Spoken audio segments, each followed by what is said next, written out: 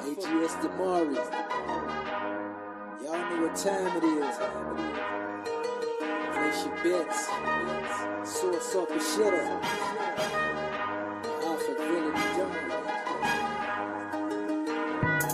Debate Coliseum, you pseudo sideline. Yeah, I got plenty motion. You blind, lead the blind. I'm in the HOK, sourced up and ready. I got the drop on every op. Yeah, who wanna test me? Debate Coliseum, you pseudo sideline. Yeah, I got plenty motion. You blind, lead the blind. I'm in the HOK, sourced up and ready. I got the drop on every op. Yeah, who wanna test me? Stepper with a cane and top had to match. A Lord of Ice, supreme ruler. That's right in his act. Double or nothing, 2 for 1. That's how I'm coming. Do the math and do the knowledge. I'm March 100.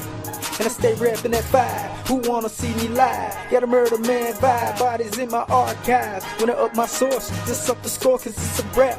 And I be that more. You don't remember he was cap called blabber lacking in his babble. Ran down on him. The real driller from Manila. I stood over homie. I took his fares. He was fake and he was false flag. And I'm here to rep that right way. And I'ma keep spazzing. Behind my people I stand on business. Yeah, I'm crashing out. And if you cross my golden path, yeah, I'm flashing out. Got a bucket list of future bodies in my inventory. My peer reviews are undisputed. You can keep the glory. Every appeal to authorities just to cry for help. And intellectual cowards, they die 1,000 deaths. Who really want it with me? I stay war ready. Round for round, got 100 slides. Who wanna test me? Debate Coliseum, you pseudo sideline. Yeah, I got plenty motion. You blind, lead the blind. I'm in the HOK, sourced up and ready. I got the drop on every op. Yeah, who wanna test me? Debate Coliseum, you pseudo sideline. Yeah, I got plenty motion. You blind, lead the blind. I'm in the HOK, sourced up and ready. I got the drop on every op. Yeah, who wanna test me? Godfather green light, I'ma whack them all. It's time to clean up the platform and tax them all. Know it like you owe it, the elders sent me for it. Retaliation is a must and that Canopa's bogus. It's pseudo killer be killed when I'm in the battlefield. They say steel sharp and steel, my real isn't real. Yeah, this that simmer talk and I'm ready to drill. Train to go and fully equipped to break that Roman seal. Grinding the powder and get power to the masses. If it's smoke, then it's smoke, I'ma get axed. Tell them come with it. Done did it, we split it, they can all get it. I got 7 deadly venom, been sick with it. I can behead them in public and still get acquitted. I put in work on house niggas and tell them I hit them. I'm that runaway slave they wanna capture. I took the whip from his hand and punished master. He's just another widow son of a bastard. I wage war on infidels and call them Kafirs. If sa.neter give me that card in your chapter. Knowledge is power, test mine and I'ma smash it. Coliseum, you pseudo sideline. Yeah, I got plenty motion. You blind, lead the blind. I'm in the HOK, sourced up and ready. I got the drop on every op. Yeah, who wanna test me? Debate Coliseum, you pseudo sideline. Yeah, I got plenty motion. You blind, lead the blind. I'm in the HOK, sourced up and ready. I got the drop on every op. Yeah, who wanna test me? Come on, man, y'all gotta stop talking when I'm putting my sound effects on. I'm saying oh for a reason. You see that young champion, the future champ in the building, god damn it. He ain't afraid to pop up in this mud, huh? He ain't afraid. Y'all playing yourself. That's right. Yeah, but you talk that talk. The man didn't ask you nothing about what's important. He's asking you, he's challenging you to do so. Okay, he ain't asking y'all, is it important? Y'all was talking that bungo shit. The man popped up. He's challenging y'all.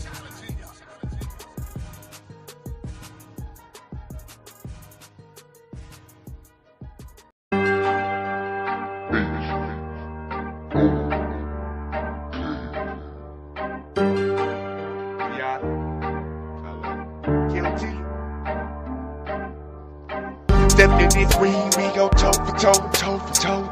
Jump in the environment, round for round, blow for blow, blow. So one I mind of all that storm rain, thick and slow. Cap on my back like a medic, been ready for war. HOK on the front line, ready to go. We done roam in the jungle, climb out the snow. We don't deal with the foes, can't trust them. Them boys throwing signs, but they ain't saying nothing.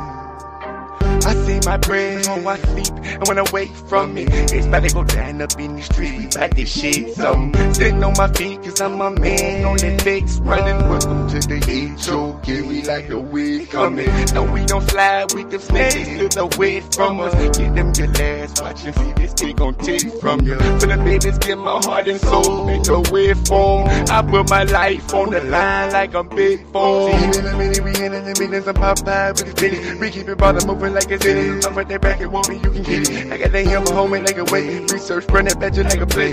Bring it to you like a play. I'm with us, we straight. Step in this ring, we go toe for toe, toe for toe. Toughest environment, round for round, blow for blow, blow. So one I mind about that storm, rain, sleet and snow. Camp on my back like a minute, ready for war. HOK on the front line, ready to go. We done run with the jungle, climb out the snow. We don't deal with the folks, can't trust them. Them boys throwing signs, but they ain't saying nothing. They say that they ready for what we gon' get in no thing change. They living in nothing, the rope at the bottom, they hollering the gang. Can't hold in the bang, they killing the name, bang. They can wait for the baby, they living and chillin' the same pain. I gotta keep it alive, we clean them up, get them hot. We make a way to the top, yeah. I thank the Father cause he made a way. And all my haters, all stars, they do the fade away. Up from the gossip, the drama, the hate, they to the cheddar. Oh, when they go down, they still hollering thunder. We go to war for them people, I'm talking young and old. Toe for toe, round for round, when it's going down, blow for blow. Searched around from high to low, this info got a red dot. Sources in this clip, man, this might just be a headshot. Step in this ring, we go toe for toe, toe for toe. Toughest environment, round for round, blow for blow, blow. So one I mind about that storm, rain, sleet and snow. Camp on my back like a minute, we ready for war. HOK on the front line, ready to go. We done run with the jungle, climb out the snow. We don't deal with the folks, can't trust them boys. Peace, peace, shalom, shalom, assalamu alaikum, hotep, namaste, jambo, ashe. Peace to the darkest minds of the light. I am Napashada. If you haven't, please go subscribe to the Napashada Rise channel and also subscribe to the HOK Coliseum. We got the sa.neter studios going. We have a great show today. I'm going to take the overlay off. Just a second. Thank you. Please hit the like button. It's important that we hit the like button because we have to stay in the algorithm. Peace, Devion. Shalom, shalom, Nepal. You know yes. How you doing? I'm doing good. You know what I'm saying? Got off work not too long ago. Ready to beat up on this dude, Yasha, who actually ran from this debate. Because if anybody remember, when Judah was supposed to debate King Seth, while we were all on the panel, Yasha hopped on the panel and was like, y'all don't know the quote-unquote Hebrew. Y'all don't know what y'all talking about. Y'all don't know. I was like, okay, well, set up the debate. He always talking about you don't know language unless you talk to rabbi. Well, you see, he's not here, obviously, because he don't know the language, right? Initially, it was supposed to be like a one-rounder, because I mean, once I show you how they out in the language, then it's like, yo, you can't show Ibrit or Ibrit or whatever European language, Indo-European language you know what I'm saying, you're trying to come with. So obviously he's not here because he put them running man 100s on. So I mean it is what it is. So I mean he gonna get clapped up, but he's not even here. Well, there is Yasha, if you're listening, there was a debate. What Devion is speaking about is there was a scheduled debate. It was supposed to go down, I believe, this past Sunday. Yasha did not show up. He contacted sa.neter on that day, said he had a movie to star in, and because he's an actor, so he did not show up for the debate. And so we decided, instead of wasting all the time, we're going to have Devion come in and teach us that with his information that he's put together, teach us about the ancient language. Was it what do you call it, Devion? It's a Yahweh Dayath. Yahweh Dayath, or is it what does he say, Yasha? He says Ibrit, and I'm gonna show you. He said Ibrit. Okay. Go on, you going? I'm on mute. I'll put you on the big. Oh no, right. So when we initially set up the debate, he couldn't pick. He wouldn't agree on the topic. he believes that the language is called Ibri. So I was like, okay, he said he wanted to do 3 rounds. It was initially supposed to be what is the language, or what language did the Israelites speak, right? He was like 1 round. No, make it 3 rounds, 3 15-minute rounds. I was like, okay, that's fine. So let's do what language did the Israelites speak? Yahweh Dayath or Ibri, Indo-European or Afro-Asiatic language. He wouldn't agree. He would not agree on it. We was on Judah channel. He still wouldn't agree. So we was like, okay, bro. Right. So we still posted debate. sa.neter called me the day of and was like, yo, this dude ran, man. Like he talking about he gotta go shoot a movie or something. I'm like, bro, I knew it was gonna happen anyway. Bro, he never want to hop in the ring. And I'm like, dude, these dudes want to talk all this smack, but don't want to hop in the ring. That's what it is, bro. It's not my fault that they got the heart of a roach. You know what I'm saying? So, I mean, it is what it is. Hey, yeah, obviously he's not here. So I'm going to show you where he get Ibrit from, and then I'm going to show you the actual language that the Israelites spoke, which is Yahweh Dayah. Right? So we can get into the presentation whenever. Let me share my screen. Yeah, I'm here. So, Devion, I'm going to get you. I'll take off the big screen. I'm just going to actually step back and let you go ahead, do your presentation. You have free reign. And I'll be in the backstage, but I'm right here. So just say, Napas, share my screen, this and that. So without further ado, let's listen to this great information. Get your pencils and pads out. Take notes, because this is going to be a great learning experience. Okay, Devion, I'm right here. Okay, I'm trying to. I haven't used StreamYard this whole long. Hold on, let me. Okay, here we go. Screen 1. Napas, can you see it? Just a second. Let me take myself off of this. Hold on.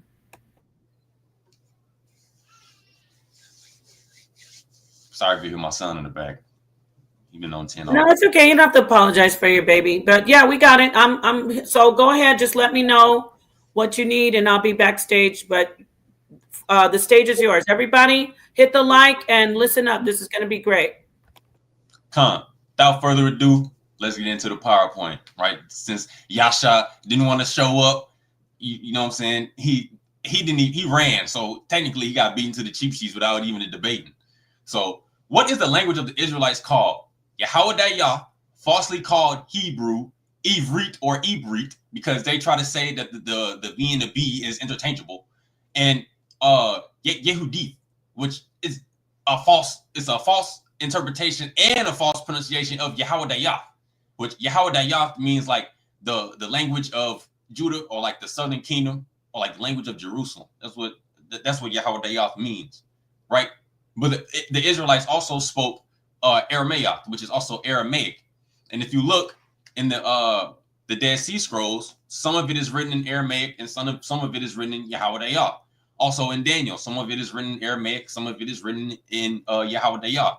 But in the Qumran, in the Dead Sea Scrolls, they have like their own Aramaic. Right? Yahweh Dayah, falsely called Hebrew, is a Shemitic language, a part of the Afro-Asiatic language family, meaning its sister language would be Arabic, Syriac, Aramaic, Amharic, Akkadian, etc. Right? Or whatever Afro-Asiatic. Even the Egyptian language has words from Yahweh Dayah. Many of these languages share similar phonology or even loan words. This means the language in its unaltered state will lack the influence of non-Shemitic language speakers. An example, European, meaning Ivrit, Ibr, Yehudi, Yiddish, Lashon HaKodesh. Modern Hebrew is up out of here. Stop the screwing and scrogging. Which a lot of these cats love small hats, so they're going to keep screwing and scrogging. Right? According to my opponent, this is what he calls a language. He said Ibriya or Ibri, which you can't find nowhere in the Torah and prophets anywhere. And I'm going to show you where he gets that from. So when he didn't want to agree on the topic, because he didn't want to say that he calls the language Ibri, we got you right here, bro. As you can see here, this is the changes in the script of the language. You have it says hieroglyphic, but it's like pictograph. And then you have Paleo, and then you have Aramaic, and then the Masoretic. Yeah, as you can see here, the Dead Sea Scrolls is written in the square script, which has no dots and dashes, which is what they call the Nikud. And the Nikud is used to how they get their vowel sounds, right? That's literally how they get their vowel sound. They say Aleph has like 4 or 5 different sounds based on the different dots and dashes that you use, which is not found anywhere in the Torah and Prophets or the Dead Sea Scrolls, right? And then you have the Masoretic text, which came way later, which was written by the Devion, who was in Tiberias, where the whole Nikud system came about. There's a whole bunch of rabbis and small hats and converts, right? This is the language. It's e, ba, ga, da, ha, wa, za, cha, ta, ya, ka, la, ma, na, sa, a, fa, za, qua, ra, sha, ta. In modern Hebrew, right, modern Hebrew, or or whatever language this dude is saying, Ibri, they try to say the sha has two sounds. They try to say it makes a s sound and a sh sound. No, sa or sma makes a s sound. Not sh doesn't make a s sound, right? And they try to say a b can make a v sound, which is false. And they try to say wa can make a o sound, a u sound, a v sound, and all different kind of madness, right? And this is the elaf bath, as I just said before. There are not two. You can't really see it, but there's like a little dot right here above this this sh. It's a little dot. That's how they can indicate when it makes a sa or sh sound, which is not found. Excuse me, which is not found in the actual square script or the language, which is what the Dead Sea Scrolls is written in. Let's keep it going. Right, Yahweh Dayath, you can find this in Strong's 3066. Denotes the common speech of the people of Judah, the everyday language of Jerusalem and its environs or environs. The language is called Yahweh Dayath, not Ibri. We can go to it, right? Yahweh Dayath. It says quote unquote Jewish, right? It's not Jewish. I'm gonna show you where Jew come from. Language in the quote unquote Jews language, Judean language of Judah.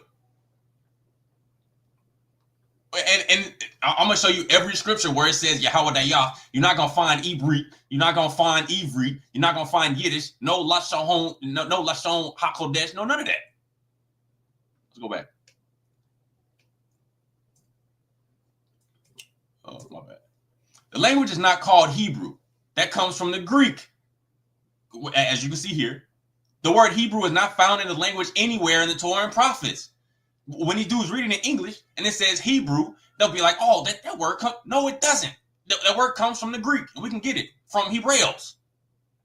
Hebrews, Hebrew of Hebrews. We're going to get into where Hebrew comes from as well. It says, this is Greek. The word that they falsely use for quote unquote Hebrew is the word abar, which means to cross over, not a language.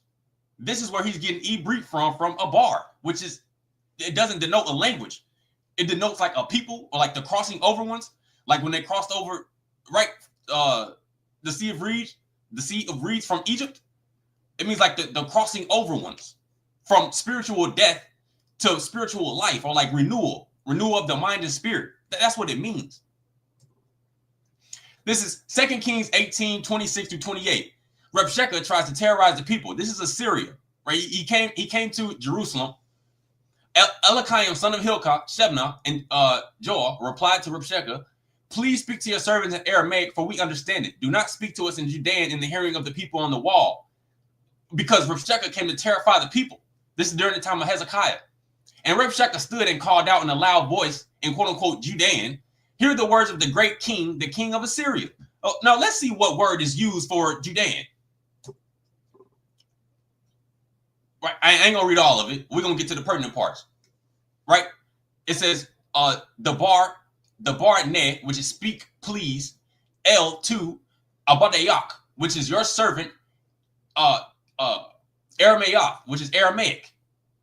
It says K4, Shama Ayam, which for we understand and nakana, which is like we understand it, or like we, wa el thad the bar, and to you speak amana to the people Yahweh Dayath. Yahweh Dayath. Not Judean, not Ibrit, not Ivrit, not modern Hebrew. It says Yahweh Dayath. Now Yasha, are you of course you're not going to show us because you're not even here. Yasha, can you please show us where it says Ibrit or any small hat lover? Can you please show us where Ibrit? Where is it? It's not in the language. It's not in the Torah and prophets. Let's keep it going. Verse 28, right? When it says Reb Shaka stood up and spoke, quote unquote, Judean. Waya Imad, and he stood Rab Shakwa, which is Reb Shaka, Waya Kwa Re, and he called Bakwa Wall, got a wall, and call, right, in voice, great, Yahweh Dayath. Not Ibrit. Not Ivri. I'm just going to sound like a broken record because I'm going to repeat myself. You're not going to find it. It says Yahweh Dayath. Let's keep it going. Isaiah 36, 11 and 13 also says the same thing. It reiterates 2 Kings 18. Elikiam, Shebna, and Joel replied to Reb Sheka, please speak to your servants in Aramaic, since we understand it. Do not speak to us in Judean in the hearing of the people on the wall. And I skip 12, verse 13. And the Reb Sheka stood and called out in a loud voice in Judean. Well, quote unquote, Judean. Let's see what the word is. Right, as you can see here, it's Aramaic, which is Aramaic, and then Yahweh, which is what? The language of Judah, the southern kingdom, Jerusalem. Also down here, Yahweh. He stood up and spoke in Yahweh. Again, Yasha, where's Ibrit? Oh, we're going to keep it going. Here it is again, 2 Chronicles 32:18. Verse 18, they called loudly in the language of Judah. Well, let's see what word is used, as you can see here. Yahweh, to the people of Jerusalem who were on the wall to frighten them in panic so as to capture the city. This is when it's the same thing as 2 Kings 18, Isaiah 36, and then it's also here again in 2 Chronicles, the language of Judah, Yahweh. Well, let's keep it going and see if anybody can show Ibrit. No Ibrit in sight. It's not there. Sir, can you show me a book, chapter, verse where you can find a language called Ibrit? But we still waiting. Nehemiah 13, verse 24. Also at that time, I saw that quote unquote Jews had married Ashdite, Ammonite, and Moabite women. A good number of their children spoke the language of Ashdod, which means they spoke like a foreign language. Right, because this is when the children of Israel were coming back to the land when they were building the temple during the time of the Persians, and the language of those various peoples who did not know how to speak quote unquote Judean. Let's keep it going. Right, it said quote unquote Jews. It says Ha Yahweh Devion. Right, the people of Judah. The southern kingdom. Like, come on, man. Where's Ibrit? And it said they didn't know, right? It said they didn't know how to speak, quote unquote, Judean, which is Yahweh Dayath. Because they were exiled and they were coming back. Like, come on, bro. There's no Ibrit anywhere. Even the word Jew doesn't exist in our language. They got it from the Greek. You want to see? Let's keep going. Right? It says Jew, a person belonging to a continuation through descent or conversation or conversion of the ancient Jewish people whose religion is Judaism, right? Let's keep it going. Let's go down to etymology. Middle English, from Anglo-French, from Latin, from Greek, from quote unquote Hebrew. But Yahweh Dayam doesn't mean Jew. It means like someone of Judah, someone of Yahweh or Jerusalem, not Jew. The word Jew comes from the Greek. I think it's laudios. That's what it is. Let's keep it going. Yasha. I just go away at the top. Yasha, where's Ibrik? Because we can't find it. Even this dude right here with like 30 pairs of glasses on can't find it. Probably got like 4 pairs of bifocals, still can't find it. Even Jew doesn't exist. Even the word Jew doesn't exist in Yahweh, falsely called quote unquote Hebrew. They got it from the Greek, specifically from the Greek word Ladios. Ladios, Jews, Judea, Jewish, right? Judean, right? It wasn't even called Judean. It's just like the Southern Kingdom, Jerusalem. Like, come on, man. Let's keep it going.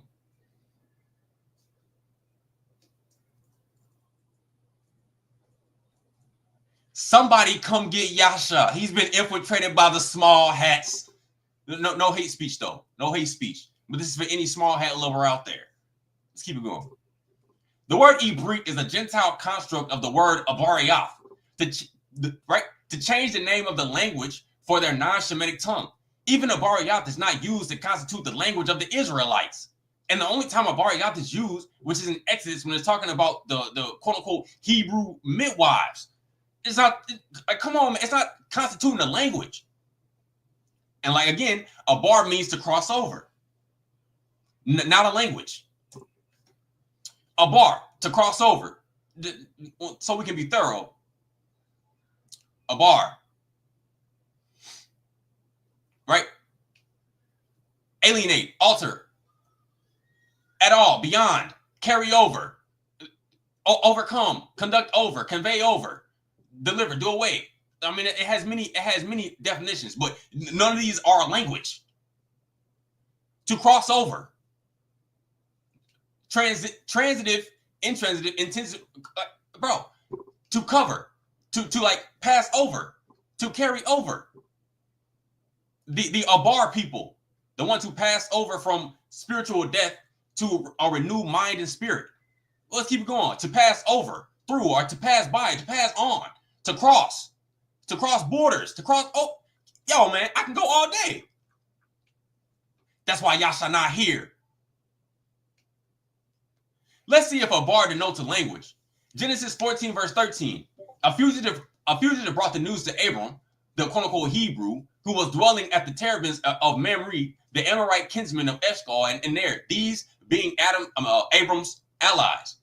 The word is abare, right? And as you can see before, that's where he got Ibriah or whatever word he said. Ibriah. No, it's abare. And it means like a passing over one, or someone who passes over, or crosses over. Not a language. A bar continued. Exodus 1, verse 15.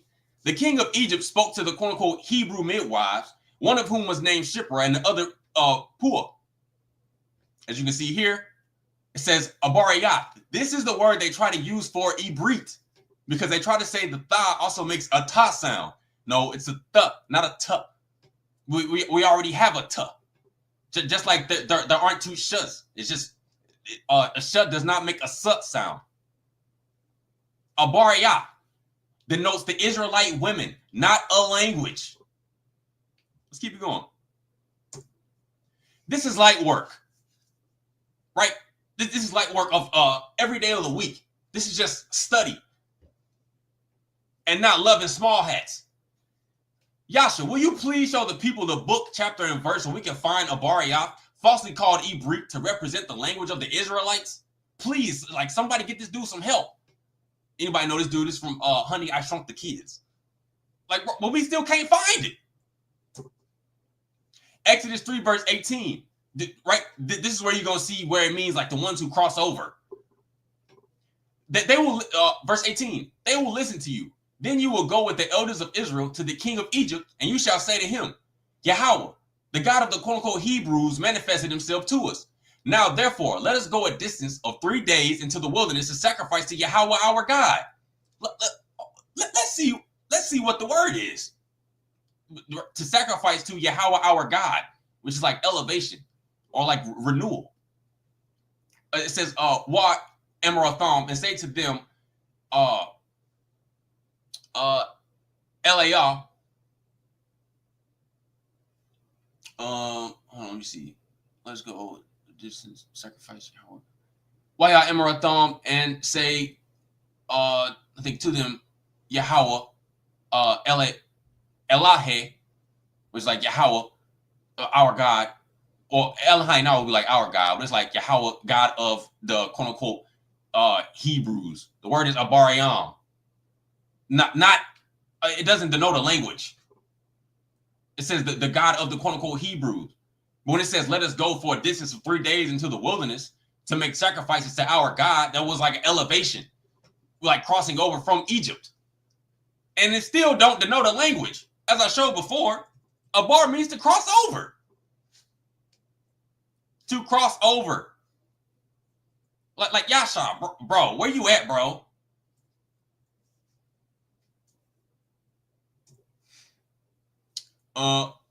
This is Jonah 1, verse 9. Still not a language. It says, I am a Hebrew, quote unquote Hebrew. He replied, I worship Yahweh, right?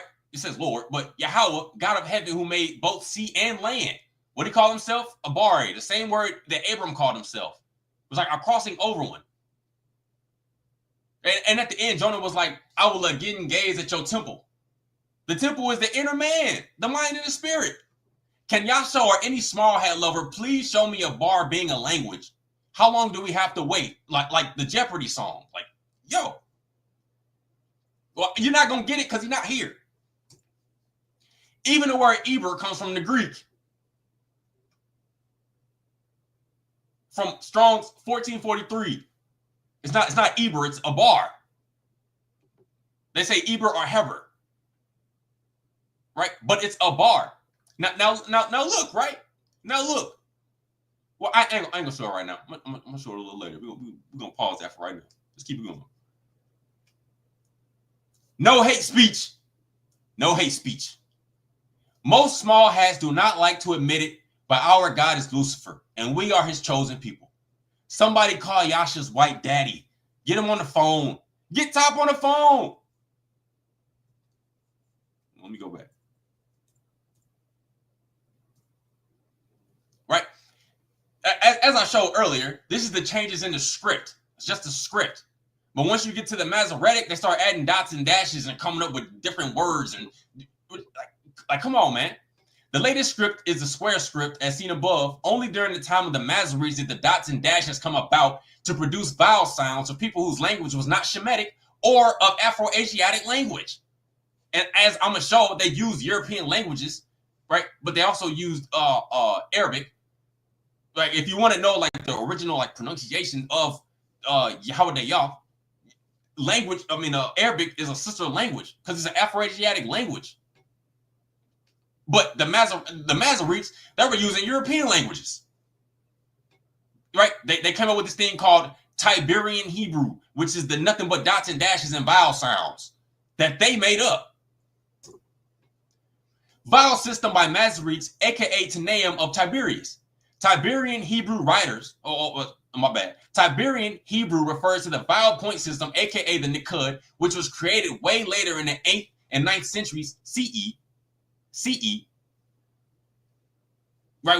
Which would be like 700, 800.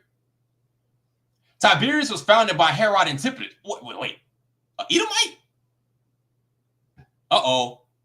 Tiberias was founded by Herod Antipater. Right, he ruled from 4 BCE to 39 CE. Tetrarch of Galilee under the Romans in 18 Christian era, and named for the reigning emperor of Tiberias, who was an Edomite. After the destruction of the temple and the desolation of Judea by the Romans, Galilee became the chief, quote-unquote, Jewish center of Palestine, where Palestine is a Roman word, and Tiberias, its principal city, grew in importance. The Sanhedrin, which is a bunch of rabbis, or Supreme Rabbinical Tribunal, moved here. There is no mention of rabbis anywhere in the Torah. As did the important yeshiva, which yeshivas are like Jewish small hat schools or academies. Much of the compilation of the Mishnah, which is nothing but the Talmud, was done there 3rd century. The Palestine or Jerusalem version of the Gemara was edited in Tiberias about 200 years later.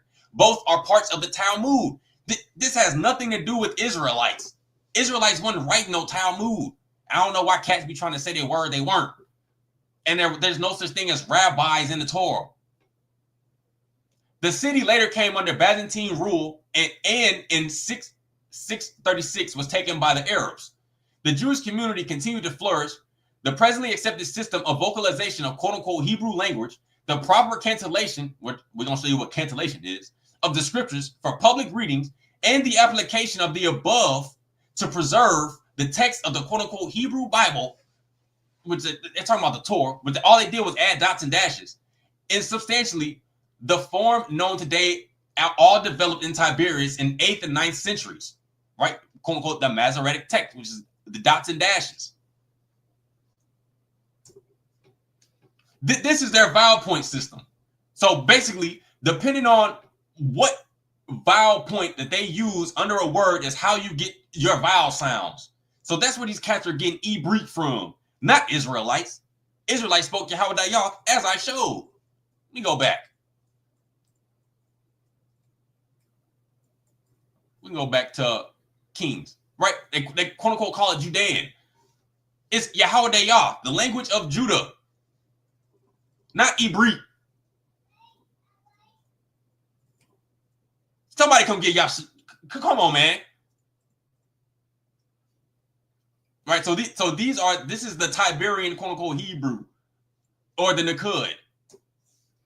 The Dead Sea Scrolls doesn't use the Masoretic Nakud, which means Ivrit, Ibr, or Ibrit, Yehudit, Yiddish, Lashon HaKodesh. Modern Hebrew is up out of here. Still, even in this is the dictionary of the Zedekite community, the Qumran community of the Dead Sea Scrolls, right? Let's see what a bar means. Still, a bar means to cross over and does not constitute the language of the Israelites. A bar, to cross a boundary. This is on page 171. It's not a language. Let's keep it going. Yasha, we've been waiting all day for you to show Ibrit in the scriptures. Right now, you know what? I'm gonna pause it. I'm gonna pause it right there. I'm gonna pause it right there. Let me go back. Man, how you get out of full screen mode? There we go. Let me talk to this cat real quick. Let me stop sharing. Yo, Yasha, where you at, bro? Where you at? The heart you did have left out the window, which means you ain't have no heart in the first place. Because you always said, I ain't gonna hop in the ring. Well, you telling me I don't know the language, but I'm telling you, you don't know the language. Like, come on, yo, like, where you at? He's not going to show up because he don't want to tell you the language is not called Ibrit. The reason why he not here, he said, I didn't have 3 rounds of information. He don't have 3 rounds of information. Obviously, he don't have no information since he's not here. He didn't want to debate. So, I mean, like, what? It's not even a point to go through the whole thing. Yeah, that was good information, though. I appreciate what you just did. Yasha, this probably would have been an excellent debate. He did say that he had a movie, so I'd like to know what I believe him that he's an actor. But regardless of if he was acting or, the part, we didn't get to see a very good debate. So we appreciate you coming in and teaching that. If people want to come in and ask you some questions, I would love to have that happen. We have 100 people in the building, which is cool. Just dropping the link. Everybody, I see you out there. Come in. If you have any questions, if you learned something today, I know I did. So, yeah, Devion, thank you for doing this. I dropped the link for people to come in and ask you some questions about it. Oh yeah, no doubt. So how often do you study? I heard you say you study every day? Yeah, I try to, but I ain't gonna lie. Some days I get home late and I be tired and then I go to sleep. Yeah, that makes sense. But yeah. I translate study. obviously, you know, Yasha saying I don't know the language. He told me he gonna lie and say he didn't, but he told me, he was like, you don't know the language because you don't speak to rabbis and Jews, and you don't go to yeshivas, and I'm like, I don't need to go to yeshivas to learn the language. And I never said Yahweh Dayah doesn't have vowels. I never said they didn't have vowels. Like when you get the word when you get Leah's name, it's a lamad, it's a aleph, and there's a ha on the end, right? It's Leah. You get Leah from the aleph and the ha. That's how you get a vowel sound. Just like the city I, right? It's a ayan and a yard. That's how you get a vowel sound, because originally it's just ayan, like it's an ah sound. It's a ah. But when you pair it with a modifier, which would be like ya, ha, or wa. Can you show that on there? I'm sorry. Peace, Zaqan. I think your mic is giving us some feedback, Elder. If you could just. It was on. I turned it off. Oh, okay. I was saying. You on both. It's off now. You should. Oh, I got you. Okay. So, can you show us what you're talking about so we can get a visual? You're saying adding, because are you talking about with the you're talking about the Masoretic text where they add the? No. See, now I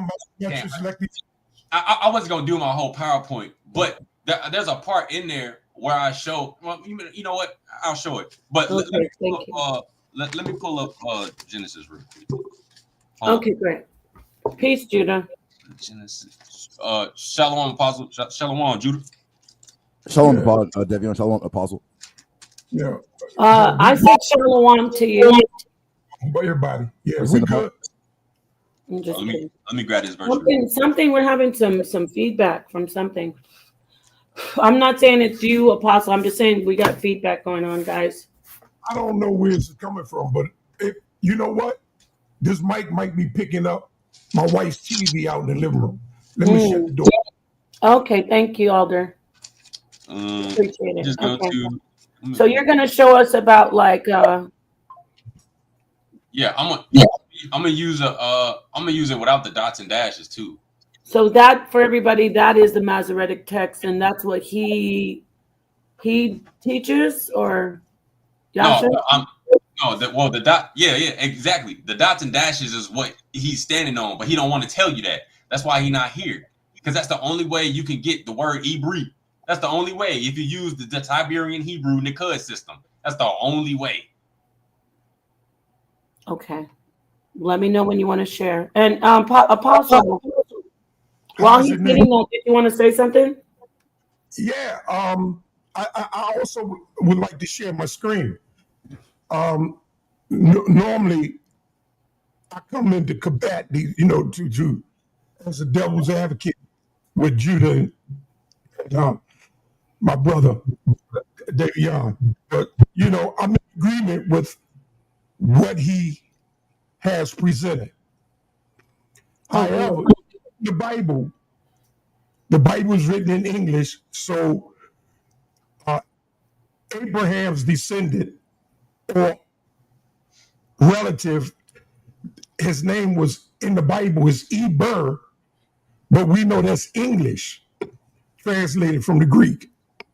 So I do agree that his name is Abba, A-B-A-R, Abba. And Abba became, this is what I'm saying, it became known as a language at the Tower of Babel. But it ceased. Let me read this. This is Jubilees. Now, I don't know if they believe or accept the book of Jubilees, but I do. Where it conflicts the Bible, I accept the Bible. But as long as it doesn't conflict the Bible, I accept, because the book of Jubilees is just an extension of the book of Genesis. But 12:25, the book of Jubilees, chapter 12, verse 25. And the Lord God said, open his mouth and his ears, that he may hear and speak with his mouth, with the language which has been revealed. For it has ceased from the mouth of all the children of men from the day of the overthrow of Babel.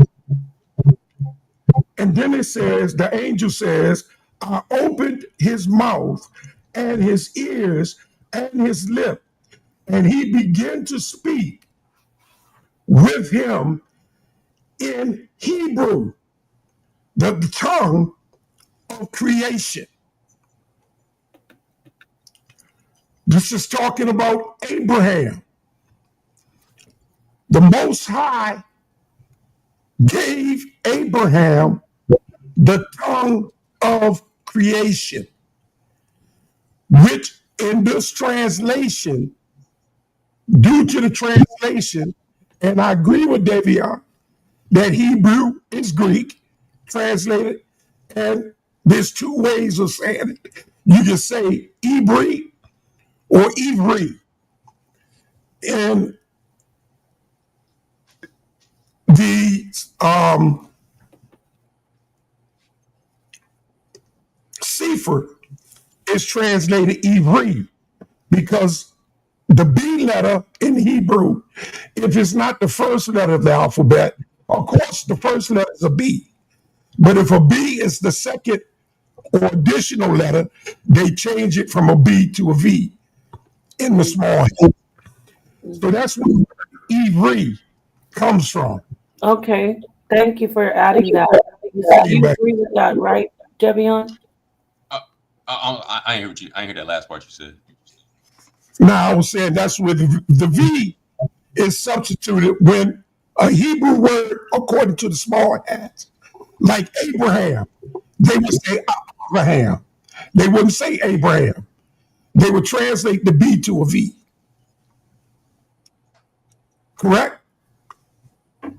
Yeah, they just like they. Hold on. They try to use a B. I mean, they try to use a V for a B for right.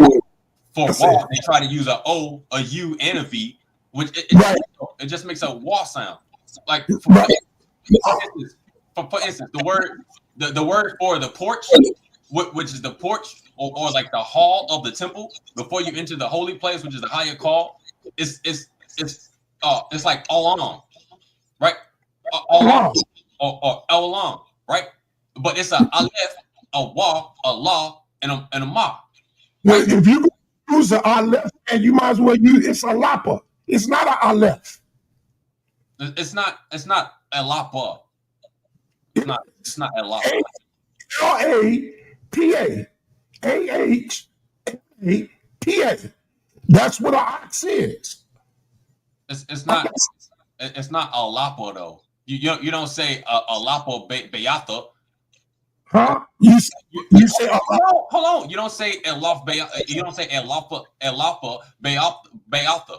It's elaf, which is the alphabet. It's the elaf ba. It's not. Say bay because you make the air loud. There are no long sounds. There are only short sounds.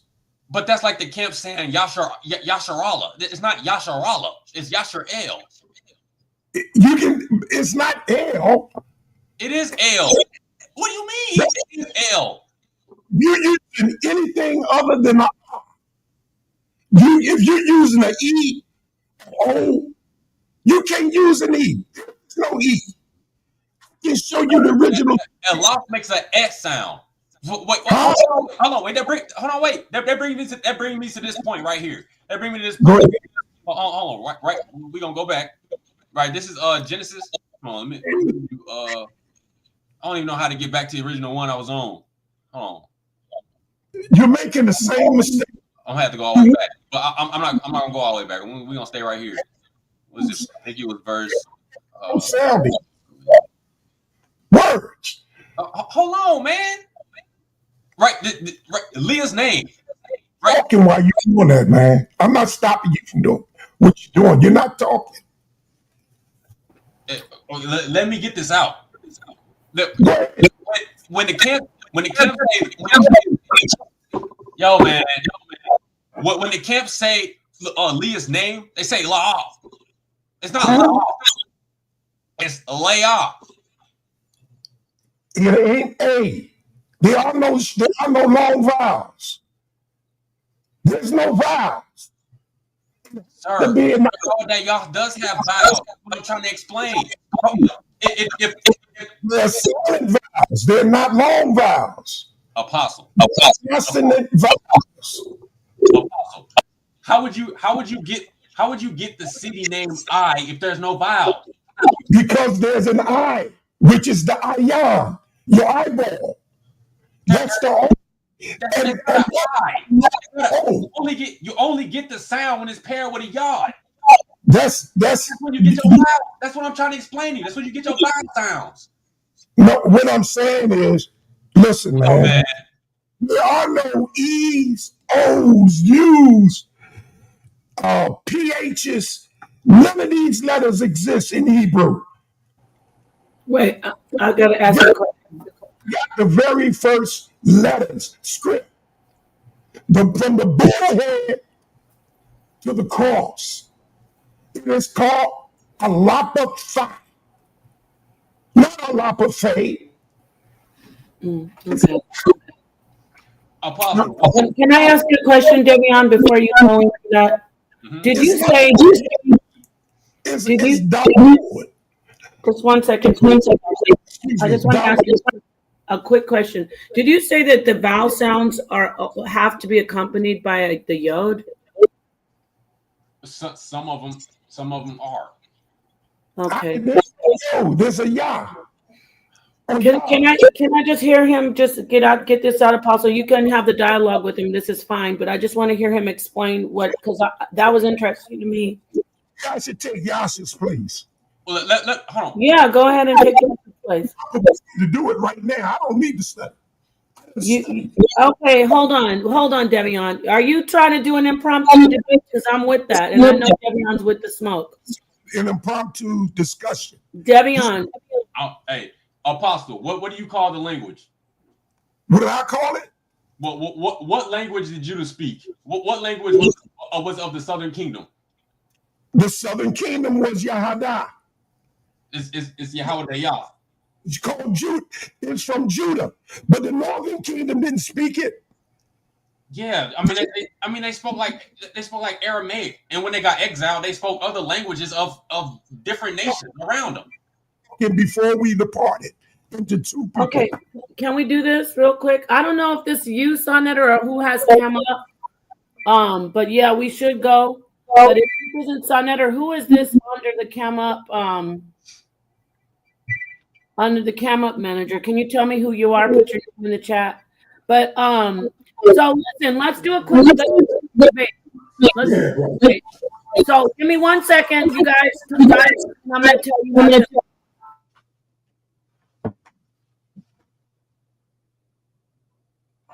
You broke up, Nepal. I didn't hear what you said.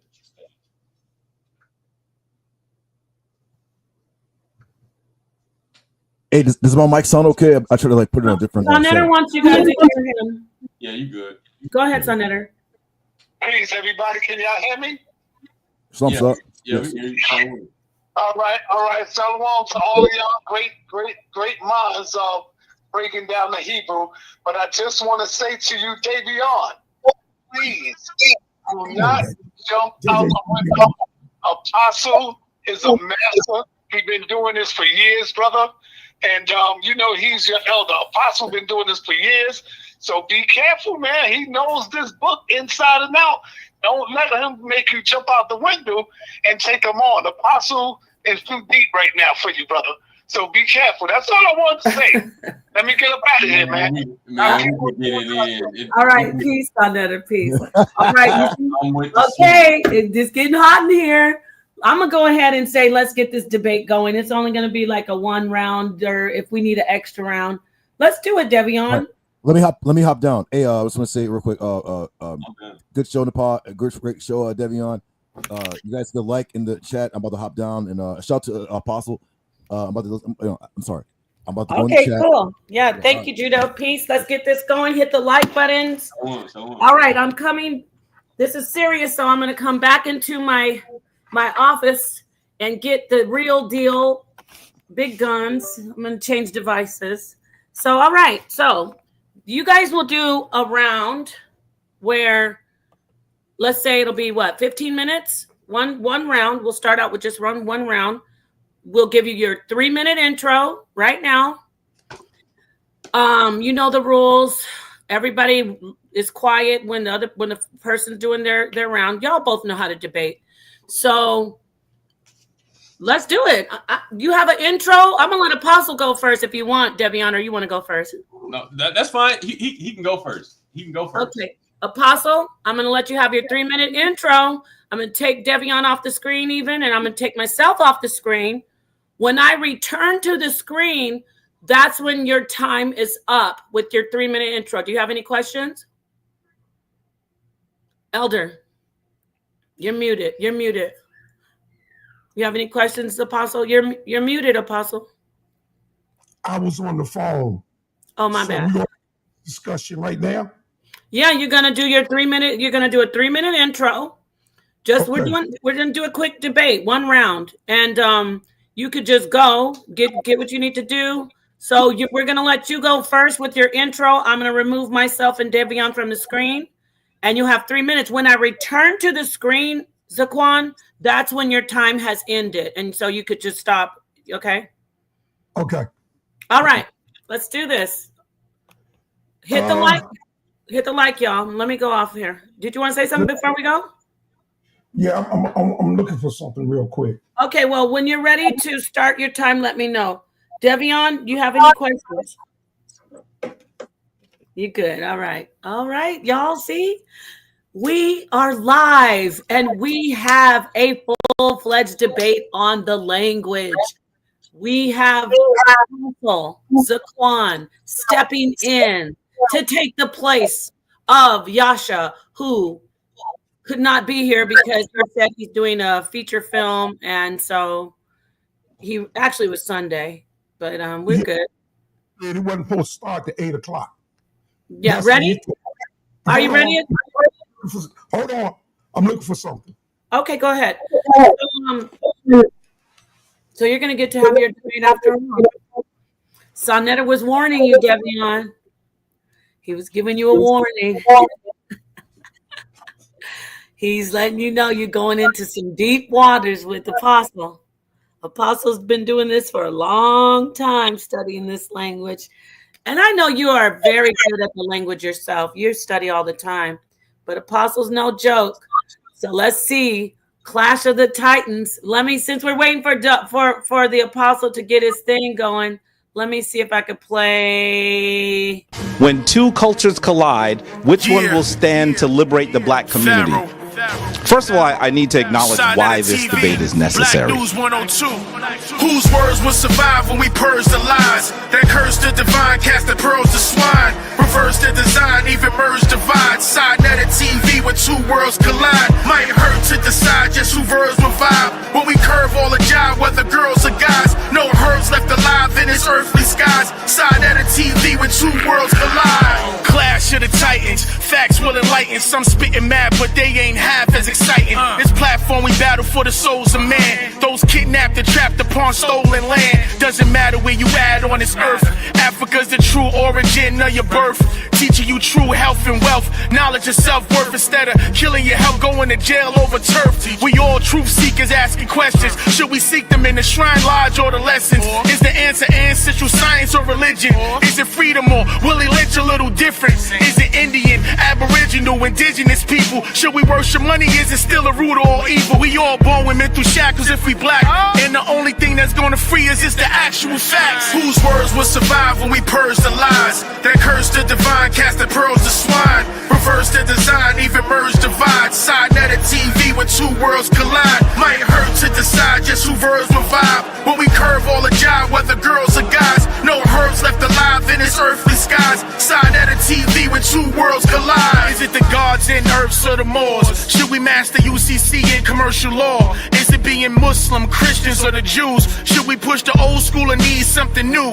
Is it atheism, Egyptologists, Hebrew Israelites, flat earthers, herbalists to get our people right? I'm in Rod Squad, RBG, or New Covenant. Should we work for or should we overthrow the government? Should we all go for self, being savages and vultures? Pan-African or is hip-hop our culture? Is it nationality or correct status? Should we integrate Me Too or Black Lives Matter? Should we hit the streets with the Panthers? Unify the gangs, is all out war the right answer? Are we Asiatic or Arabian? Should we just free Dr. York and be Nawapi and a Sabian? Whose words will survive when we purge the lies? That curse the divine, cast the pearls to swine. Reverse the design, even merge divide. Sa.neter TV when two worlds collide. Might hurt to decide just who verbs will vibe. When we curve all the jive, whether girls or guys. No herbs left alive in this earthly skies. Sa.neter TV when two worlds collide.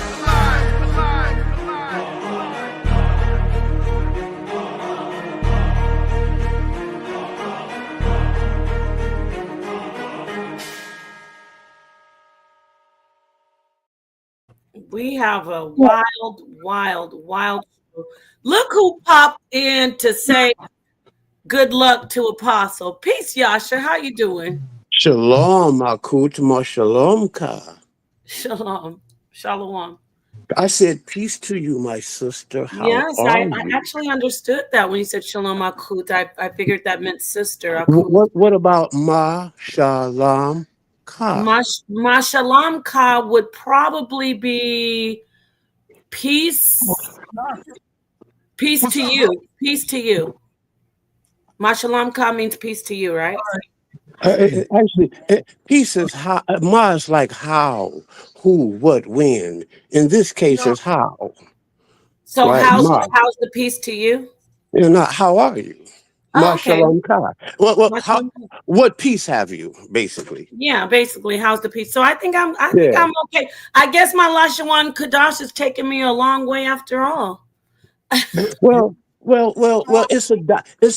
To me, it's a dialect of Hebrew. It's a broken, bastardized dialect of Hebrew. That's what I say. Sir, what happened to the debate? What you want to come? What happened? What happened to the debate? Excuse me. We're about to do a debate between Apostle and Devion, but I didn't want to have you stay backstage. If you want to say a couple words, and then we can get the debate going. Go ahead, Yasha. Oh, yeah. I'll say a couple of words. Well, we all discussed it all. I want to make it real quick and succinct.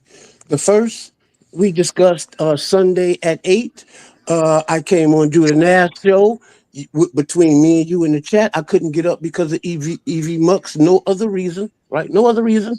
All that stuff that they was talking was trash. Hold on. You called it out. You called it out, Napa. Right? Yasha. Hold on, Yasha. Yes, sir. Y'all hold on. I was willing to step in and take Yasha's place. I want you to do that tonight. Yeah, I want you to do it for the night, Elder. You know why? You know why?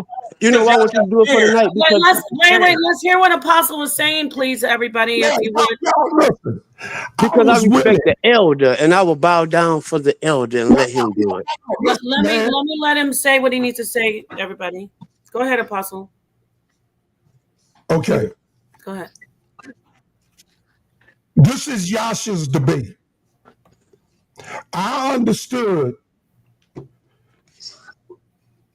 that Yasha wasn't jiving. He had something came up, and he was thinking his debate was going to be at 3 o'clock, a different time. But some kind of way got confused. So Yasha wasn't here. I was willing to step in. Okay? I was willing to do that.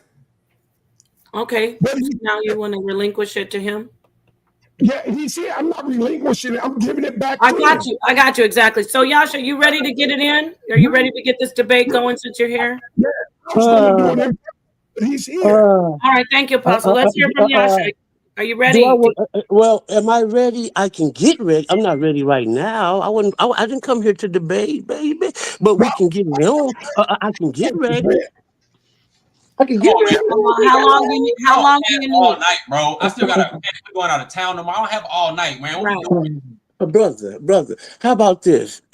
We ain't gonna do it. I don't need to talk to the young boy. If y'all want to know what the deal is, go on my channel. Now, it's about respect, young man. All right, hold on. I don't need to bow down to you, little boy. No. I Hold don't on. need to bow down to you, little Let me boy. handle it. First off, I don't need to I bow don't see down to him you, being. little boy. Wait, Yasha, don't do that. I'll leave this motherfucker before I bow Yasha, down to you, little Yasha, boy. please don't curse. Come on, man. Come on, Yasha. Please, Don't do just that. I want to relax. get it on, but He he's can't help playing it. these Duke games is gonna with a do grown what we man. do. Okay, let's not get overboard. It's He we're all playing these games. I am the prize over here, not you, son. okay. Oh wait. Okay, if you don't want to do the debate, Well, brother. I want to, but he has to respect me. Okay, wait, hold Okay, on, Debbie. I said that I didn't come here to debate, right? I came here to pop up because something to deal with the issue. Now, I said that I can get ready. Okay, Now, do Yasha, y'all want to deal with that or no?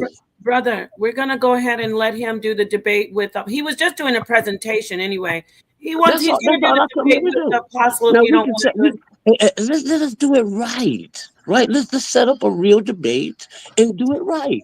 All right. Well, let them do what they're about to do, and then you We can. could do it tonight. I'm bold enough to do it tonight. We Yeah. could wait. We could let them do whatever they got to do, and then we could do a double header. How about that? I'll be ready. Yeah, let me let you do this. That's sa.neter's call. So if you could contact him right now, because he's telling me he said to have you contact him. He texted me. So Okay. you do that, and then we'll go ahead and move forward here. Thank you for coming in. Hope the movie. What was the name of the movie? No. See, hold on, wait. This is what we're not gonna do. This is what we're not gonna do. Let me let him talk. Hey, go look at Revenge. Revenge is the last movie. Let me say something. Go ahead. This cat ran from the debate. We had set up another debate while we was on Judah channel. He wouldn't click the link because he said EV wasn't working. Bro, we set up the debate, which was for like a couple of days ago at 8 o'clock Eastern, 7 o'clock Central. Sunday. Oh, it was on Sunday. That's what we set it for, bro. sa.neter called me and told me you canceled. That's what happened. So I don't know why you trying to come in here trying to act all Brody. That's not what happened. You got the heart of a roach. We already know why you didn't step in the ring. You said you had 3 rounds of information, but you couldn't make 1 round and come in the ring. What are you doing, bro? But you want to come on here with a present when I'm doing my presentation, and all of a sudden I'm finna debate the apostle. Now all of a sudden you want to hit the link. Like, bro, what are you talking about, bro? I was gonna watch you anyway, bro. You was gonna get swept away like the Egyptians did. Like, come on, man. What are you talking about? That's what we're not gonna do, bro. All right. So there we have it. Now let's get this going. Apostle, looks like you are back in the ring. Yeah, I'm ready. One thing about Apostle, he's solid. He don't have no track shoes on. He's set in stone. So if you want to go ahead and just do a back and forth with him, that'd be great. The people are looking forward to it. Apostle, what do you say? Yeah, we can do that. We can do that. All right, Barakatah. So let's go ahead and I'm going to remove you from the screen, Devion. Yasha's going to contact sa.neter because that's above my pay grade. I can't do all that. Peace, Lady G, too. Well, if we even was supposed to, if we were even going to do that, I can't do it tonight. I don't have all. I hear you. Hey, you don't have to make an excuse. Devion, listen to me. You showed up at each time. Don't worry about that. Okay, so you're here. We're ready. We're going to do Apostle. I'm going to remove Devion from the screen.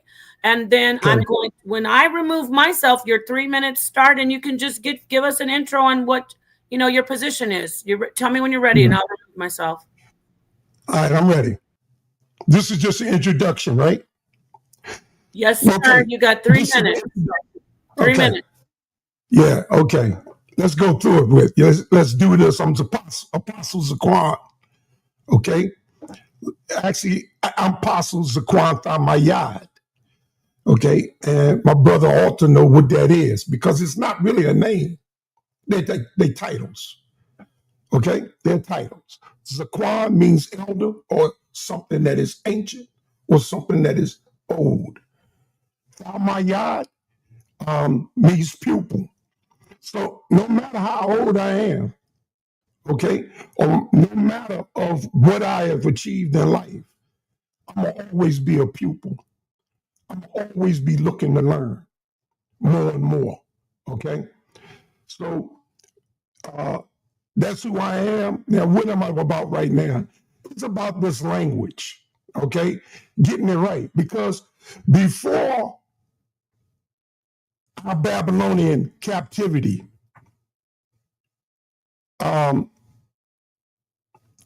before the split that happened after Solomon, we were one people. We spoke one language. Now, there might have been different dialects in pronouncing words as our people were spread it out over a large landmass, going into different regions. We tend to pick up the languages of other people, just like in the United States. If you live in the North, you all speak in English, Americanized English. But somebody in Canada, New York, it's not going to sound like somebody in Florida. Over the regions, the dialects change, but we still speak the same language. And we spoke one language. We had one script for over 800 years. See, they want to act like our language started in Babylon. Like we didn't have a script before going to Babylon. Well, I'm here to show that we had a script before Babylon. We had a script after Babylon. When we started the second temple, we had our language. On through to Solomon, after we divided. Those in Judea, they still spoke the same language. However, it was with a different dialect than those that were in Assyria under Assyrian captivity. But it still was our language. Whether you want to call it, I'm going to end it right here. Whether you want to call it Hebrew, Lashawan Kadesh, I call it Abaya. Abaya. That's what I call it. One language, one people, many different dialects. Let's do it. Thank you so much, Apostle. All right, that was Apostle's intro. Very powerful. I'm going to remove you from the screen, Elder. And then Devion, just like with Apostle, when I remove myself from the screen, you will have your 3-minute intro. Once I return, that's when your time is up. Tell me when you're ready and I'll remove myself. You're muted, my friend. Okay. I'm ready. All right. Right. So I'm not even sure what Apostle is talking about, but Yahweh is an Afro-Asiatic language. When they were in Babylon, and right, they were in Babylon, and Yahweh confused the language. So then they start speaking all different languages, right? So, and if you ask me, everybody started in Babylon, and from there, people branched out and migrated different places, right? And then their language changed. But Yahweh has and Aramaic has always been a part of the Afro-Asiatic language family, not a Indo-European, right? Which Afro-Asiatic would include Akkadian, Amharic, even Amharic would be like a quote unquote African language, is like Ethiopian, right? And you have Arabic and many other languages that are part of the Afro-Asiatic family. So I'm not necessarily sure what Apostle is like trying to get at, but only the script changed, right? From what the Israelites spoke, only the script changed from like over the years. Like even when you get to the Dead Sea Scrolls, which was my point in the presentation, there were no dots and dashes. So when they start adding the dots and dashes, that's when they started trying to come up with their own language which they were using European languages, right? But Yahweh has always been an Afro-Asiatic language. You know what I'm saying? All the way from Akkadian. There's even loan words from Akkadian and other languages. Like, I have this book. It's quote unquote Hebrew to Arabic, right? The same letter for ayan is the same letter for ayan in Arabic, and I can show you that. Oh, give me 1 second. I can show you that. It's right here. It's the same letter. And when they started like trying to quote unquote revitalize Hebrew, they had to go to the Arabic. They didn't go to right. They went to an Afro-Asiatic language, but then they started adding in European languages and adding dots and dashes and the eyes. Like that's nowhere to be found anywhere. But in the scriptures, it said the Israelites spoke Yahweh and Aramaic, and as I showed before, the Qumran community spoke an Aramaic, but they had their own dialect of Aramaic. Like the word in Yahweh for land is Eratz. In the Qumran Aramaic, it's Era'ah. Right, so they like spoke their own type of Aramaic. It wasn't like the Aramaic spoken like the lingua franca for trade. But I end my time right there. Thank you very much, Devion. Powerful. I'm learning so much from everybody. It's important. Everybody hit the link. Family, don't forget to hit the link. Hit the like. My bad. Hit the like to keep this information in the algorithm. It's high quality information that we need to have readily available. So with that said, now we will go into the round, which will be 15 minutes. Apostle, you'll have your 15 minutes. If we need an extra round, like if you guys say, yeah, we want to do another round, we'll do that. Peace to you, Rakufu. Yeah, I saw you, brother, but they're doing a debate right now. So if they do a question answer, you can come back and hit the link and I'll let you in, my friend. So who wants to, Apostle, are you ready to do your 15-minute round? I'm ready. I'm ready. Okay, I'm going to remove Devion. And as I said before, this time, when I remove myself, when you see me return, you will have a minute left, unless you want me to return for 2 minutes or what you want. What do you want? Like a minute's fine. A minute's fine. Great. So when you see me return, you will have a minute remaining, and then you have to wrap up. How do I sound? Do I sound okay? You sound very good, very clear. Thank you. Actually, this is the best your mic has sounded for a long time. Yeah. Okay. I ordered a new one too. I ordered a Shure. Oh, it's going to take a couple days for it to get here, but yeah, $659. Yeah, those so it better work perfect. So I'm going to remove myself, and that is when your 15-minute time starts. Right. All right. All right, y'all. I don't know why he held up a book. This here is the Browns, Drivers, Briggs, Hebrew, English. This is ancient Phoenician Abayath 911 rescue. This here is ancient Black Hebrews. Of course, we know about David Brenner, both of his books. Okay, and I got about 4 or 5 other books right here. Even we're going to start with the IBF. Now listen, y'all get this book from Amazon. You see it? Want to make sure you see it. And I'm going to read it to you. It's the ancient Phoenician Paleo Hebrew 911 Abayath Rescue, written by Dr. Yosef.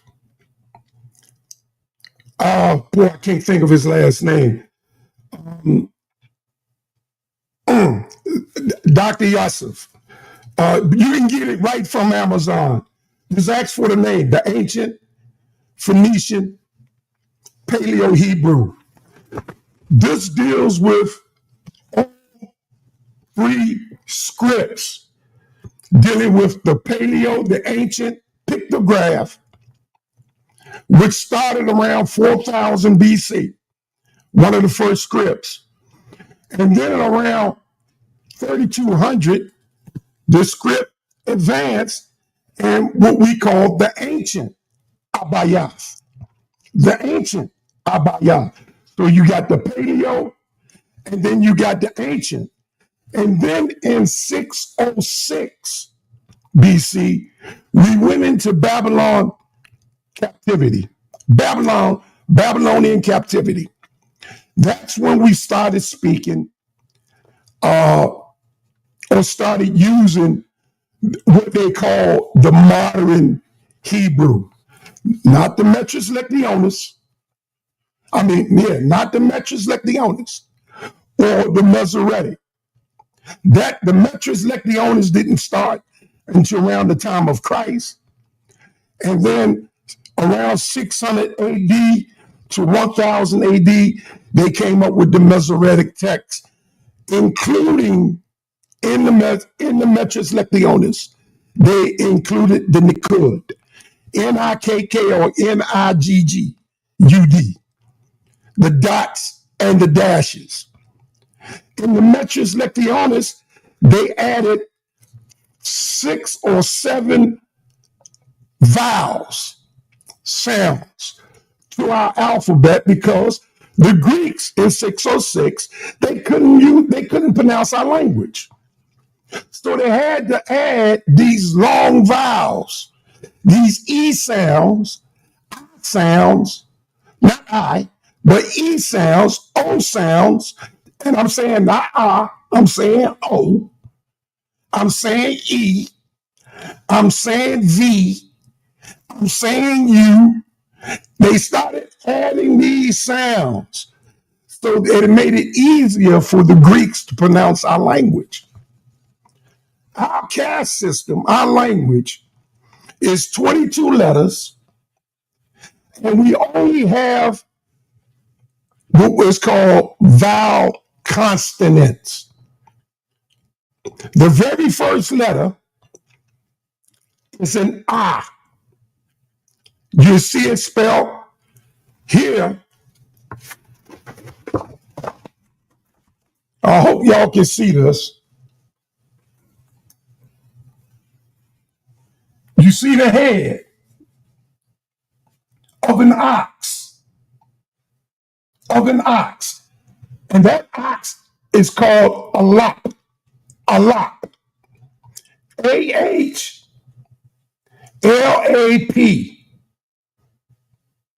If it sits by itself, it's a lop.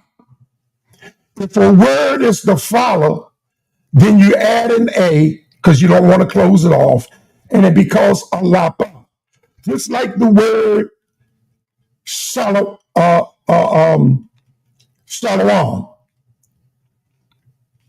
Stands by its own is shalom. If I add another word, it's shamalama. You add an A, wama, at the end of the ma. Shalom. Or shalom, SHALAM, or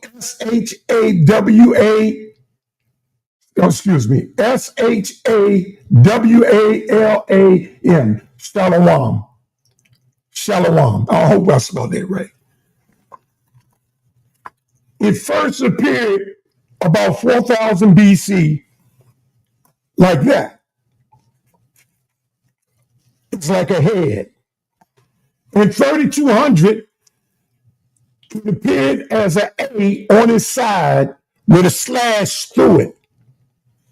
An A on its side with a slash through it. When we got into Babylon, it became like an X in the Aramaic language. The Babylonians spoke an Aramaic language. Actually, it's called Armenian language. It comes from Aram. Aram.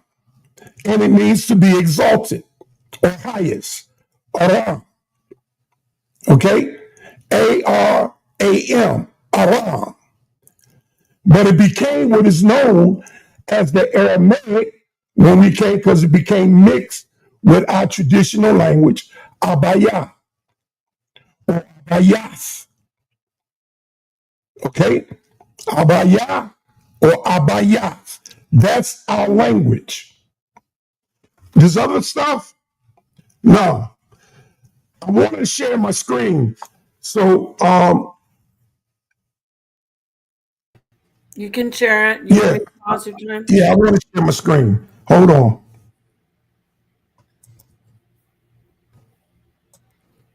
You have 8 minutes left. Okay. I'm going to share my screen probably one more time. Okay. Let me see. Nah, that's not it. Okay. You see it? Yes, your time resumes now. Okay. The ancient Phoenician Paleo-Hebrew, all right, or the Abayath. This is the way it first appeared to our people. These are called characters, hieroglyphs. It's called, that's your ox head. It's an ah. This is a tent or a dwelling place, a house, and it's called ba. This is the leg of a camel, or they say gamil. We say gamal. This is bayah. This is a lap. This is a door. It's called the dalah. Dalah. Understanding what I'm saying? Ah, ba, ga, da. This is a ha or ha. It represents a mountain or a high place. And it's a symbol of a man raising his hands in awe or to be abased. This is your wah. It's your tent peg. It's to latch down the tent, to secure the tent. It's a wah-wah, tent peg or nail that is used. It's even a consonant. It's a consonant, a letter that brings other letters together. It's a word between two words. And, add.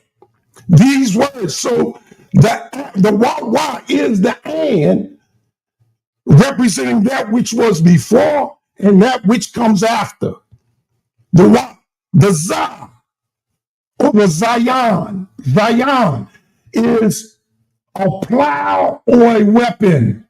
You use it to plow the ground or you use it to kill your foe. This word here, the CH is silent. Okay?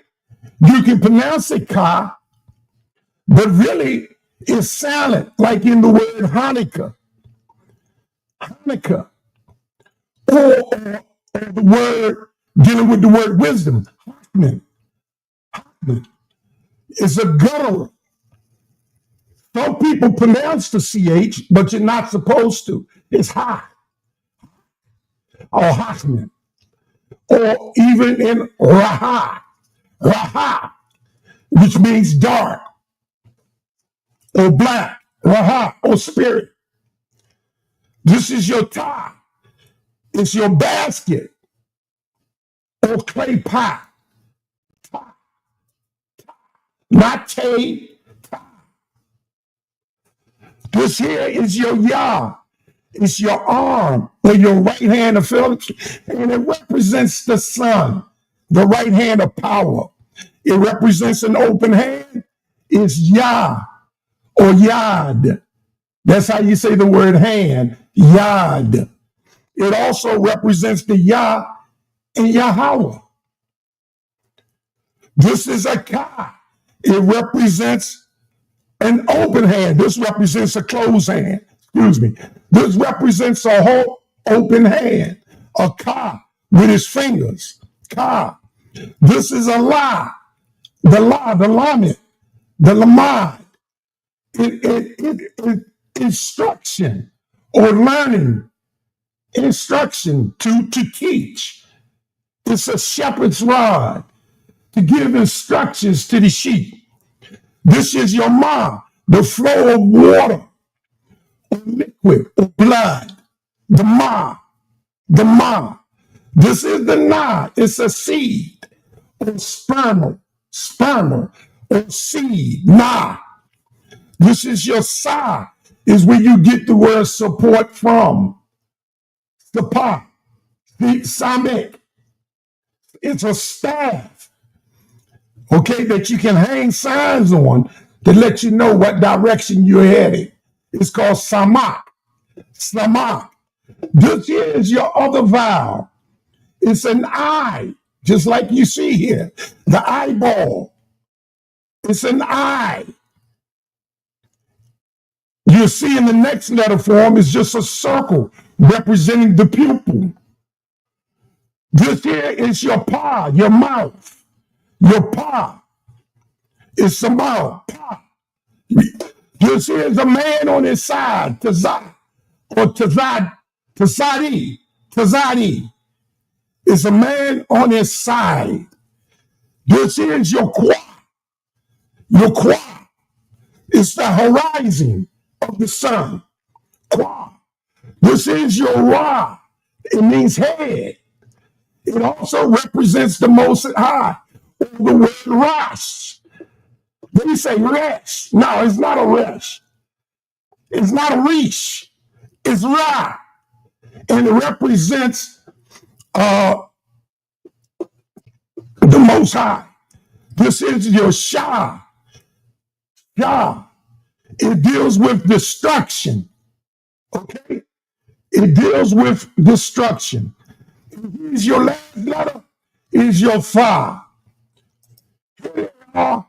When we got 3200 BC, the Ah, first letter, the Ba, the Ga or the Gamal, the Da, the door, the Ha, the H, Ha, or mountain, the Za, the Zion, the Wa, the Zion, the Ha, the Ka, the Ta, and the Yad, right here. Then you go on, this is your Kaf. I don't know where my mouse is. This is your Ka, your La, your Ma, your Na, your Sa. There you go. Your eyeball is your Ayan. Ayan. This is your Pa. This is your Tiza, man on his side. This is the Qua, the horizon, the sun, horizon. This is your Ra, the head, the Ra. Here again, the Shah, and here you go again, the Tha. It's 22 letters, and they all are assembled and sound alike. Ah, ba, ga, da. That's the way they sound. People want to call it baby talk, but it doesn't matter what word you're using. They're either going to have the I sound or they're going to have the ah sound. There's no way you can have an E. There's no E's in none of these letters. Time. There's no V's in none of these letters. Okay. There's no F in none of these letters. Time. Where do you get that from? Okay. And you bring it down, and it's going to get into his problem. Right here. You see the same letter, but you see that Aramaic word, Allah. Okay. It don't belong there. It belong there. All right. Thank you. You see the Bayat. Can you hear me? No, it belongs there. No bait. That's modern. That's how the modern small hat pronounce it. All right, thank you, Apostle. You were sounding, your mic was sounding great until something at the end. It started like getting muffled. Muffled. Muffled. Yeah, muffled. But we Okay, heard let me you. stop. We heard everything you said. Thank you so much for that. And I don't Did know I what. go over my time? You're okay. You went like 9 seconds. So Oh, okay. you're good. So I spaced it off. I'm gonna actually not remove you guys. I removed Devion, but I wanted him to be present, so I brought him in during your presentation. The same. I'm gonna I leave. like to be able to see him. Yeah, sorry about that. And so I'm gonna let you go when you're ready, Devion. You have your 15 minutes, and whatever you want to do, share screen. When I return to the screen, you will have 1 minute left. Is that okay with you? Yeah, that's fine. That's fine. Okay, so when I remove myself, your time will start. Do you have something you want to share? Not right now. I'm gonna share in a little bit though. Okay, let me know when you want to start your time, and I'll remove myself. All right. I can start now. I'm good. Okay, your time starts now. All right. Apostle. Yes, sir. No, this is my time. This is my time. Right. Okay. I just said your name, but the brother said that the language is called Abaya, and I'm wondering if he can show that anywhere in the language, anywhere in the Torah and prophets where he can show the language being called Abaya. He showed the different scripts. The language didn't change until the Masoretes, as he stated, when they started adding dots and dashes. Right? Only the language. That's when the only time the language started changing. Right? But he said there's no E's. Right? There isn't any E's. There's no I's. There's no O's. There's no U's. Right? That all comes later on. But Yasharal is not. I mean, Yasharel is not Yasharal. You can't get that from Elaf or right, because in Arabic it also is Elaf. Now, actually, no, I'll show my screen now, because Arabic is also an Afro-Asiatic language. Okay, I'm going to pause your time, and when you get your screen up, you know what I'm saying? You ready? It should be right now. Go ahead. Right, as I stated before, he's only showing like the difference in scripts. The language didn't change until the dots and dashes, as I'm gonna show as well in the Dead Sea Scrolls, where they still use the paleo for Yahweh's name. Now he showed like the pictograph with the pictures and stuff, right? But the Elaf Ba is still the same. It's still the same. Now, hold on, let me go to hold on. Give me 1 second. Where is it? Right here, right? This, like I said, Afro-Asiatic. You have Nabatean, which is like an early, they say Phoenician, but Phoenician is like a Canaanite Greek mix. Nabatean, Syriac, Arabic, and Yahweh, as you can see on this side, right? Elaf. The same equivalent is Alif in Arabic. It's the same. It's the same. Now, when they started adding the dots and dashes, they said walk can be substituted for a O sound, a U sound, a V sound, and all type of madness. Well, let's see what it is in other Afro-Asiatic languages. It's a wall in Arabic. Like, come on, man. So only the script changed. The language didn't change.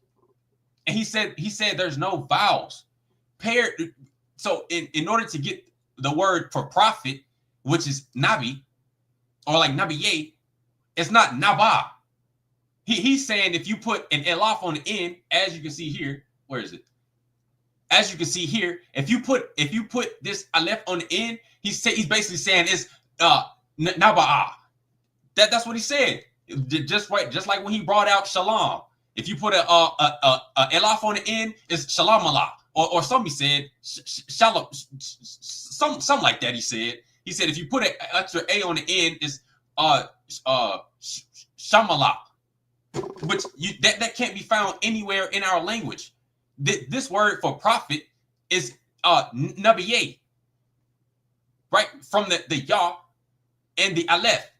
Aleph can be used as a vowel paired with different modifiers, which is Yah, Wa, and Ha. That's how you would get your vowel sounds, not from dots and dashes. But it's nabiye or nabi, not naba'a. That's wrong. Also, let me stop sharing. I'm gonna share again in a minute. Also, let me show you. He said the word right. It will be shalame, which is also here. He said you're showing books. Yeah, we read books. This is the Qumran Aramaic Dictionary. As you can see here, the word I have highlighted, if it picks it up, oh, it's not picking it up. But it's shalame. It's an elaf on the end. He said it's shamala. It's not shamala. It's shalame because it's also in if it. Wait. Hold on, Devion. Hold on. You want to make this big? I pause your time. No, the camera just not focusing on it. But it's shalame. Yeah, how come I can't get you on the big screen? It's weird. I see why. Here. Okay, try it now. I mean, it's still like fuzzy, but back it up a little bit, maybe to right there. We can see it. Right there. Yeah. As you can see. Yeah, no. I accept that. No qualms. Okay, Zaqan, we got you, Elder. We hear you. Okay. It's time. Your time is paused anyway, but I'm gonna unpause your time now. Okay. All right. Okay, go ahead. Right. Thank you. It's shalame. It's not. I can't even say the word he said because I mean the word doesn't exist. It's not shamala. He said shamala. It's shalame. It's shalame. Just like I just showed you the word for prophet, which is it has an aleph on the end. It's nabe or nabiye or nabi. It's not a naba'a. Also in the Strongs, the same word is there. It means like a garment. It's man, you really can't see that one. But it's the same word. It's shalame. It's shalame, which is it's a sha, a la, a ma, and an aleph. Shalame. Right? I'm gonna share my screen again. You ain't gotta stop my time. I know exactly where I want to go.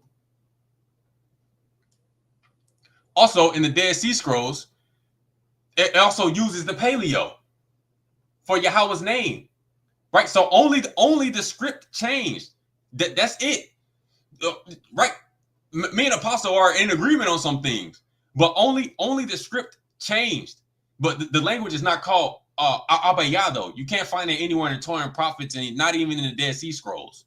That word is not even in a lexicon denoting a language, right? So as you can see here, it's Yahweh. As down here, actually, I think it's up here. Let me see. I think it's down here. The way they put this on here is like weird. Yeah, right here. Oracle received by the prophet Habakkuk in a vision. For how long, Yahweh, do I ask for help without you hearing me? Right, the word here is Yahweh. I mean, they have YHWH, but in the Paleo they have Yahweh. So only the script changed when they started adding dots and dashes, which I mean, Apostle said. So I mean, but that's where you get the Masoretic text. But you will never find a language called Abaya. Now, also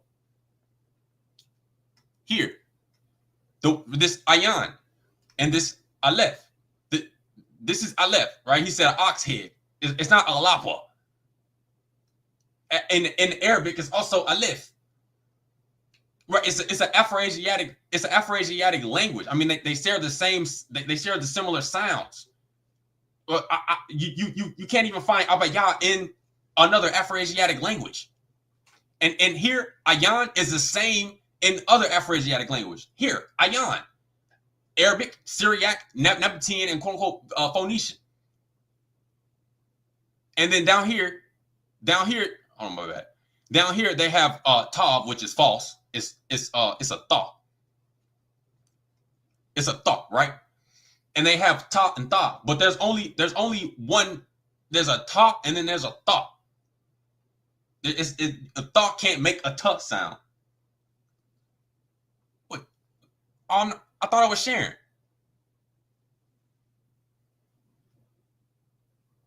I thought my screen not sharing.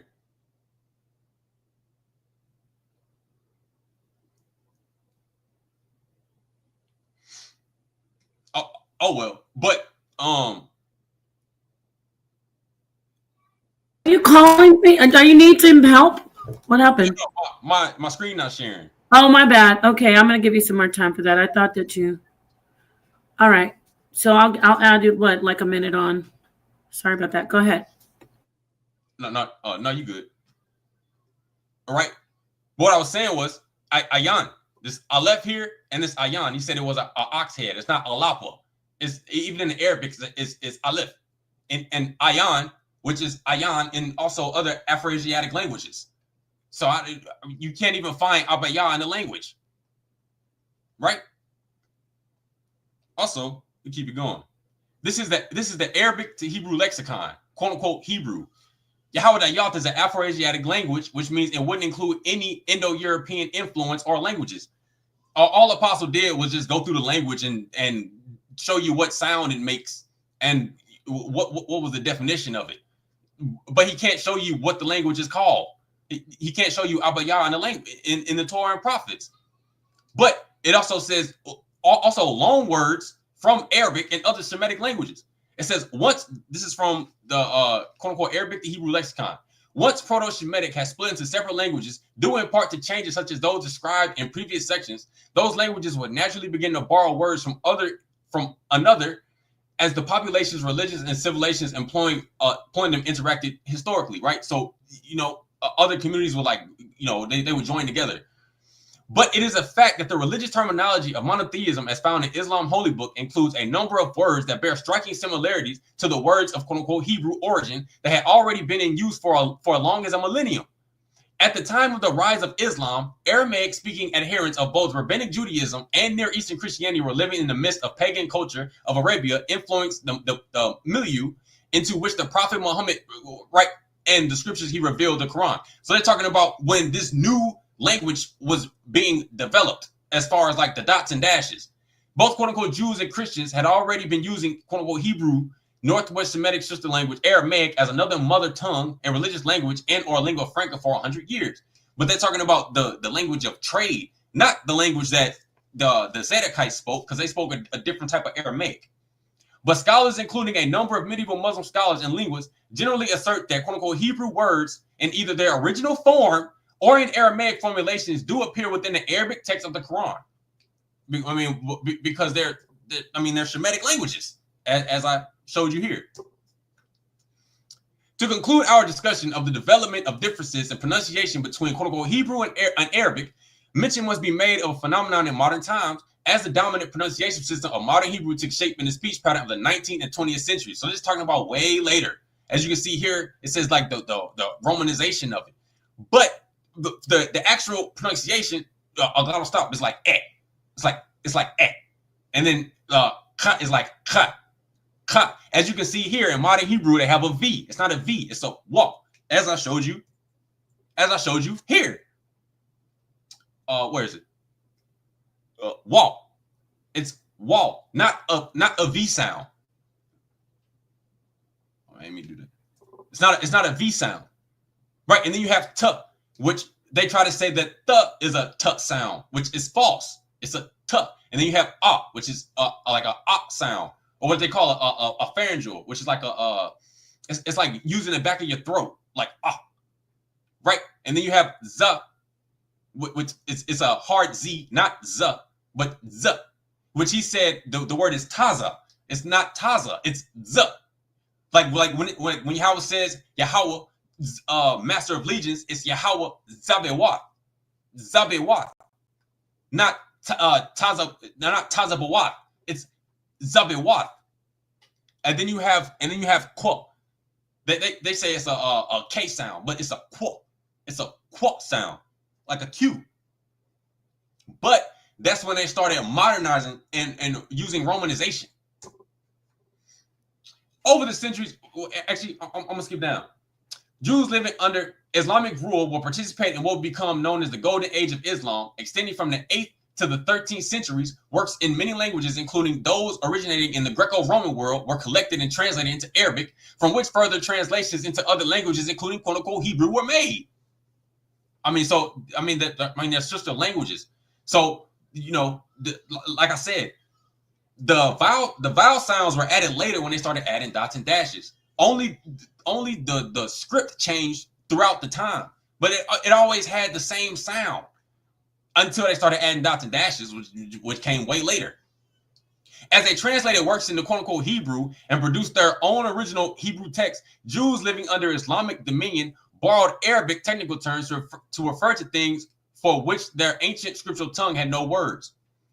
In the late 19th and 20th centuries, the Zionists wishing to revive Hebrew as a literary and spoken language began to borrow from foreign languages, which would be a language not of the Afroasiatic language family, in order to expand the quote-unquote Hebrew lexicon beyond the expressive limits of the corpus or ancient and medieval Hebrew. So they were trying to come up with other words. But you'll see they try to come up with neologisms, which is like word for telephone and like word for car and like all type of madness that was not originally in the language, which when they started using European languages, as you can see here, they used ancient Hebrew sources to create many neologisms and borrow many words from European languages. And they also once again chose the language of the Arabs as a natural fount for the importation of many new words, particularly those for concrete everyday objects and items. Right, but this was about Yasha, because Yasha don't know what he was talking about. So Apostle can't show Abaya, being in the language anywhere. The language was not called that. And like I said before, only the script changed, not the actual like language until they added the dots and dashes, which is where you get the Masoretic text, the Talmud and the Gemara and all this type of madness, right? And there were vowel sounds. In order to get Leah's name, you have to put the e and the ha together to get a ya sound, like leah. But according to Apostle, when you put the elaf in there, it's la'ah. It's not la'ah. You only get la'ah when you add the dots and dashes. It's leah from the la, the alaf, and the ha, which is how you would get. And even the word for I, the city, as I showed you. You said time. Yes, sir. Okay. Do you think that you need another round, or what? How do you feel about your information? I'm going to ask both of you. One more round, or one more round, Devion? and then we can do some questions. I guess we can go another round, but it's really not much else to bring out. Well, the thing is, now I can just bring out some things, and I can just share my screen. I don't need a whole round. Instead of a round, let's do this. How about we do a question answer? I just want to do a discussion. We can do a question and answer after. I just want to share some things. So you want to do one more? Because first of all, we know the first letter. When you look at the phonics of that first letter, I don't want to interrupt you, Apostle. I want to keep this kind of uniform. So, are we doing another round then, Devion? But it's not.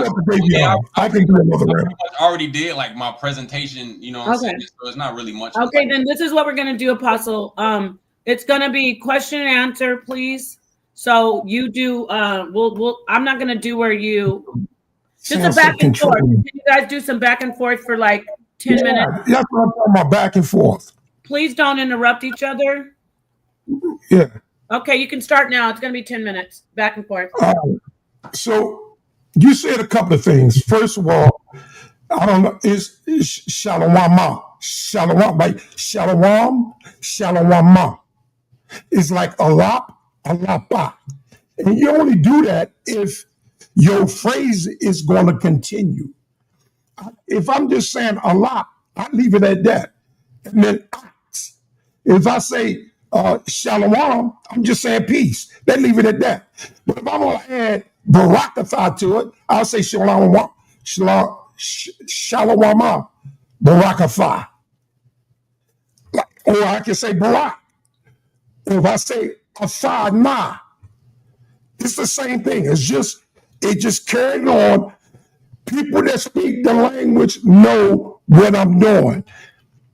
And the small hat is the one that do the A-Y-I-N. I-N. I don't use I-N. I-N. I use Ion. I-Y-A-N. Ion. Okay, let him respond. It's different. I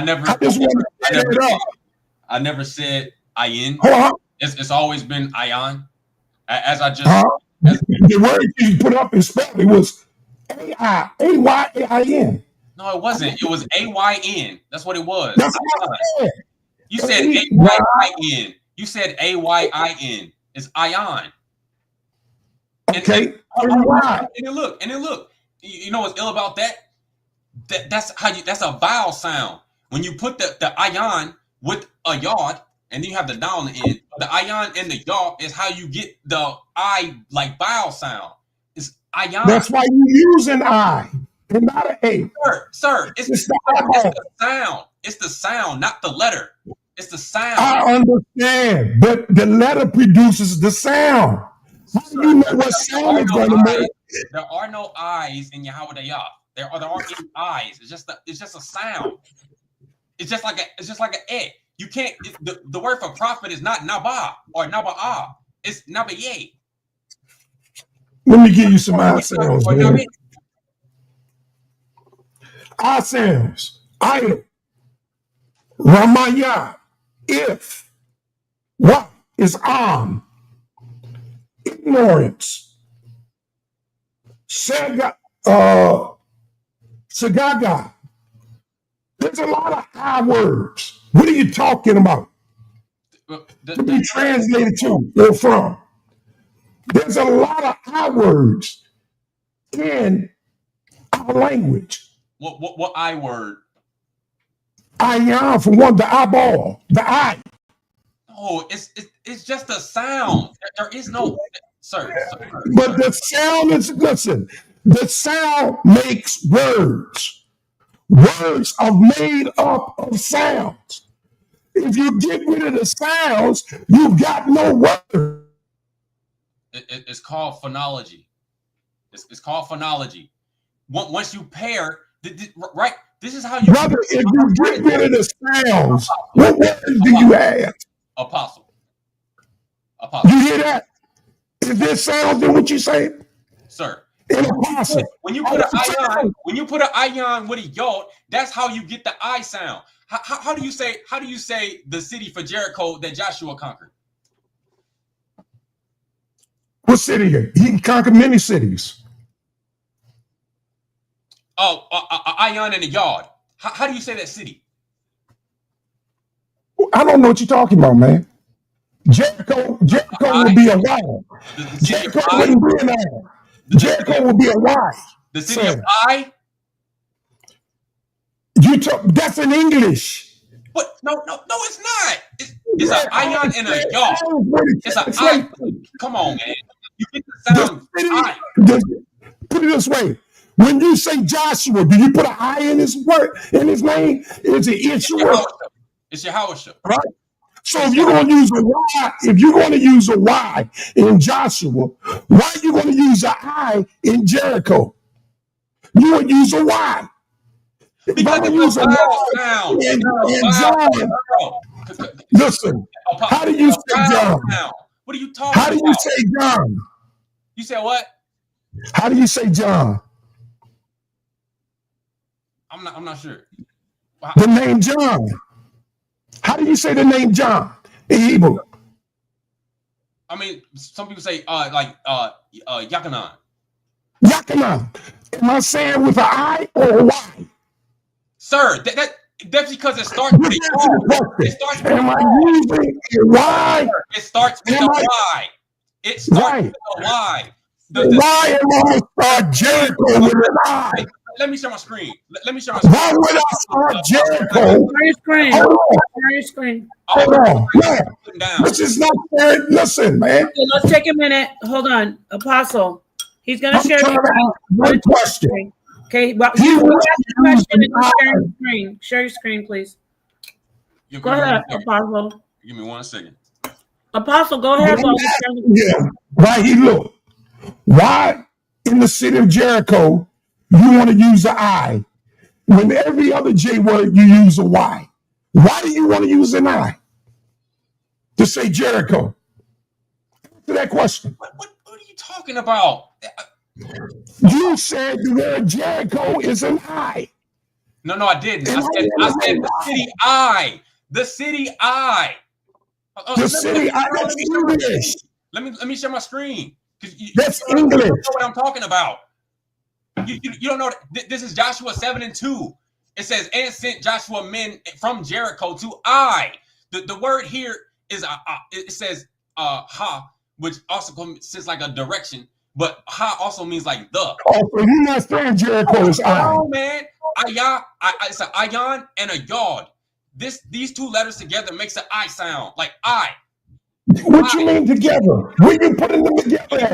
Even the word ayon, which means eyeball, it's an I sound. It's not an aw sound. What are you talking about? Right. I agree with you. So what you talking about? That's why the letter is used in eyeball in the hieroglyphics.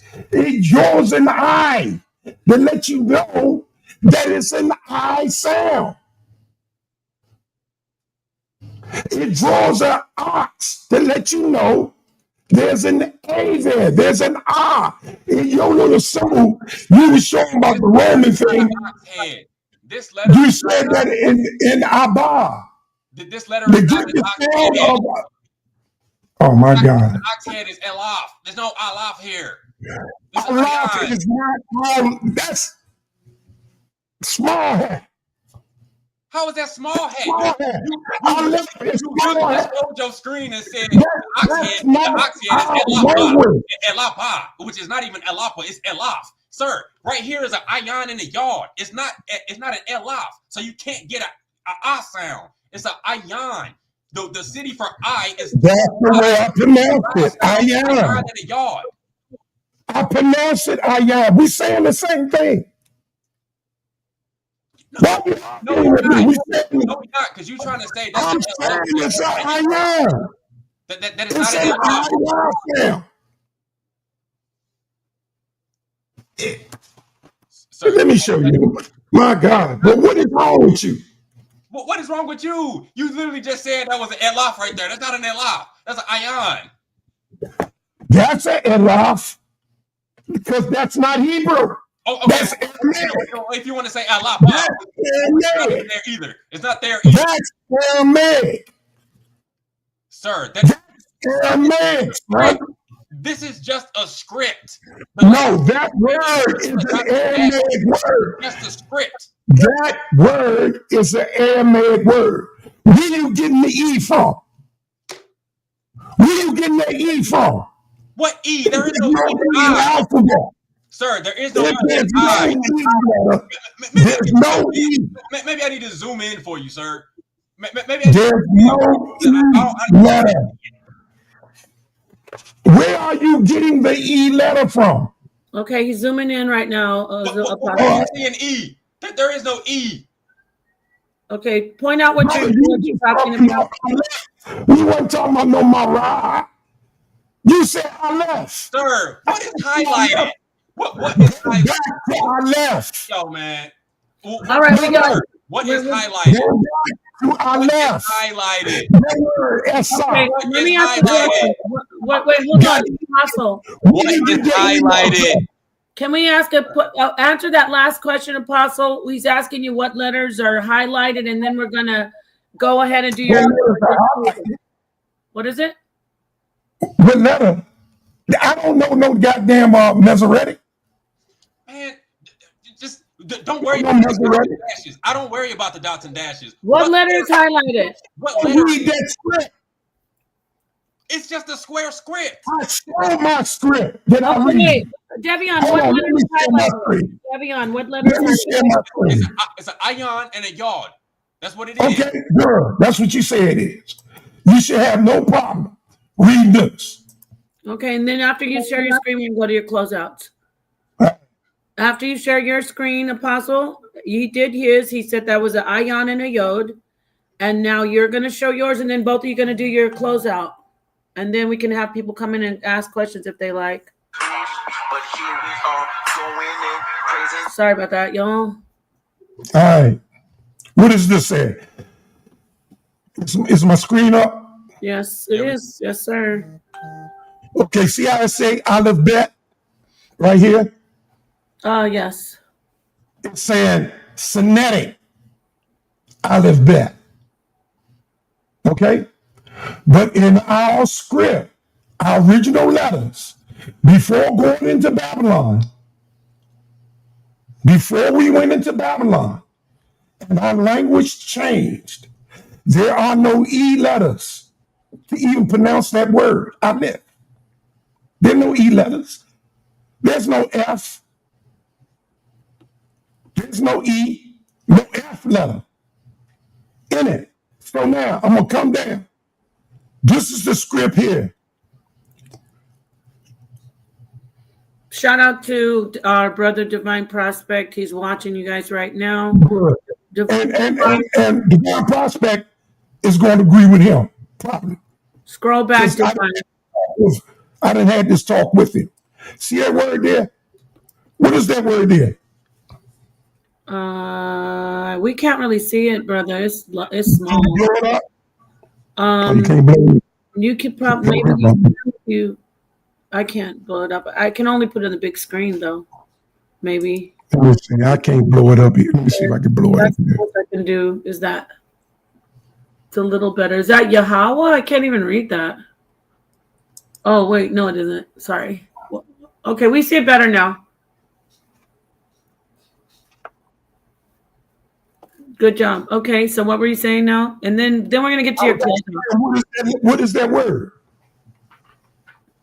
Is it like it rob or something? It rob? Like what? I don't. Is it rob? No, it's bara. It's what? Ba ra. Ba B-A-R-A. Bara. Sir, it's barre. That's a ba. Which means to create. It's barre, which means to create. Okay. Bara. Right. That's what that is. Barre. Right? Bara. Not barre. It is barre. It is barre. How can you say ray? How can you make that an A sound? Because it's an S sound. What? No, it's an R. What's the word for prophet? It has to be an A sound. How do you say prophet? How do you say the word for prophet? Naba. Naba. I told you. It's not naba. It's nabe. Okay, and brother, let me tell you something. This is it. Closing out this back and forth. Thank you. I'm gonna take this off the screen. Kingdom of all. You see, that's what's called. That is ba ra. It begins, ends as it begins. It don't change. Be ra a is ba ra. It ends just like it begins. Ba ra. Apostle, you might as well join a camp because they have the same. No, man. Don't put that. Don't put that on me. I'm done with this one here. It is a Hebrew Arabic mixture language. Okay. That's all you're speaking. Okay, stop time. Now, let's go to our closeout. We're going to let Apostle to have his 3-minute closeout. Then we're going to let... I'm sorry if it turns out like this. No, it's great. No. Nothing turned out badly. Don't be sorry. This is great. You know why? Because even when other people come in, you're going to have a word. B-A-R-A. Brother, we're still doing the debate. And yes, of course, you can come in, Divine. I'm dropping the link. I'm closing. I know. I'm telling you. You're going to do your closeout when your time will start when I remove myself from the panel. You have 3 minutes. Go ahead and do your close. I'll screw my close. Do your closeout now. You have 3 minutes. And when I come back, your time will be finished. Thank you. Just like Divine Prospect just put up on there. You got the word bara, which means to create. Right? So that word is pronounced bara. In Genesis 1, Barashath, bara, Alahayim, et, Hashemayim, Wa'et, Harat. There's no A vowel sounding. There's no loud E sounds. Where you going to get that A sound from? Bahrain. Where's that coming from? If you're going to say ba for the B-A, ba, then the ra has to be the same. It ain't no ray. You know what ray is? That's Egyptian talk. Ray. Sun worshiping. Ray. You understand? Like words like ra, evil, ra, evil, R-I. Not R-A, R-I, ra. He said, how do you pronounce the word prophet? Nabai. That's how you pronounce it. Not Navi, not Nabai, but Nabai, Nabai. It has to have that I on the end. There's no room in the 22 letters to add an E, a V, to add an O, to add an F. It's not shofar, it's sapa. It's shapa. P, not F, P, not PH. There's no room for that in our language. These brothers are speaking, and he admitted it. He called Asiatic.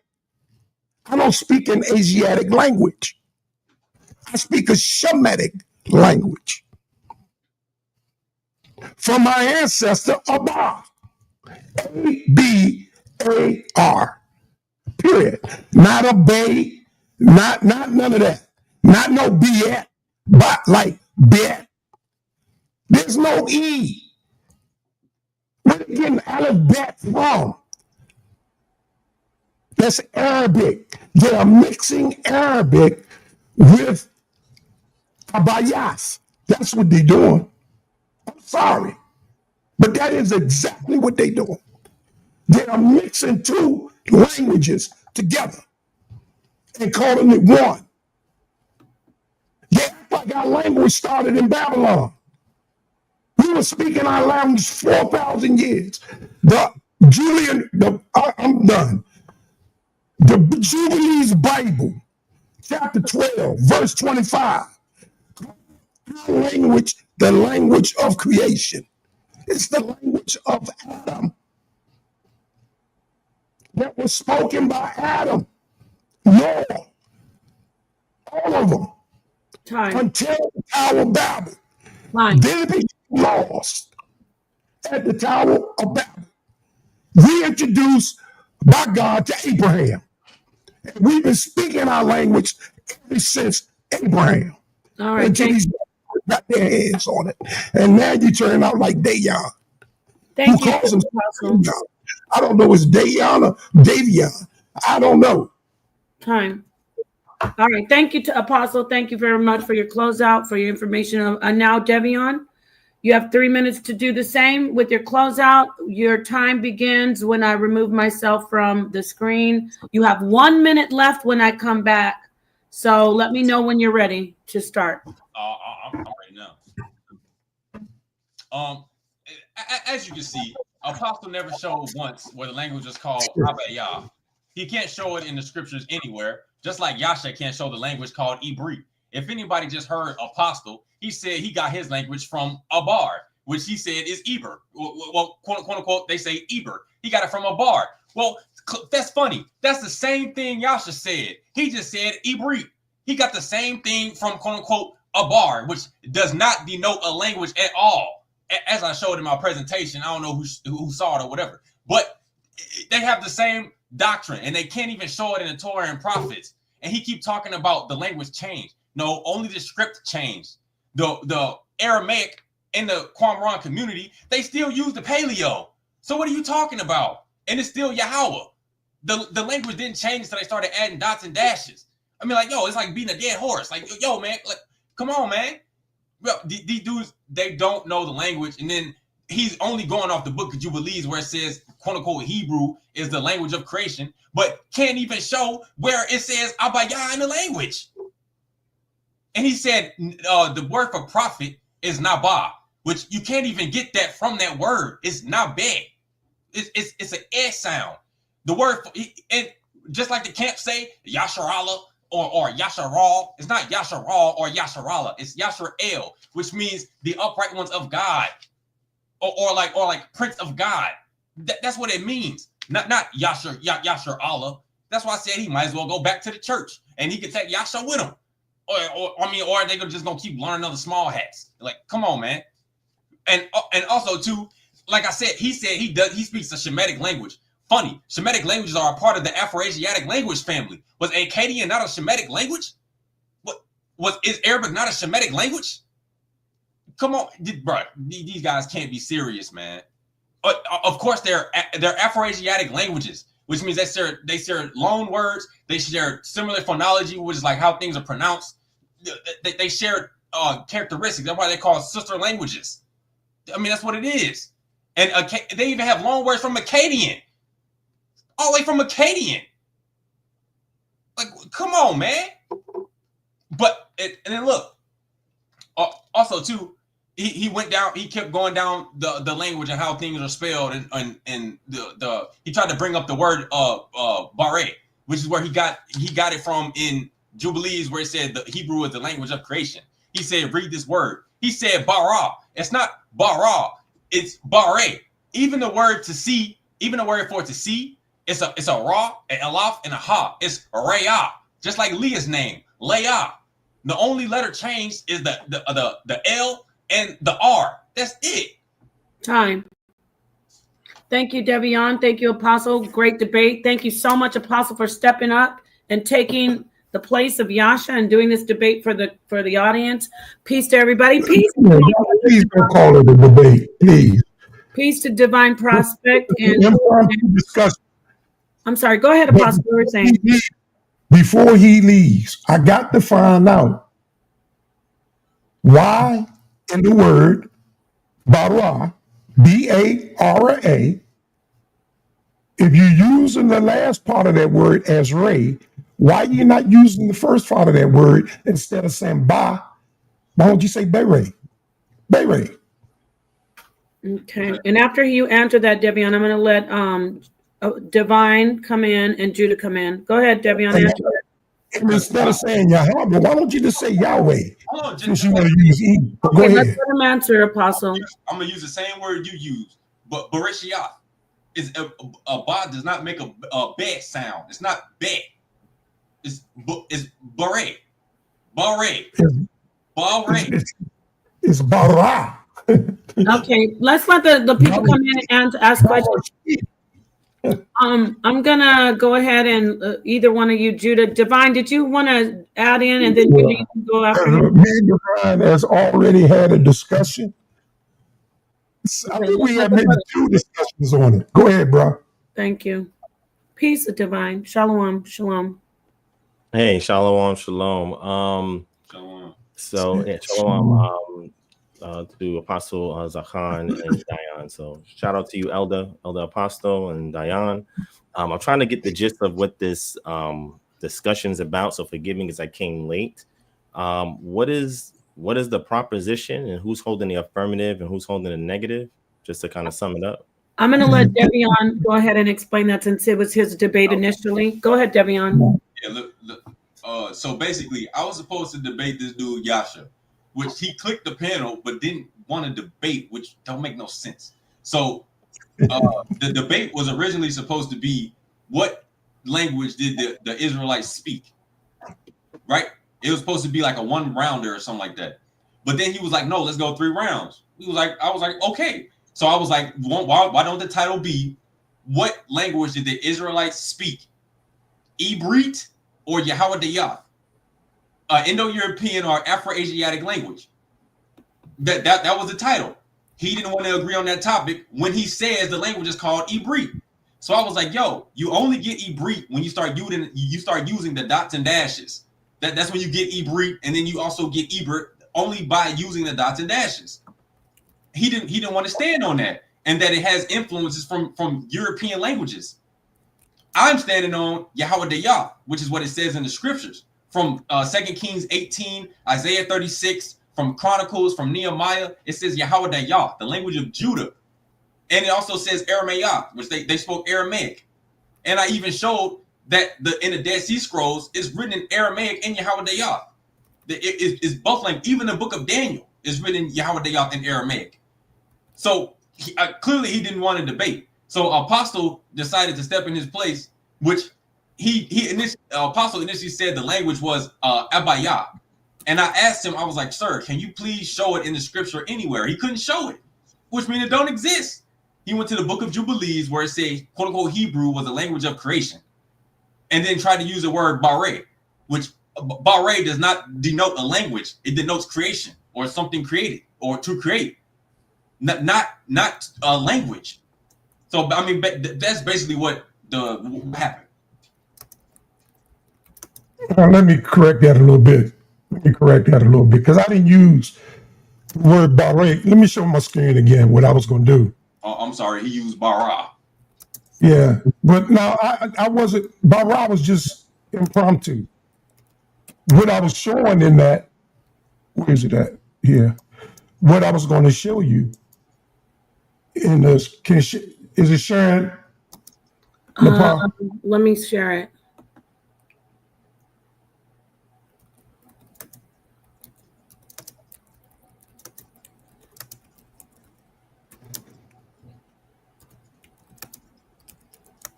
What I initially was going to share was the Hebrew scriptures restored in their original connected alphabet. See, I know where that word comes from. I don't have a problem with it. I used to get upset about it. I don't get upset about it no more. It's not sharing. I don't know what happened. Try it again. Let's see here. Yours is Apostle Zaqan, right? This is yours.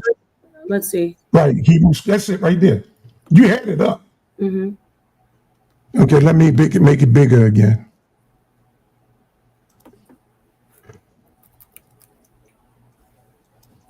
Y'all let me know when it's big enough.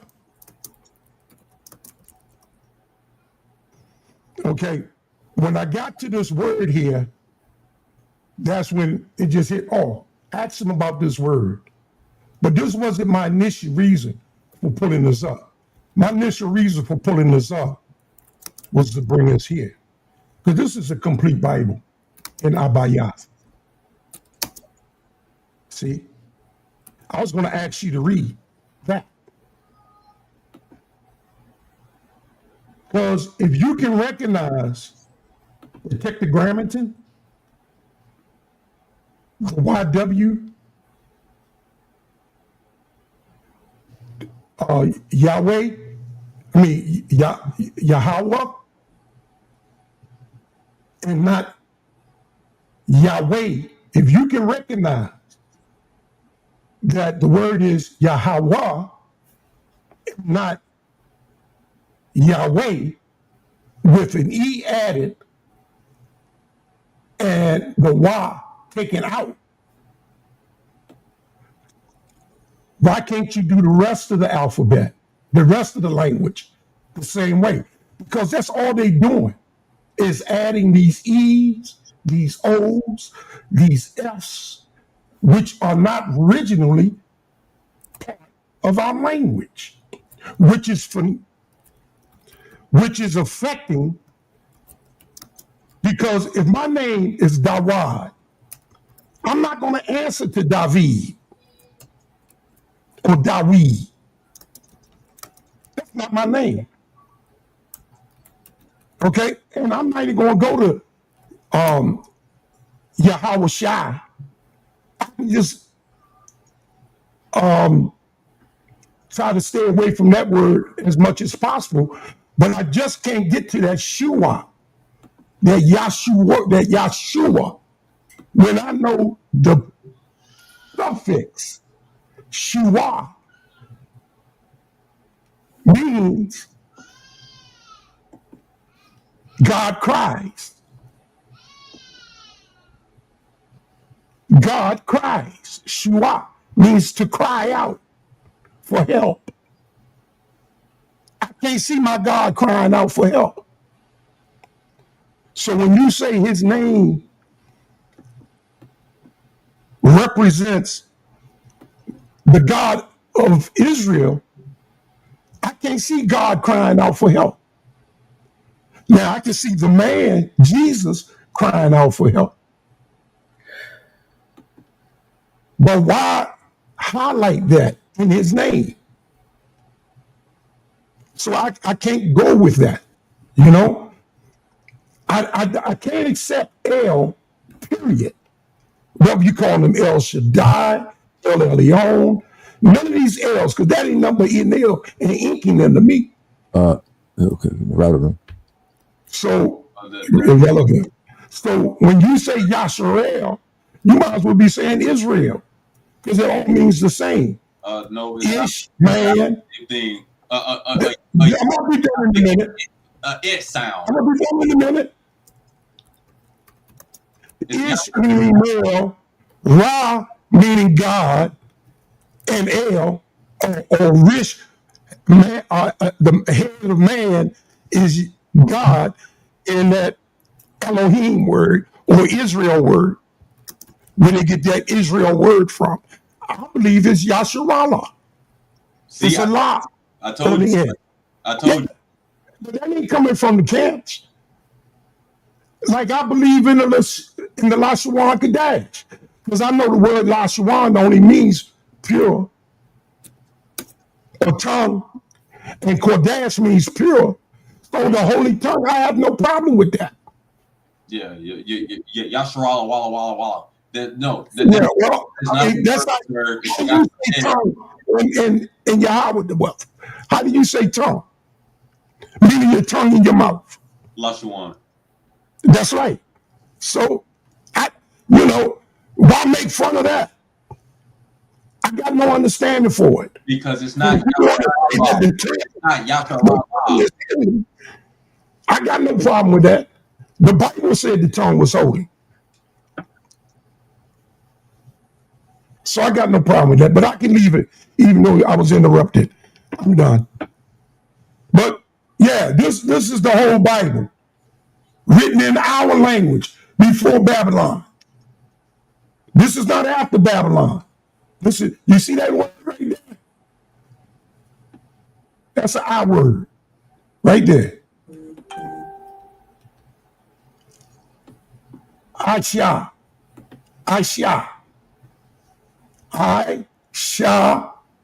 H. Ha. The word the mountain or behold. Right there. Shah. Devour. To destroy. That word letter. Ayan. I-Y-A-N. Not A-I. That's why it's a no. That's a pupil. I never said AI. AI is a. You did say AI. It's an ayan in a yard. It's the name of the city. Talking about the script you put up. That script you put up was spelled A-Y-I-N. So what? Well, it's wrong. That's all. Exactly. There's no I. There's no I. Add the dots and dashes to it. You might as well. I don't read the dots and dashes, sir. Well, then you're reading the Masoretic. That's all you're doing. Sir, just reading the Masoretic. Masoretic text is only the dots and dashes. The Dead Sea Scrolls don't have the Metra Lectiones. Excuse me. The Metra Lectiones. Lectiones either, because they say a ha can make an E sound, an A sound, an O sound. Yeah, well, that's what I'm saying. Well, there's no E sound in that. The Matres Lecciones doesn't have an E sound. Yeah. They say the ha They have the Vav and the Yud that doubles as vowels, and that is what the position is. And then you have the He and Ha, depending on if it's a suffix or prefix, that also can double as vowels, right? But again, all of this is speculative because we don't have any vocalization marks, or what we call nikud, from ancient times to determine what the reading style was in ancient Hebrew. We don't need a nikud. I didn't say you needed it, but it was used to reverse engineer what you currently have today. That's how the science works in linguistics.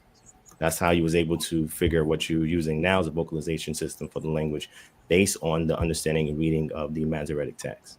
No, because they use the dots and dashes in order to get ibrit from a bar. It was never Iber.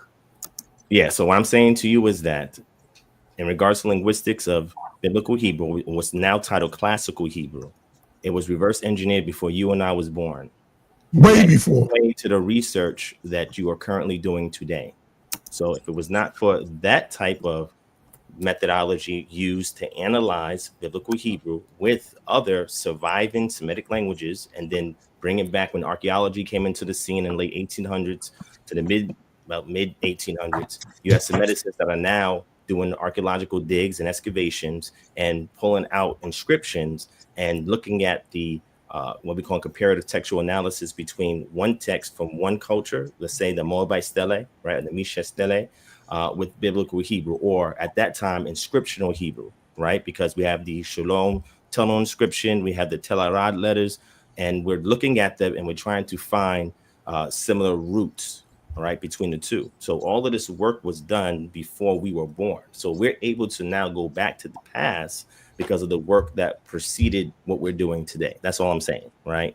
And I was going to show a couple of sources if anybody here is interested in reading up on this argument, so they don't have to take our word from it. They can just go see where the consensus is in regards to this current research and see where these opinions derive, because we all have an opinion on this, but a lot of times we're not given the source, right, or where it's derived from. So I just want to provide that so everybody can research on their own, and you'll be able to see what the discussion is really about. And there's one major source that I like to share. So I don't know if it's time for me to say anything, Nepal. I know you're the mod, and this is Apostle Zaqan and Dion's build, but is it okay? It's all right by me, man. The more you share, the more I learn. No, they don't mind. Go ahead. That's why I appreciate you coming in. But Judah, I think Judah wanted to say a couple things. Sure. I'm letting go. Go ahead, Judah. But definitely, we want your input. Go ahead, Judah.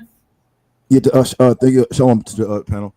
Yeah, definitely. I just want to say real quick. I don't know what Apostle thinks. So for those who are like confused, there are like two A's, right, so to speak, right, in the alphabet, right? There are two A's, and the beginning of it is what they commonly call Elef, or the first letter, the A, for A, B, blah, blah, blah, right? So just to show that the pronunciation generally for the Aleph, the first A is A or at sound, is in the word like amen, which would be like so be it. Amath is also related to this word, which means like truth. As the brother Devion pointed out, the word leah, right? Because the word le, and also in quote unquote Hebrew and Arabic is no, right? Le. So her name is like a negation, like Leah, like in the feminine. Adam, right? For mankind. Adam. No one says Adam. Adam. Abraham. Right? No one's saying Abraham. It's Eb, which is like father. In modern Hebrew, they even call it Abib for Abiyah, which is like the springtime, beginning of the year. Right? The modern Hebrew says Ebib, not Abib. So that just to show that the Aleph is, and just real quick, not to be along with it. I get what brother's trying to say about the Metres Lectiones and all this or whatever, and that's all well and good. However, when you got to start like researching who these people are, you guys are like trying to follow. That's just one path, and it's going to lead you to modern Hebrew. And then you read on their Israeli linguists what they say about what the language they use today. It's not considered Afro-Asiatic. It's more or less they used borrow lots of European words and what and just incorporated it within their what people term modern Hebrew today. So relying on dots and dashes and things, we don't have to get that. We have other streams like Dead Sea Scrolls. He wasn't incorporating dots and dashes in the Dead Sea Scrolls. It's like one of our oldest writings. We still have like other Afro-Asiatic languages that survive today to use comparative linguistics. You don't need to follow hats but yeah, good job, bro. Okay, thank you, Judah. Can you hear me? Can I say something real quick? Yeah, go ahead. Everybody just go and do what you need to do.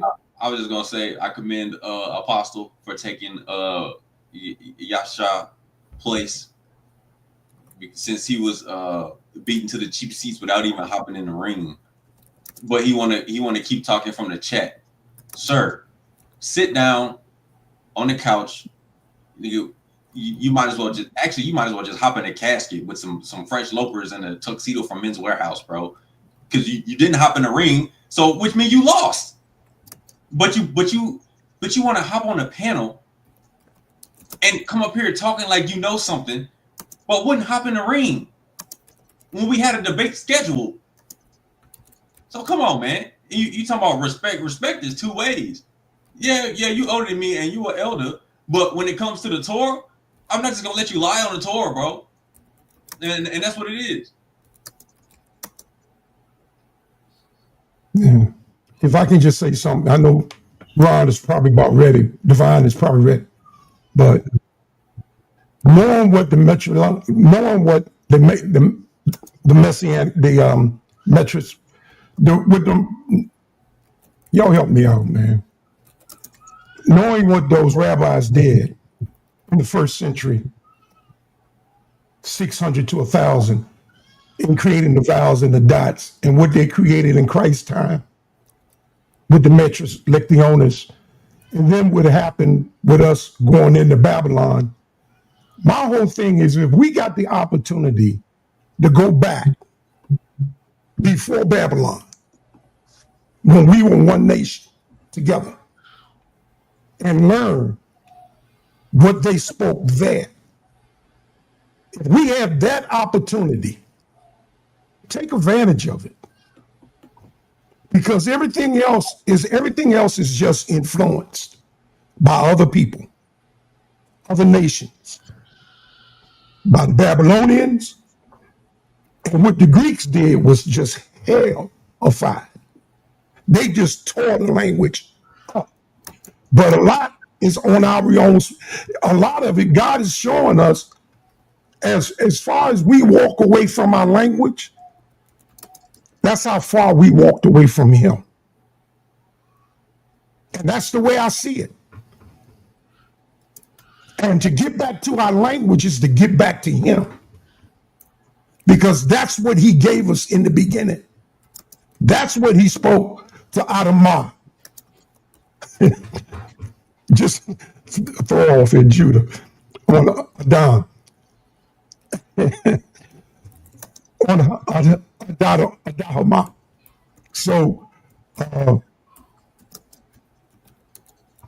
that's my point, man. If we have that opportunity, why stop at the Babylonians? Let's go back further. Let's go back where David Brenner found out alphabet, and then at the same time he's trying to destroy it. At the same time acknowledging it. Don't let him twist it, because he reveals it. God uses him to reveal it. Go ahead, Devion. I just want to say something real quick. I do gotta go in a little bit. It's almost 10 o'clock, and I know Kiana looking at me like you better help with these kids. Do what your wife say, do, man. So, but I got She's in the house. I got a little time. It's not 10 o'clock yet. It'll be 10 o'clock in like 10 minutes. Yeah. Okay. Okay, great. Got it. All right. So I see here that it seems like the point of contention and where the impasse is in regards to vocalization, right?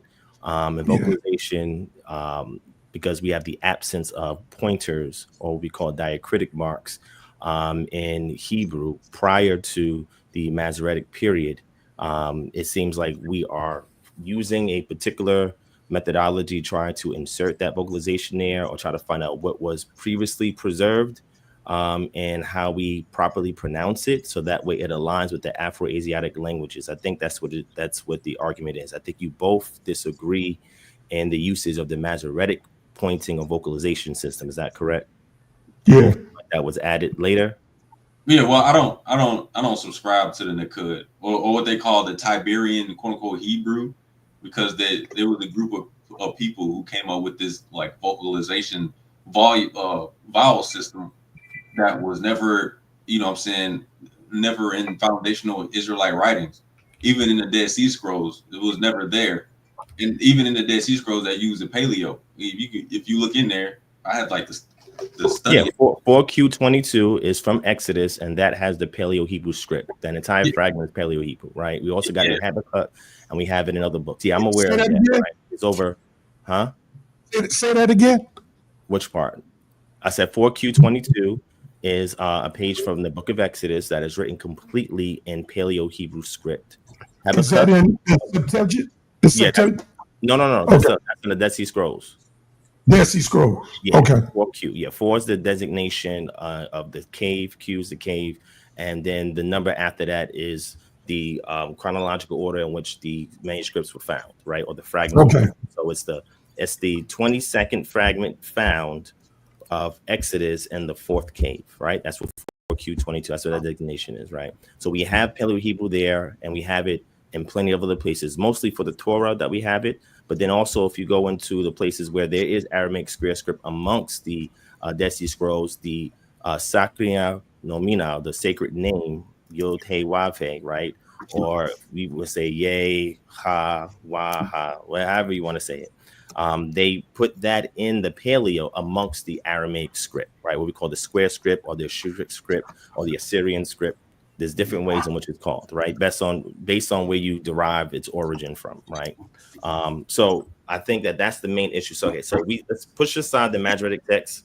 So a whole history behind that. And if you go to Manuel Tove's work that he does on a textual criticism of the Hebrew Bible, he shows the Proto-Masoretic text amongst the DSS, so the Dead Sea Scrolls. So there's a whole argument of data that supports that rendering that is preserved by the time we get to the Aleppo and Leningrad codices. That's really what drives your modern Hebrew text of the Old Testament that's used today. Those two codices, that pronunciation goes all the way back to the Dead Sea Scrolls era, and we find some of those amongst the Dead Sea Scrolls.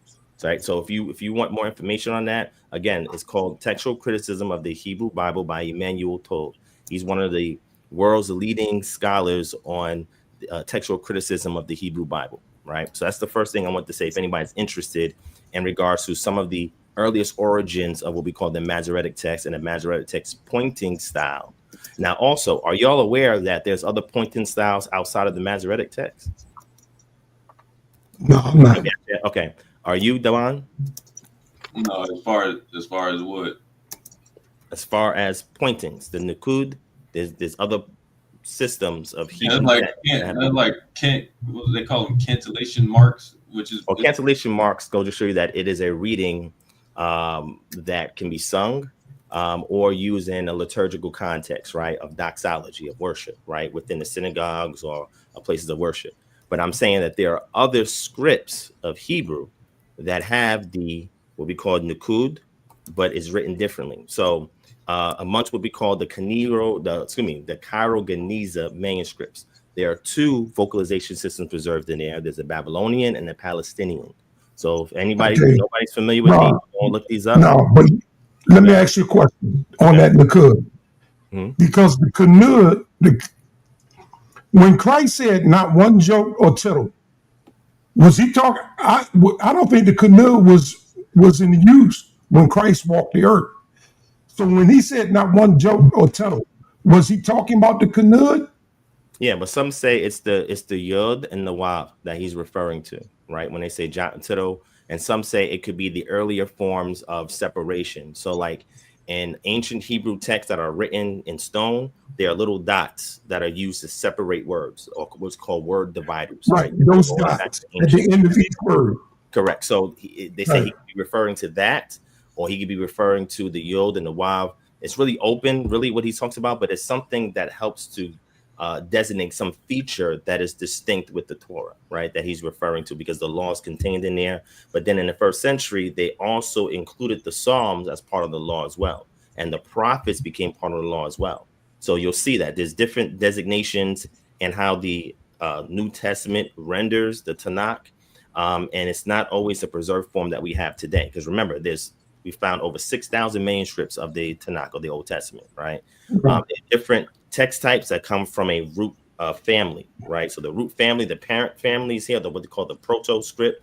And then from there, as the Jews were in a diaspora, scribes along with them, they're being dispersed in different regions, and they're copying it based on a tradition that they remember. And then sometimes the phonetics are adapted based on the current language they're speaking. So if they go into like South Arabia and they speak in Arabic, a form of Old Arabic, then that's going to influence the language. The same way that the Samaritan Pentateuch is influenced by the Arabic vocalization system, because they speak Arabic colloquially and they read the text with an Arabic accent, right? So it depends on where the scribes are at, the text type that comes with them, and where we find them at, right? So all of that affects the vocalization system. So the key question is, if we go before the diaspora, the key thing is before exile, what is or how was the language spoken, right? Because a script doesn't mean anything. For example, we have the IPA, the International Phonetic Alphabet. Are you familiar with the IPA? If not, you can Google it, look it up, ChatGPT it. But the IPA is a designation that you can transliterate any language on the planet into this International Phonetic Alphabetic Script, right? So it can also represent English, just like we have the Latin script for English today, right? But we're not speaking Latin. So just because you have a script does not mean that's the language you're speaking. So if somebody was to find the Latin script in Old English and they look at it, like, for example, Beowulf is one of the earliest English, precursors to modern English texts that we have today. If you see how it's written with the Latin script. If somebody was to discover it today, understanding what the Latin script is and know Latin, and they interpret that as Latin because of the script, then that means you completely miss the language that the script is representing. So the oral language always comes before the written language, right? So I don't care if you use Paleo-Hebrew, if you use the Proto-Semitic, if you use the Minor Square script, it is just representing an oral language. So the script doesn't matter, right? So when we try to hinge the origin of the language on the script, then we lose out and we miss the actual language itself. So I don't want to get hung up on the script. What I want to get hung up is, what is the methodology for discerning? If we were to look at, for example, if I pull up the Shalom tunnel inscription, the one that Hezekiah created, and then if you ever been to Israel before, if you ever go to Israel, you'll be able to see they show you this script that they plastered and preserved, and they have a little plaque underneath it, and they tell you this is the Shalom tunnel inscription. It's one of the earliest inscriptions that we have of classical Hebrew, right? If you read that, it is written in Paleo-Hebrew, right? Because that was the script that they used at the time. But if I was to show that to you and ask you, okay, so how do you vocalize that? I think that's where we would come at a disagreement, right? I think, Devion, you would say what? If you was to look at like something similar to what Apostle Zaqan had put up on the screen, a restoration of the ancient Hebrew script, how would you pronounce that? What is your rules of vocalization for pronunciating the language if you use the C Paleo-Hebrew? Like, what are the rules that you use so that way we can fill in the vowels, right? Because it's a consonantal script, meaning that there's no vowels added. So then what vowels would you add there if you see it? Are you just using A-class vowels? Are you using some kind of distinction for, let's say, I-class vowels? What about diphthongs? But this brother's trying to get the small has in here, bro. Stop, bro. Yeah, there's like, come on, bro. There's in Yahweh, there's two vowels. So if take for what was that, Judah? Come on, man. No, let them work. I want to hear what they got to say. I got you, Apostle. I just want to hear what they got to say. Go ahead, I'm listening. All right. For instance, the word to see. It's a ra, and a laf, and a ha, right? So when you pair the elaf with the ha, which the ha in this case would be considered like a modifier. The elaf will be the vowel. It's oraya, right? It's not ra or ra'ah. It's oraya, right? Because I mean, I would say raw, like law. But see that's what I'm saying.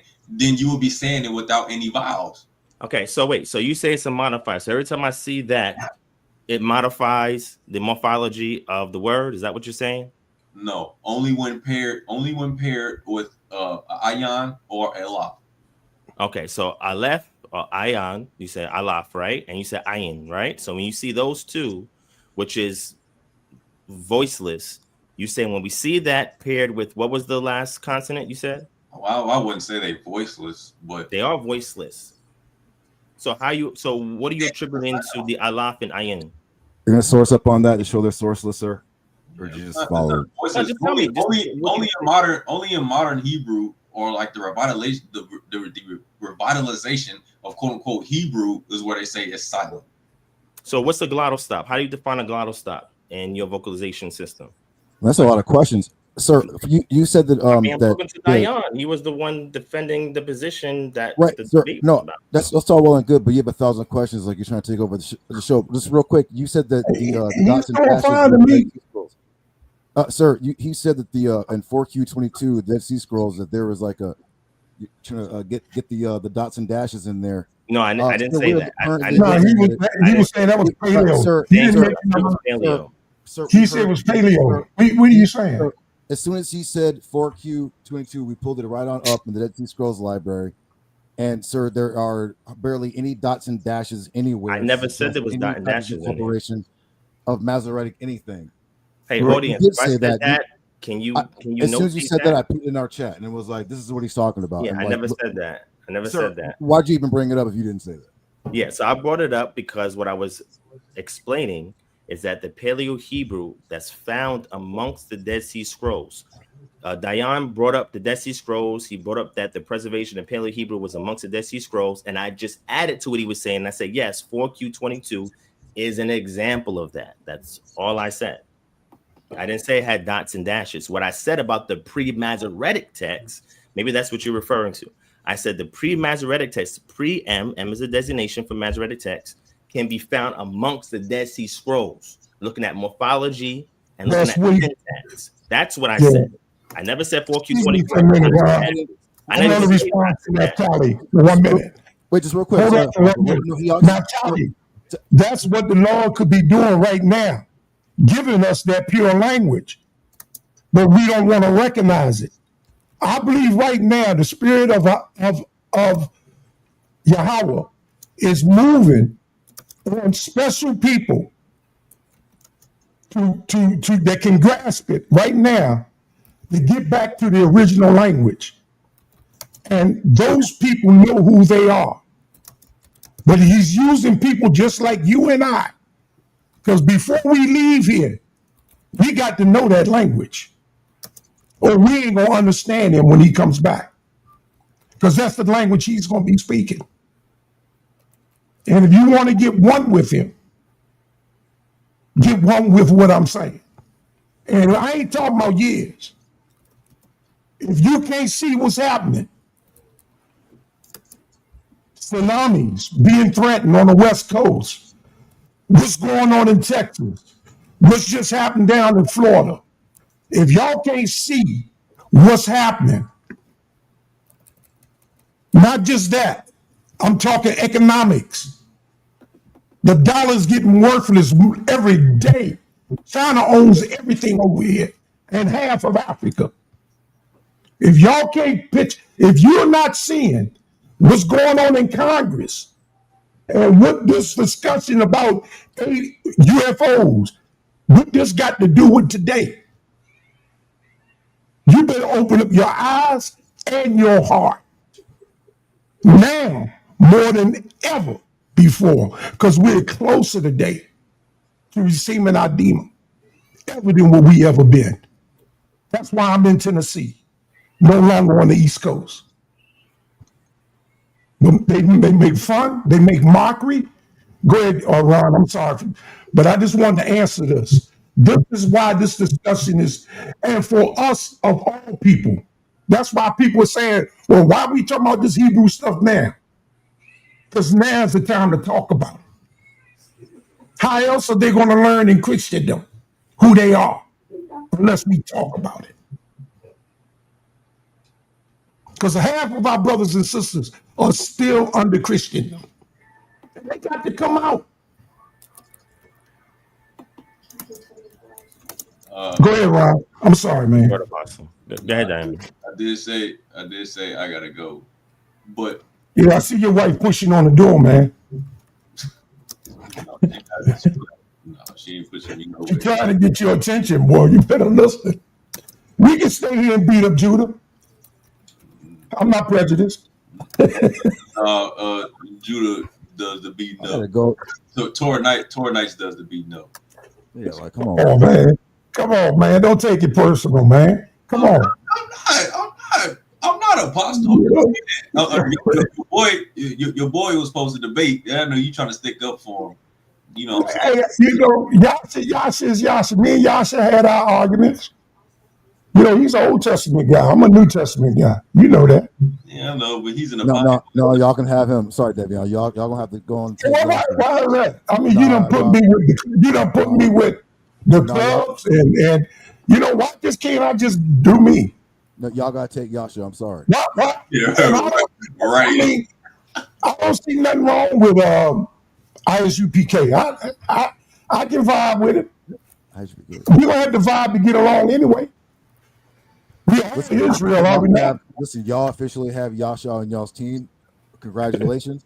Mm-hmm. You know, we can't have elders like that, like Yasha, who are supposed to be handing down examples to younger brothers, over here foul-mouthing brothers, not showing up for the debates, canceling, and then showing up for the debate, not willing to fight, trying to put somebody else in the fight for him. And then says, I just want your respect. Nobody put me in the fight. I put myself in it. Look, and I don't know nothing about the debate. I've said it before. A lot of people probably don't know this.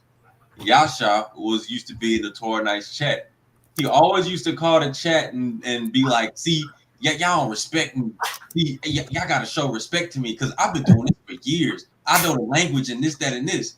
So I'm like, okay, well, you say you know the language. Why don't you hop in the ring? He telling me I don't know the language because I don't go to rabbis and yeshivas, right? So I'm like, okay, well, hop in the ring then. He always just say, oh, no, we could just have a discussion about it. No, I ain't going to hop in the ring. No. But all of a sudden, when Judah was supposed to debate King Seth and he ain't show up either, Yasha want to hit the panel talking about, y'all don't know Hebrew, y'all don't know the Hebrew, y'all don't know this, y'all don't know that. Well, I'm like, yo, okay, hop in the ring.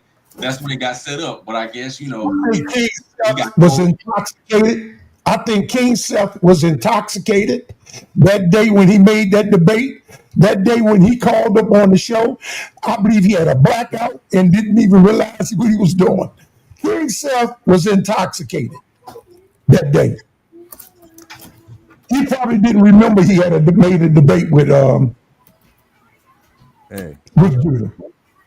And I said during that King, I asked him how much had he had to drink because he was slurring his words and yeah. He was drunk. I heard drunk before. I seen drunk. I got drunk many times. I don't do it no more, but I got drunk many times. You don't have to admit that. Okay, next. So are we good? Are we still Here, Devon, I mean, the Divine Prospect finished doing what he was doing. I just didn't know what Judah was talking about and why he interrupted that way. I was just I just want to say you guys did a great job. I just want to say here's the brother Divine Prospects channel. Y'all know you can find Devion on Torah Nights, Judah's channel, everybody. H. Millette, shout out to my sister. Shout out to Misunderstood, my sister Misunderstood, lady. Who was calling me? I cannot find my phone. My sister Naphtali. Shout out to the sisters. Yeah, the brothers up here doing that stuff on the language. Is there anything else that we need to cover, or did I? Yeah. Did Well, you guys? did I interrupt? Go ahead, Judah. Yeah, they kind of like cut me off. So I was saying before, I was like, when Divine Prospect was like speaking, he was trying. He just omitted the part where he tried to like kind of get in the Masoretic script by kind of mentioning the Metres Lecciones, or like, if I'm not mistaken, like the mother tongue, right? Where they kind of the theory is kind of very similar to Torah Nights, but except for they use the Aleph as well as the Y, H, and W, right? I'm aware of that. I've been watching you guys for years. Yeah. Right. I mean, I never. I'm saying I never studied this Metres Lecciones thing or whatever.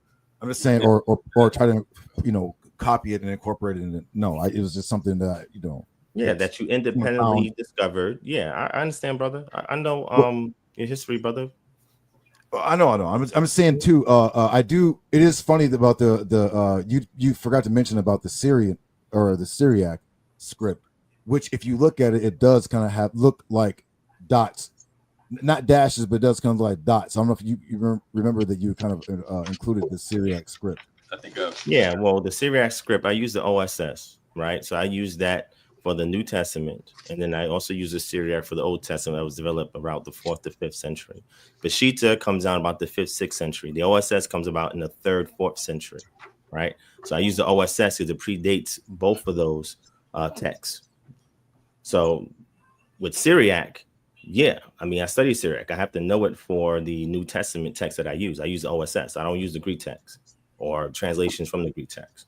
But I was just asking, how do you address glottal stops? And I think I understand now that Devion just mentioned it, right? You said when you see an aleph and a hey together, the hey is a modifier. That's what you said, right? Yes. Okay. And I'm asking you, if I see that anywhere, am I supposed to pronounce it the same way everywhere I see the aleph and hey together? Yes. If it precedes the ha, then yes. Okay, so you have no glottal stops in your vocalization system, correct? A glottal, isn't a glottal stop like a glottal stop is like ra ah.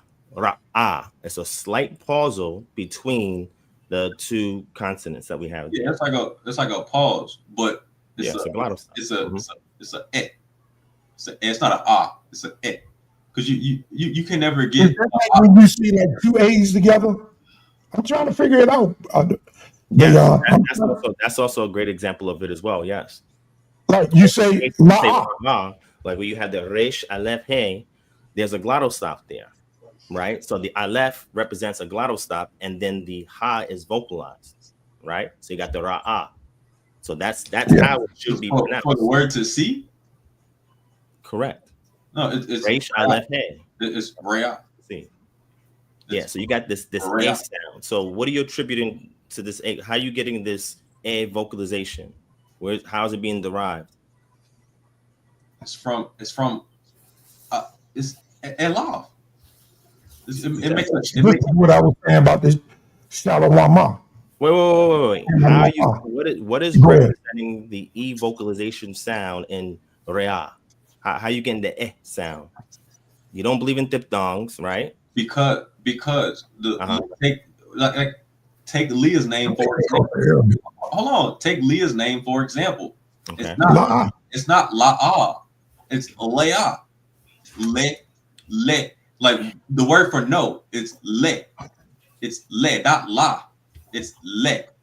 Okay, so that's like saying Leah. All right. So in Leah's name, we have lamed, aleph, he. Yes. So this sound that you're deriving is a zere that we have underneath the lamed. That's the pointing system you get from the Masoretic text. No, it's not a point. Wait, hold on, brother. So what I'm saying to you is, if you're saying that le'ah is the same vocalization of ra'ah, you're doing this based on what? Where's the A coming from? What represents the A then? The aleph? What is it? The first consonant, or what we call the first root radical, and the second root radical is on our left? You're saying that produces the E sound? Is that what you're saying? I'm trying to understand. Yes, elaf makes an E sound, not an ah sound. Ayan makes an ah sound. Wait. Okay, so you said Aleph makes an S sound, bruh. So how do I wait? So if I get a resh Aleph hey, you're saying that's how should I pronounce that? Re. Okay, so where's the sound coming from? Hold on. Just like the word for in the beginning, it's ba reshia. Okay, that's how you say it. No problem. Ba reshia. Yeah. So you said ba re. So how you getting the S sound? What represents the S sound? The Aleph. Okay, so every time I see the Aleph, I give it. Hold on, bro. Let me understand. So every time I see the Aleph, I get it the S sound. So when I look at Ra'a, or you say Re'a, where is the A? What represents the A? What represents the A? Where these class vowels coming from?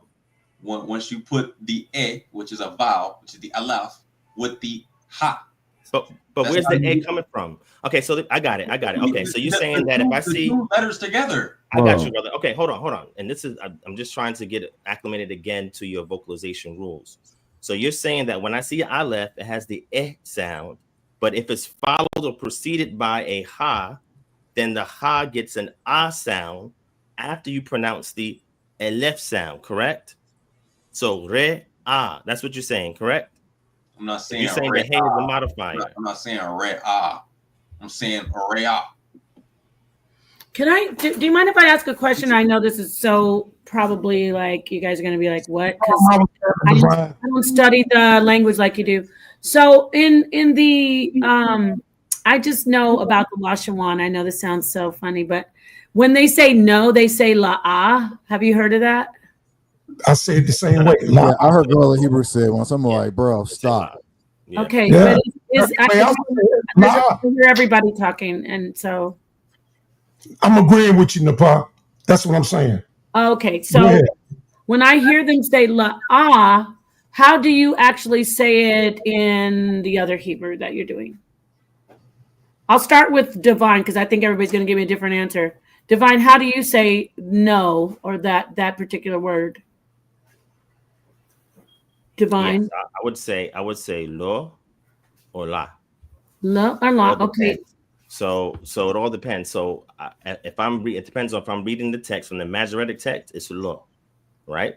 It's pronounced no in the Masoretic text, and that's where you get the lo from a lot of Tanakh Old Testament, subscribers. But those using the Lashwa Kadash, they say la'ah. That's because they're looking at the consonants and they're ascribing vowel sounds to the in between the consonants, or giving one to a consonant, like Devion just said for the Aleph, right? So if we look it up, right, for example, let me bring it up in the text, right, where somebody's saying no, and then we could look at the consonantal roots and then show you how they ascribe these vocalization systems, everybody on stage, to these roots or in between these consonants to determine how to pronounce it, right? So let me bring up the text real quick where somebody said no. Okay, and then I'm going to move on to you, Devion. I want to hear your take on it because as I listen to you, and Devion, you ready to bring up your information when you want to screen share? I thought you're going to screen share, Divine. Oh yeah, I was just going to show like some sources in case people want to read further because the question for Devion would be, and my brother Judah would be, what sources do you have? Okay, sa.neter wants to be on speaker for a second, guys. All right. Okay. Here you are, sa.neter. Go ahead. Yeah, first of all, shout out to the young prodigy. Good to see my young brother up there. And I owe Devion an apology, man. I slept on this brother. This young G is nice when it comes to this Hebrew. I slept on Devion, my bad, brother. I apologize, man. You are a young beast, man. Apostle, I'm surprised that you gave Apostle a run for the money. I'm surprised at that, man. I did just take this on spur, man. You gotta start listening to these young brothers, Apostle, because they study and you stop studying, bro. He's still studying. He's still studying. You study your whole days, Apostle. You don't see. But listen to these young soldiers, brother. You don't see. You do that as well. Bro, you lost. You're doing a great job. Okay. You're doing a great job, baby girl. Thank you. All right, sa.neter, peace. He's listening. Obviously, he's enjoying the show. Let me ask you. So the reason I brought that up, And then Divine, after you finish up, I'm going to move on to Devion, Judah, and Apostle with that same question. But because I'm hearing you talk about the name Leah, and it sounds so similar, you know what I'm saying? Like to the Lashawan. To me, it does. So go ahead. You're muted though, Divine. Yeah, I was muted. I was trying to bring it up so you can kind of see what is being discussed. So let me bring up a passage with Leah's name, and then I'm going to show you the word no, right? What we call the negative, right? Or the negative privative in the Greek. Thank you, Keith. Yeah, it's hard. So can you see my screen? Yes, sir. There it is. Okay, got it. All right, so the first one that I'm showing here, right? This is lo. So this is what they're saying. This is your lamed and your aleph, right? In the Masoretic text, you have a cholam over the aleph, the second root radical, right? So it's pronounced lo because what's ascribed to the aleph is the cholam, right? What they're saying is that you see this little dot, napa, that's over the aleph. Yeah. So let's say we remove that altogether. That's the cholam. Let's say we remove that altogether. The question is now, how do I pronounce this? Let's say this was in a paleo script. What we're looking at is called the square script. It doesn't matter. What are your vocalization rules in order to fill in the blanks where there's no vowels? How do you ascribe this to be a word? Now, what they're telling me, and correct me if I'm wrong, Devion and Judah, is that the aleph has an it sound. Is that correct? Devion, is that correct? Judah? Yes. Okay, so they would pronounce this as le. Is that correct? The LA? Yes. Before my Lord? Yes. How do you pronounce that? Le. Le, right? So they're giving the aleph, right?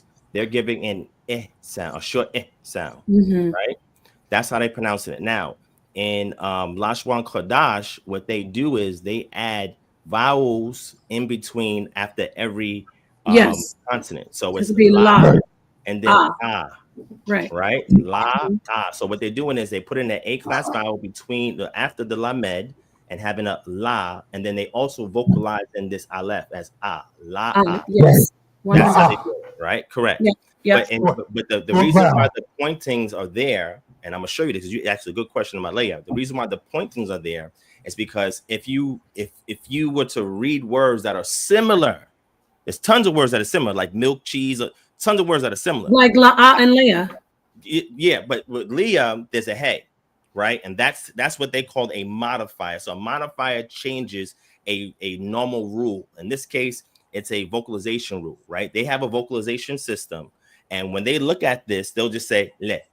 But if I put a hey there, what happens is they're vocalizing the aleph as an a sound. They're giving it a vowel sound, but they're also attributing an sound after that because the hey is there.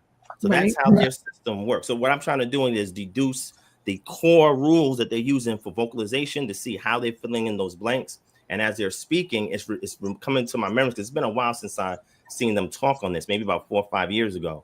And I'm just trying to remember, and that'll answer your question. Now we get to Leah, for example. Let's type in Leah, right? I just type in Leah. We'll just pull up a random passage with Leah in it, right? Genesis 29:16, right? So in this case, anybody's looking at this on the left side, tools, you click on tools, right? And what you get here is the vowel pointings, right, of the Masoretic text. You can always remove that. And this is what we're doing. I'll ask them, how do you pronounce this? How do you pronounce that? Without the vowel points, I want to see how they pronounce this. Now, a good example is the word Leah. So we're looking at Leah. What would you identify Leah as, Napah, if you was looking at this? If I look at this, I'd see the lamed right there, and that one. There you go. Good. Right. So now the question for them is like, Mama, we saw lo or la, which we call a negative privative. That means it negates whatever the value is that comes after it, right? So if it's a name like Leah, right, and I had the lamed and aleph, it'll be not Leah, right? It'll negate whatever that value is that follows it, whether it's a verb, noun, or whatever, right? So here you see there's a hey after the aleph. So we know these are two different words. The prior word was lamed aleph. This one is lamed aleph hey. So automatically by looking at that, it tells me this is a completely different word. But now the question is How do you vocalize this, right? So like I said again, and they affirmed it, they had the lamed, it gives you the L sound, the la sound for L. But when they see this aleph, they give it a sound, a short sound, right? And then you have a hey there. So in their first word, it was just le, right? Because there was no hey. They said if you add that hey, it modifies the sound because now it adds another vowel after the eh. Now in Hebrew, whenever we see two vowels together, it's called a diphthong. That means it should produce a brand new sound other than the traditional sound that those vowels maintain. They don't have a diphthong in the vocalization system. Something's wrong with that because every language uses diphthongs. So that's the question. I wanted to get more specific and nuanced with them into it, but we don't have the time for that. But that's how they pronounce it, right? They give it two vowel sounds, the a. That's how they define it. Right. Yeah. Okay. And that's what I fight with that. I don't understand why they're not the same. So this would be sound is not the same. Go ahead. Thank you, Apostle. So this is now according to, and Judah and Devion can come in and correct me now. So it would be le, ha. I'm confused. Like that's how they would pronounce Leah. Which one? Say it again. Yeah, they would pronounce it le-a. So the aleph maintains the short sound. Right? So not ha. The ha wouldn't be it. It would be le-a. Correct. So the ha is not vocalized. They're just adding. So when we say matres lecciones, what that simply means is that there are 4 consonants that can double as vowels. Just like in English, Y can double as a vowel, right? Right. Now, it could be a consonant or it could be a vowel. Well, this is similar rules with the matres lecciones. They use a similar system where the hey, when it's a suffix, when it's at the end, it doesn't have the ha sound. It has the ah sound. Oh, so like Yahweh. Correct. So remember, when you see this aleph, they're giving it a vowel sound. And if there's a hey that follows it, they give it another vowel sound. In Hebrew or any kind of language, this is called a diphthong. D-I-P-T-H-O-N-G. That means diphthongs in English too. There's diphthongs. Correct. Right. So when you combine 2 vowels together, it produces a unique sound in each individual vowel. Right. They don't have that. That doesn't exist. They don't have nothing like that. And in the biblical Hebrew, which is derived from the Masoretic text, the Masoretic reading, this is not a diphthong here, right? Because when you look at the pointings, let me put the pointings back up. When you look at the pointings, you see the pointings show you the short s sound, and this is the zere that's attributed to the lamed. So this is in Hebrew, this is a triconsonantal root, right? Which means you have 3 consonants that make up a root word. You can't deduce it any further than that. You can't make a biconsonantal root or a uniconsonant root here. It's just 3 root consonants, right? When you have 3 root consonants, each one is called a radical. First radical is lamed, second radical is aleph, third radical is hey. Now what they do is that they add these. So these vocal points down here, this zering and this chametz that's down here. This is adding a vowel, a vocalized vowel. So it's le, ah. So this sound is still there, and this chametz gives the aleph its vowel sound. Because remember I said earlier that it's not voiceless, but it doesn't have a consonantal value. You attribute one to it like they do, and like the matres lecciones does that I use to read the ancient Hebrew, right? But when you look at this type of rendering system or vocalization system, the reason why they're adding these pointings because it helps them to distinguish this from other words that may look similar, right? So there's words that look similar, and without the vowel pointings, how would you be able to discern it when you read it in a sentence or a clause? How would you be able to distinguish it? That's why these pointings are there. They're there for a lot of different reasons, right? But that's one of the main reasons why they're there, right? So when you go back to lo, you're going to see they have that little dot I showed you right at the top. That's the cholam, this dot right here. It's over the aleph. So that's the value they're giving it, lo and le-a. So if I listen to both of them, lo and le-a, they don't sound alike at all. So if I go to read it, I would be looking at these pointers to say, oh, this is le-a, sound, le-a, as opposed to lo-a, or as opposed to le-a. That's why when you remove this, they have to tell you what are your rules of vocalization for sounding this out. Since this is this has no vowels, how do you add the vowels? Well, in their mind, aleph is an a sound, but they say no, it's a sound. And the reason why they do that is to distinguish the aleph from the ha sound. That's why they give it that sound, that zere sound, because they're distinguishing the aleph from the hey, because the hey can also get an sound in matres lecciones. So when you put these two words together, these aleph and hey, that's supposed to, in their rendering, have the same phonetic values. The only way that you know the difference is if I remove the aleph as an sound, which traditionally is part of the matres lecciones, and added sound, right? That's how they distinguish it. So that way you're not confusing two matres lecciones. We don't use dots and dashes, sir. Right, and you know what? I appreciate Devion and Judah. Listen, Divine, thank you for that thorough explanation. I know you guys want to get in. Everybody has equal amount of time. I like that he had the time to really explain it. And now, you know, Divine has no problem. He's going to hand the mic over to you guys. Either one of you choose to give your take on it, because I want to hear from everybody. I'm learning from this. So thank you, Divine Prospect. Now, Devion or Judah, either one. I'll be really fast, Devion. I got to go. I got to get ready for work. But I gotta go too. It's almost 10:30. I said it like 30 minutes ago. But it's your show. Somebody was long-winded, but go ahead, brother. But I mean, I wanted you to thoroughly explain it, though. I didn't find it long-winded at all. Right. Just like you can thoroughly explain it. Yeah, you could do as much time as you like, Judah. Go ahead, or either one of you, because I want to hear. I really do want to find out why. So, can you explain to me what the question I asked? Like, just like I asked him, where I see Leah and La'ah, can you guys let me know the breakdown and explain to how it works, please? Do you want to screen share something, or Judah? No. You can go ahead. You can go ahead. Oh, okay. Real quick. So I just want to share my screen real quick, and I hope this works out. Let me share my screen. It's been a while. Does my mic sound okay? Because I had to like switch to. Yeah, your mic is fine. Yeah, you sound good. We can hear you. All right, cool. All right. So remember, the brother said that that it's low for LA, right? Get rid of that. Hopefully get rid of this. Hope you guys can see it. Hope you guys can hear it. Can you guys see the screen or no? Yeah. Oops. Yeah. No. I see you sharing it. I'm sharing it for you. There you go. Okay. So this is where we do like comparative linguistics, like for Yahweh Yath or the Judahite language, right? We compare it to Arabic and mostly because it's like a living language still.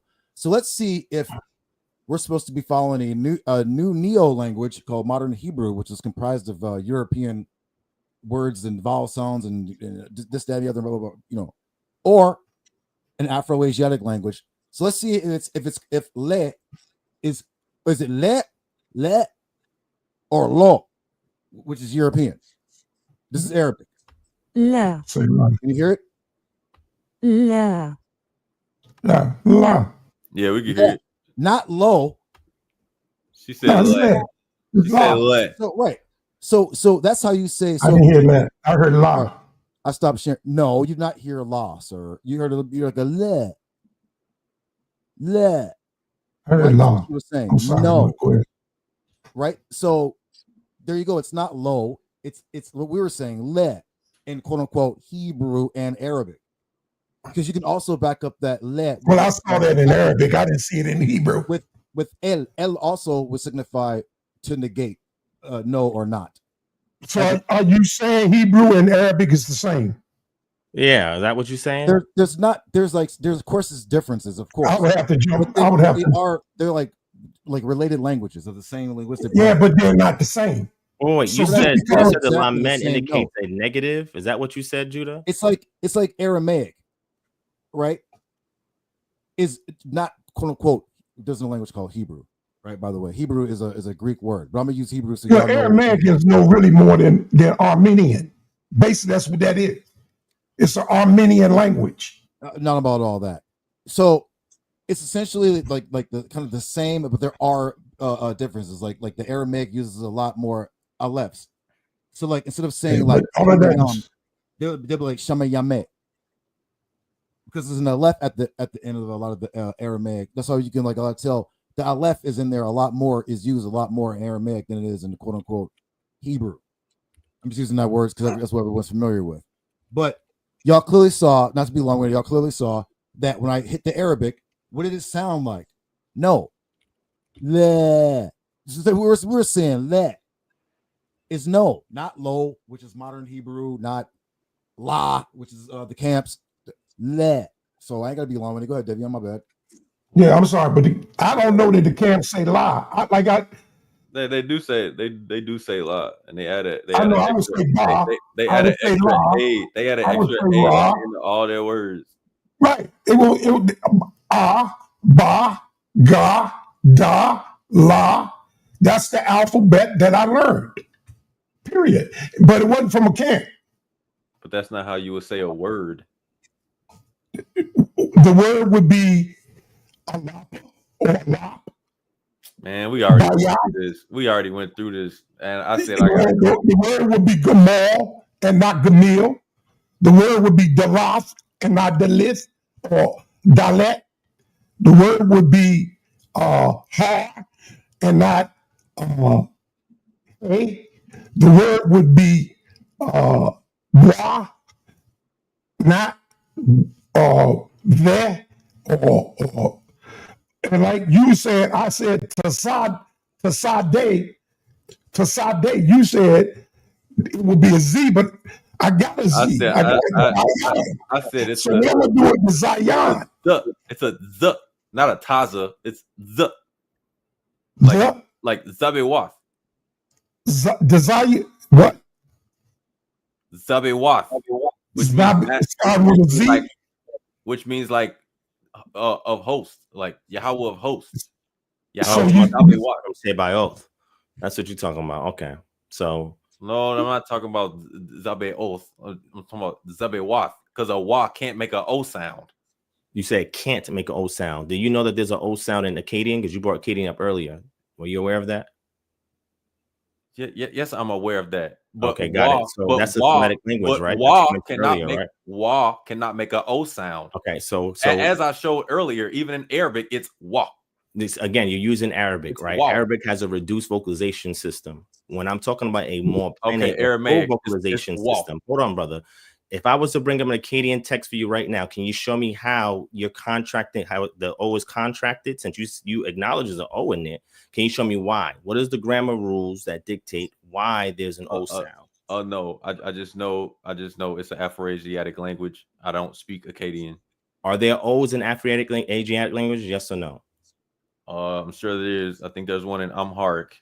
Yes. Wait. Hold on, brother. You just said, so if there's an O sound, what represents the O sound then? And Amharic and also Akkadian, because these are two Semitic languages. They have the O sound. You're saying the one cannot be an O, but O is part of the Semitic language. Sir. In Amharic, the wa has many different sounds. You have same thing in Hebrew. Hold on, man. You have we, you have wa, you have woe, and like another one. But in Yahweh is wow. It's a wa, not a O or a U or a V. You only get that when you start using the dots and dashes. So no, that's not true. My tres secciones also uses the wav. The wav can double as a sound, brother. What are you talking about? Sir, can you show me wav? Sir, when did Yahweh start using V's? V's? I said wav. You said wav. Wav. W-A-W. Wow. Wow. The way that I'm ending the final wow. Which would be nail. It sounds like you use the V, but a wow cannot make a O sound. So a wow can't. Wait, you just said that the wow has many different sounds. And Yahweh, brother, there is no O sound, brother. Since when unless you because brother, the Gez predates the Arabic. Man, you gotta get the right up in here, bro. You're aware of that, right? Yo, man. Yo, the word for raven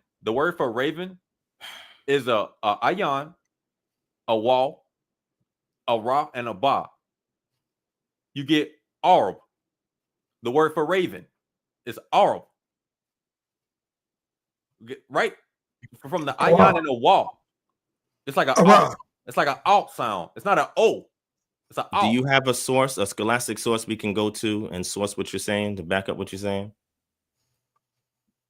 Sir, Arabic and the Torah. That means no. Okay. I just Okay. asked. But And sir, another question. hold on, man. You're making the rules. Hold on, wait, hold on, wait. That's fine. Did you say the Hawabaya is in scripture? Come on, man. I just want to clarify that. You said what? Did you say that Hawabaya, the word, is in the scriptures? Yahweh is in the scripture. I don't know what verse. But sir, your only source was the Masoretic text, which came way later. No, I'm just asking you now. What scripture is it in? We have Benjamin Noonan. I mean, I could go on for days, and I could tell you the works if you want the works as well. I gave you one, textual criticism of the Hebrew Bible, and if y'all want to go over it, I can show you the pre-Masoretic text amongst the Dead Sea Scrolls. This is easy work to do. It's not that easy because it could be pronounced without the diacritic marks. Oh, wait, real quick. These guys just said they're trying to get away from the Arabic, but this is who their white masters used when they tried to supplement the language because they didn't know the language. When they wouldn't try to throw in European words, they had to go to the Arabic. I brought that up earlier. Ancient Black Hebrew, bro. Ancient Black Hebrew. Actually sourced that up, sir. He sourced that up and showed that the people you are saying speak the biblical language, which they clearly admit they do not. Right, Israeli linguist says they do not. I didn't see him source that up, bro. I know. So trying to small hat your way up and no, bro, it's just not going to work, bro. No, I'm just saying I didn't see him source. I know. Hey, Sister Napa, can you share my screen? I just want to share sources. I know, but see, Arabic is a living. Hold on, man. Arabic is a living language. With thousands. Yeah, which I don't speak. I don't know nothing about Arabic. Okay, excuse me. I get that. But I shared it. Did you see it? Sorry, Arabic. Yes, Arabic can you do it again real quick? I'm sorry, I was the Hebrew. wrong screen. I'm sorry, Jude. I just wanted. Okay, go ahead, brother. I just wanted to put this up while you're talking. Go ahead, Judah. Sorry. Arabic is longer than Arabic is older. You have to make that bigger. I can't read it. While these guys are trying to discount Arabic, you're not reading the old Arabic, sir. The Arabic that you're getting is the classical Arabic. You're not going into the old Arabic script. Hey, let me pull the old Arabic script up for you, and you're gonna have to read it for me. Hold on, brother. What are you talking about script for, sir? Brother, I'm gonna pull it up because there are differences in the vocalization system between classical Arabic that you get your Quran in, and in the old Arabic, sounds like a debate. South Arabic, where Yemen is at, where inscriptions reside. This should be a good debate between you and the also in Arabic from the Quran. Okay, one mic, please. So go ahead, one mic. You're not hearing me, Nepal. I hear you just fine, Apostle. Whenever Divine Prospect wants to get This smoked, might be a good debate. Arabic and show the 5 pillars of Islam. When you read them, when you know them, you're like, wait a minute, and then you go into our language, you're like, wait a minute, bro, it's the exact same. Without no European dots and dashes and all that weird, none of that, it's the exact same. So why you guys are going against Arabic for modern Hebrew, which is European, like you guys are out of your mind. Whenever y'all want to get stepped up, you want to step up and get slammed down. The language I'm speaking is nowhere near European. Nowhere near. Okay. All right. Your language thank you, the European in my language. Good job, brother Devion. Go ahead, John. Whenever y'all want to step up, can we do like a closeout or something? Because these cats are clearly trying to take over the show, bro. I thought you closed out. Right, Nepal gave you a 3-minute closeout, and then she opened the panel to guests. Sir. Originally, this was supposed to be my show because Yasha didn't show up. I'm in Yasha's stead. If you see him in the chat, he says I could speak in his stead. Well, he said the same thing about Apostle. But I'm not about to. All right, we do want to see his information, so this is what I'll do. Just a second, Divine. Since you're leaving, Devion, you want to say a closeout, and then we'll take a look at his information after. So you can close out. We'll let you do that. Yeah, that's fine. Like I said before, I commend. We did a closeout. What? Just stay on track. No, he wants to do another closeout, and he can do that, and then we'll get back to. I thought the closeout was just after the debate. Yeah, we did a closeout after the debate. We did that. And let's then let him say what he needs to say before he leaves the panel. Thank you for coming in, Devion. What did you want to say before you leave the panel?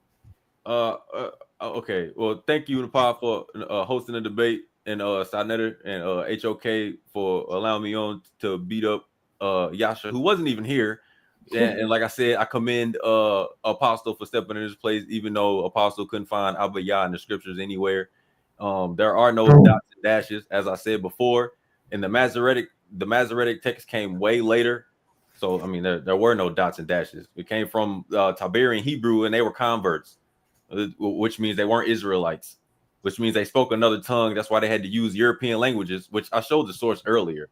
It's in a book called Arabic, the quote unquote Hebrew lexicon, and it tells you they used Arabic and they used European languages to come up with new words for modern Hebrew.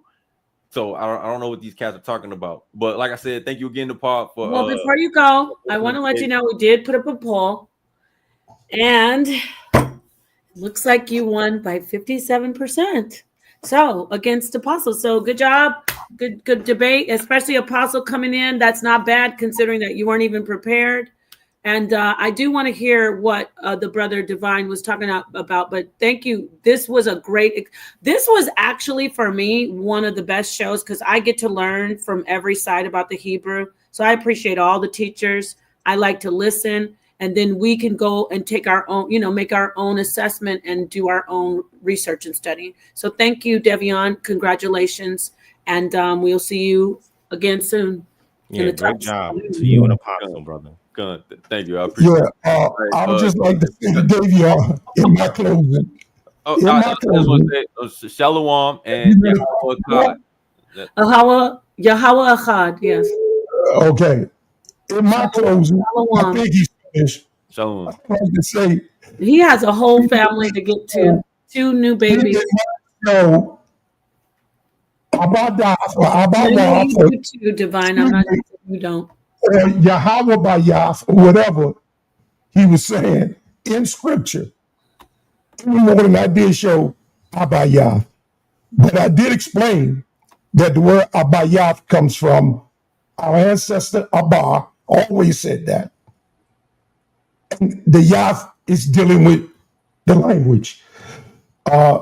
That's where we get what is so-called the Hebrew people. Now, we know the word Hebrew is a translated Greek word, just like Israel is a translated Greek word. We know that. So, but now, the thing is, we were speaking a language before we became divided, the 12 tribes. Let me say something. Zaqan, excuse me. Now, Naphtali, peace to my sister Naphtali. You know we did not rig this debate. Stop I'm going to tell you, I have never won a debate on this channel. But I set the poll up, and Apostle, I let the poll go longer than usual. I know, I'm just still saying, it doesn't surprise me. It does not surprise me that this channel voted against me against Ryan. And I destroyed him. I barely made it. But let's not listen. Let's not take it personally. This channel went against me with Black Jesus Minister. It's not the channel. It's the audience, and that's what we say. So it's the channel. All right. Let's see what our brother Divine is going to bring out. Because I really was, as I said, appreciating this. Your opinion. But I thought I'd get a closeout at least. But we're not done. You don't want to close out until after we hear the rest of the information, right? You can close out. No. I want to close out. He just closed out. I want to close out. You're going to close out. Guess what? You're going to close out when you get ready to leave, for sure. I'll let you have an unlimited closeout, Elder. It won't be the same. I won't have the same energy. It's okay. I can yield to him the power. I'm patient. I can wait. Go ahead, Elder. He's my elder. Go ahead. He won't have the same energy. He just got done. He really has no reason to mention me other than I took Yasha's place. As far as associating me with Yasha, which was noble. Put this away. I mean, or his reasoning of attack. The point is, what's the sense of coming up with one language for one tribe and the rest of us not being able to communicate? Because Ahaya Dawaf got to be just for the tribe of Judah. What about the rest of the tribes? Why would I want to speak a language that separates me from the rest of my brethren? You do know we brothers, right? Of course. You do know we got to come together. Yes. But if we don't come together here, how are we going to come together there?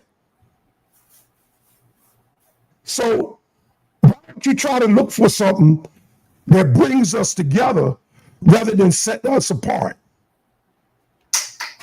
We've been doing that too long. Too long. Oh, that sounds like something from the camp. Oh, that sounds like something from the Old Testament. It's time for us to come together, not to continue to divide. But I understand. Some of you just going to wait for Christ to come. Because when he divides us, he's going to do it right. He called it separating the wheat and the tare. I will hope that you would try to do better so that he won't have to. All right, go ahead, Divine. Thank you, Elder. All right. So let me share the screen. Yes, and I want to say thank you as well, Elder Apostle. Thank you, Napa, for allowing me to share this. And again, the only reason why I'm sharing this is because I want the public to be informed so they can better assess the discussion.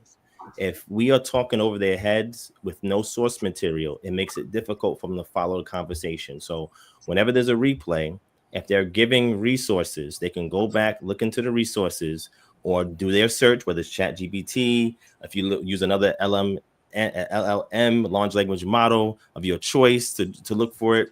You can do so yourself. You can do your Google search. You can go to your local library, or you could just buy the books that I'm going to show you that talk specifically to this subject matter so you can understand it.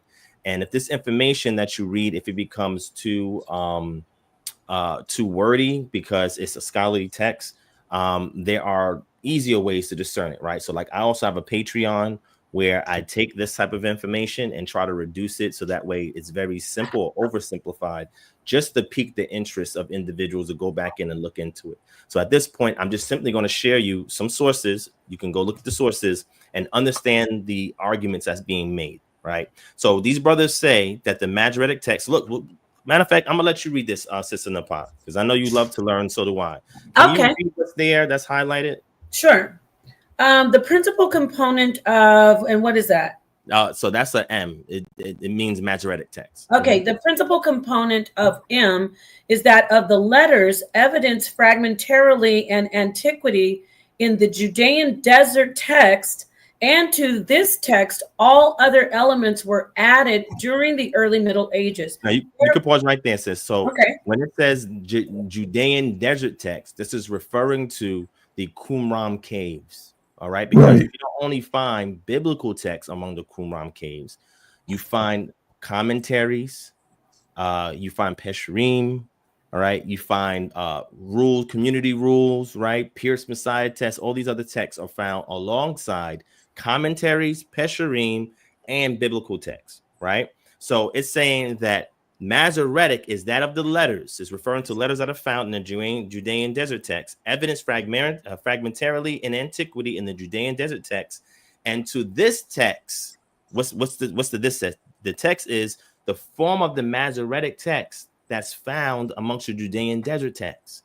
And if we continue to go in it, he's going to show you how we are able to identify that, how we can see there's a separate stream of texts that are distinguished from the DSS. But because these brothers haven't done any, I'm sorry, I have to jump, but this is great for me because I need to do more studying of the language. So there's Masoretic text that's found in the Qumran scrolls? Yes, they just don't have the pointings here because that was added much later. Right. Yeah. So this book right here. So this book right here by Emmanuel Tov. So Emmanuel Tov, if nobody doesn't know about him, just Google him, right? He's one of the world's foremost scholars of textual criticism of the Hebrew Bible. So this is not something that I'm just saying just to say I'm making or inventing something up. This is me having to comb through all of the consensus of scholars that have contributed a corpus or a body of work to the subject matter of the Hebrew language, right? So what I'm doing is I'm pointing you to it so you can read what the conversation is. So now when you go back into these conversations or revisit these conversations, you can ask critical questions. Wait, you don't have a glottal stop? Wait, you don't have this? Wait, you don't have that? Where's your diphthong? All these things that I'm saying is just things that you know when you learn the language. These things exist also in English. The fact that they can account for it in their version of Hebrew is problematic on a large scale. We didn't even have time to get into it. Yeah, we didn't even have time to get into it. But yes, without the pointing. Remember, they keep saying, oh, it has pointings. That's how we know it's the Masoretic text. No. We find them without the pointings also among the Qumran caves. So keep reading, sis. After Middle Ages, what does it say? Okay, therefore, although the medieval form of the Masoretic text is relatively late, its consonantal framework reflects an ancient tradition that was in existence more than 1,000 years earlier in many sources. Among them, many Judean desert texts from places other than Qumran. Wait, say that one more time.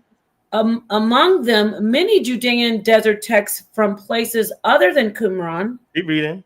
Copied in the period between 50 BCE. Wait. What's the date on that? 50 BCE and 115 CE. Okay. Okay.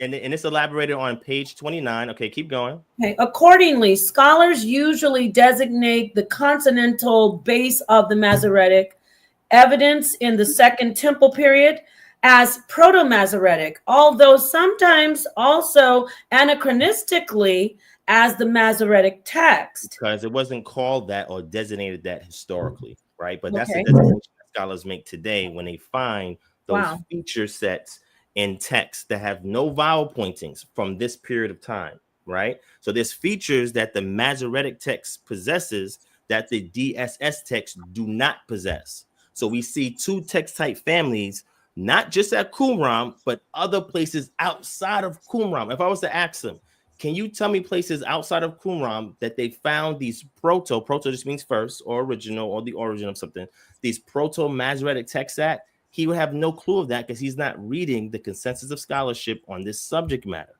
How it's identified, how we look at the morphology and tell morphologically this is from a Masoretic form and this is from a separate DSS form, right? This book goes through all of that for you. And if anybody wants it for free, I'm gonna post it in the chat before I bounce. Okay. Oh, I definitely want to read this. Yeah, keep reading, sis. The last sentence. What does it say? Okay, and it says the term proto-rabbinic and rabbinic text are used less frequently, although they actually describe the nature of the Masoretic and its forerunners more precisely. And its forerunners. So when you look at the rabbinic text, the early rabbinic text, proto-rabbinic text, so we're talking about like circa 1st century, 2nd, 3rd century, more in the Tennessee period, about the 3rd, 4th century. This comes before the Masoretic text. They are quoting Hebrew texts that exist before we get the pointings in the Masoretic text. They are quoting Masoretic text types without vowel pointings before we get the Masoretic text. So when we look at things like the Talmud, right, or we look at things in early rabbinic sources from Midrashim or things like that, they're quoting a Hebrew text in existence with no vowel pointings before we get vowel pointings in a Masoretic text, which means when you read the Masoretic text without the vowel pointings, it has a feature set that makes it distinct from other text types like it. And there's tons of other text types like it, right? And we see this feature set, and when we look at the early rabbinic sources, and they're quoting from a Hebrew text, those feature sets match that of the Masoretic text with the pointings in it or the nukud in it that comes later. And then when we go earlier than that, around circa 50 BCE to about 115 CE, now we see an interesting feature set there that these same features, morphologically speaking, and sometimes syntactically, are also found in other texts during that early time period, which is side by side with the Dead Sea Scrolls. So when these brothers they're just foaming at the mouth talking about, oh, they're using a vocalization system that shares from some European or Indo-European language forms, some of it is there. Yeah, I ain't gonna lie, some of it is there. But if you remove it, that is just one rendering tradition, one way in which they pronounce it. The feature set that makes it the Masoretic text type pre-exists that. Meaning that they added a reading system to a text that had already existed. That is the problem when they don't understand how this is derived, right? Now, when you keep reading, right, I'm gonna go down a little bit more and read one more quick paragraph. It says page 29, right? So we want to look at what these other texts are. Let's go to page 29, right? So let me scroll down. Give me 1 second. Page 29. We're on 26. Let's go to 29. All right, right here. All right. All of the 25 texts that were found in the Judean desert at sites other than Qumran displayed almost complete identity with Codex L. What is Codex L? The L means Leningrad. That's the most complete attested Hebrew text that we have. This is where modern Bibles derive their Hebrew translations from. Leningrad Codex. That when I say fully extant, that means it's not fragmentary, it's fully intact. Now, we also have what's called the Aleppo Codex, and at one point in time, that also was fully intact, but it has since been damaged, right? But this is what scholars go to when they look at the Biblia Hebraica, right? Which is the source material that's used to make modern edition Hebrew translations of the Bible that you have today. It says these texts were found at both the earlier site of Masada, text written between 50 BCE and 30 CE, and the later sites of Wadi Murabat, or Wadi Sidir, or Nahal Havir, or Nahal Arugot, and Nahal Se'elim. So you see this little hyphen right here between the two E's? That's your glottal stop. That's why I asked them, where's your glottal stops? Because, they talk about Arabic. Arabic has glottal stops. They don't have no glottal stops, but they talk about Arabic. That makes no sense. Dating to the period of the Bar Kokhba revolt in 132 to 135 CE, text copied between 20 to 115. So by the time the Bar Kokhba revolt is in effect, because again, we have texts from this time period. This is how we know that the Paleo-Hebrew was still in existence, because they had minted coins with the Paleo-Hebrew over the Caesarian coins that was minted at the time. So what they was doing was disrespecting Caesar by putting either Yah's name or other Hebrew words in paleo form onto the text. The reason why they maintained the paleo form, because to them, and this is just, I guess, the way that they thought or the way they approach things, it gave it a more divine meaning, right? Meaning that the reason why we're revolting is not because you're oppressing us as a people, but you're going against our God, our power, right? So that's why we know that the Paleo Hebrew was still in effect up into the Bar Kokhba revolt. This identity can be seen, best seen in the examination of the well-preserved text at Masada Psalms from the end of the 1st century. Did you know that we have Masada Psalms from the end of the 1st century that looks exactly like the Masoretic text today without the pointings and differs from the Dead Sea Scrolls version of the Psalms? Let me ask you, how do we have Masadas? Are these Psalms? So obviously all the Psalms weren't written by King David. No, definitely not. We even have Psalms by Psalms are written by 3 or 4, 5 different people. Let me see. Yep. And what I'm gonna do? Different, a lot more than 2 at least. Yeah. Go ahead. I'm sorry. Yeah. No, usually we can see at the beginning of the psalm who wrote it. Yeah, you good, Elder. So, sis, what I want you to do, can you see? I'm trying to share my other screen because I want everybody to go back and see what I'm talking about. I could be wrong. I could be lying to y'all. That's why I asked them, what's your source material from what you're saying? Where can I go to read it outside of you? There is no place for you to read it outside of them because they are the source. That becomes problematic. Now, let me show you something, sis. Share my screen real quick. I'm going to show you a website so you can actually see these manuscripts for yourself. See the paleography that's used to date it. Paleography is a way of looking at the writing style, the literary style, looking for feature sets that are of the day. So if it was written in 50 CE and I look at other texts in 50 CE with the same language, I can tell like, oh, using similar words, similar syntax, similar idioms of that time period. That's a good chronological marker to be able to date something and know at what time period it was written, right? But in this site, you can look at the entire Dead Sea Scrolls library, including the Masada text for Psalms. And when you look at that and compare it to the text that we have from the Qumran cave, they differ in morphology, they differ in syntax in places, and they differ also, and guess what? The matres lectiones that will be used for a vocalization system.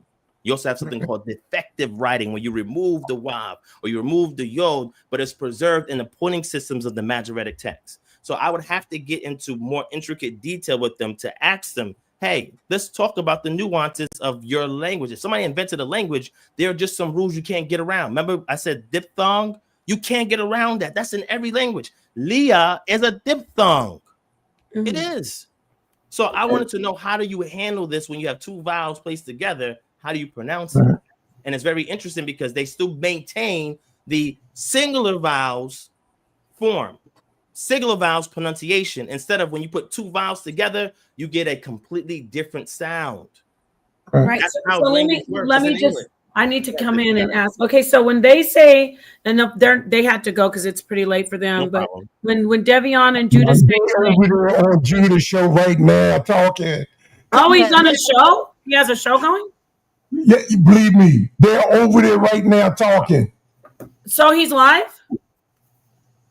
Come on. Anyway, I want to ask this. So lay, when it's a diphthong, it would be leya, but they say it's la. How do they say it? La e. They say la e. So it's they say le-a. They say le-a. So like with English, just to let people know, like when you have a diphthong, like a word like fuel, ill. So right, the way you pronounce it when you say fuel, even though it's two, there's the U and the E. You're saying few. You're not saying fu l. You're saying fuel. It's almost like it's like a blend of two vowels. Yeah. Yep. So, right. Yeah, you get it. It's the same as the U sound. They prolong that U that ooh with that U. You know when they say like what word? This is really interesting. I mean, I don't mean to interrupt you, Apostle. No, go ahead. Go ahead, Apostle. Yeah, no, I was just saying. Sometimes they'll take that W instead of the W. Why? They take the two U's and put them together and make that Judah sound, that Yahuda sound. You understand when Right. He's not live, by the way. I don't know what I'm saying. Right. Because I went to school to the University School to Detroit for a semester, Paleo Hebrew. My teacher, we used to get in arguments. She was telling me that the W is wrong. There is no W. She said it's a vav. And I said, no, not when you're talking about Paleo Hebrew. I said, you want to talk about the Mesolectionis or the Masoretic text? Yeah, you got a vav in that. I say, but there's no vav in Paleo Hebrew. 3 years after being in that class with her, I called up to see how she was doing. And she said, you know what, Apostle, you was right. And she had been teaching for years. She read a Hebrew printed Bible. She been speaking Hebrew for years. And she came and told me, you was right about the why. And I told her, thank you. But I put that to my teacher, the guy that taught me. And Dr. Usapa from law school? I don't know. Yeah, it's slipping my mind. You know how we are. I'm 70 years old now. So, all praise to the Most High. It's slipping my mind now, but let me let you get like sa.neter, who isn't quite yet 70, and he still needs a minute.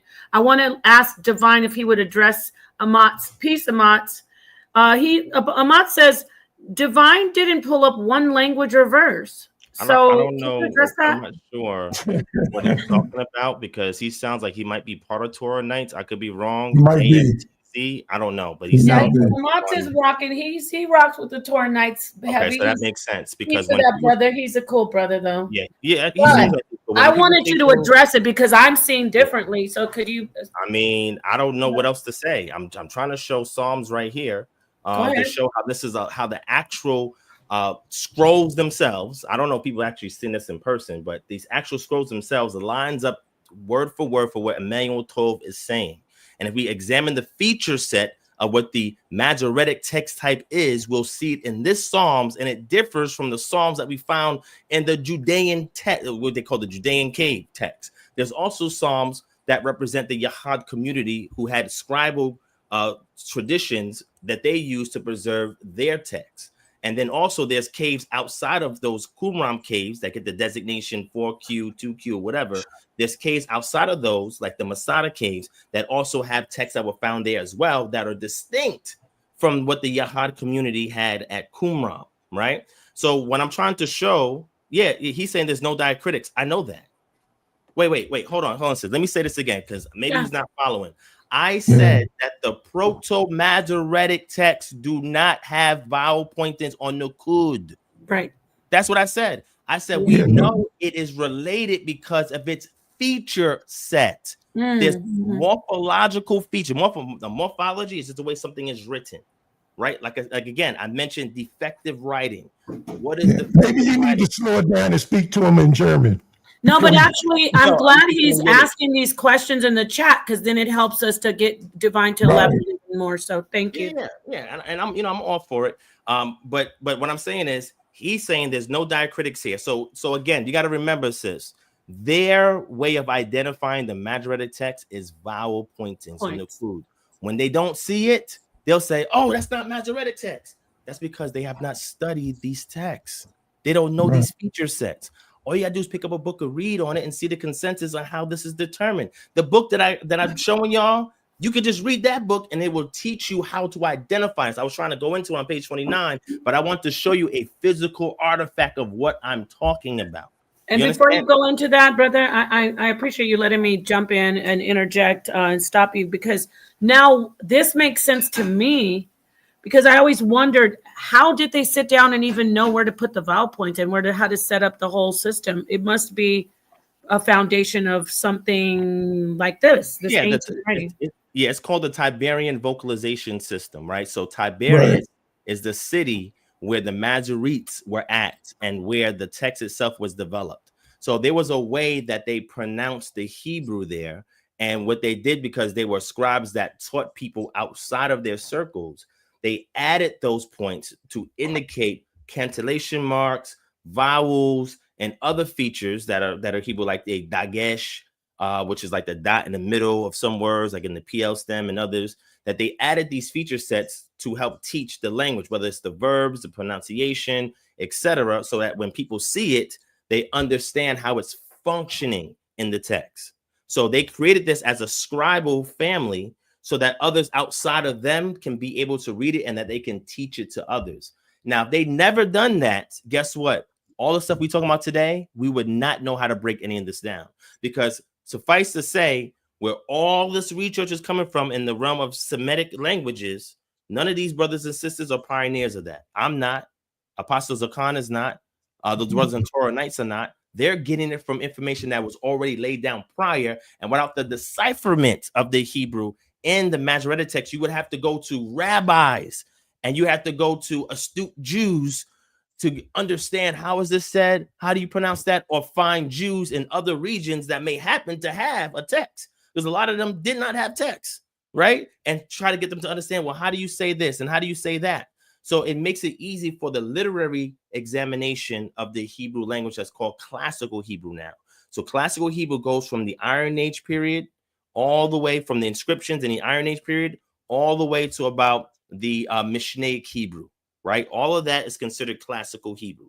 Any Hebrew that comes after that, like modern Hebrew spoken today, that's not the same thing as classical Hebrew. It's a separate designation, all right? Like, for example, there's no consecutive wavs in modern Hebrew. So if somebody was to write modern Hebrew to me and I say, hey, tell me that story again, write it in a narrative, and if they wrote it out in a narrative today in Israel, they would not have the consecutive wav, which is a feature of biblical or classical Hebrew. So I would be able to distinguish the two, like, oh, okay, he's referring to some other kind of Hebrew as opposed to the one that I find in the text itself, right? So again, there are feature sets that we know how to identify to know what we're talking about, because these texts has been examined long before we were born, and tons of research has been laid down prior. Now, my thing is, I have no problem with an opinion that goes against the consensus. I have opinions that go against the consensus, right? But I can mechanically explicate what those things are so that people can understand where the impasse is between my position and the consensus. There's always a minority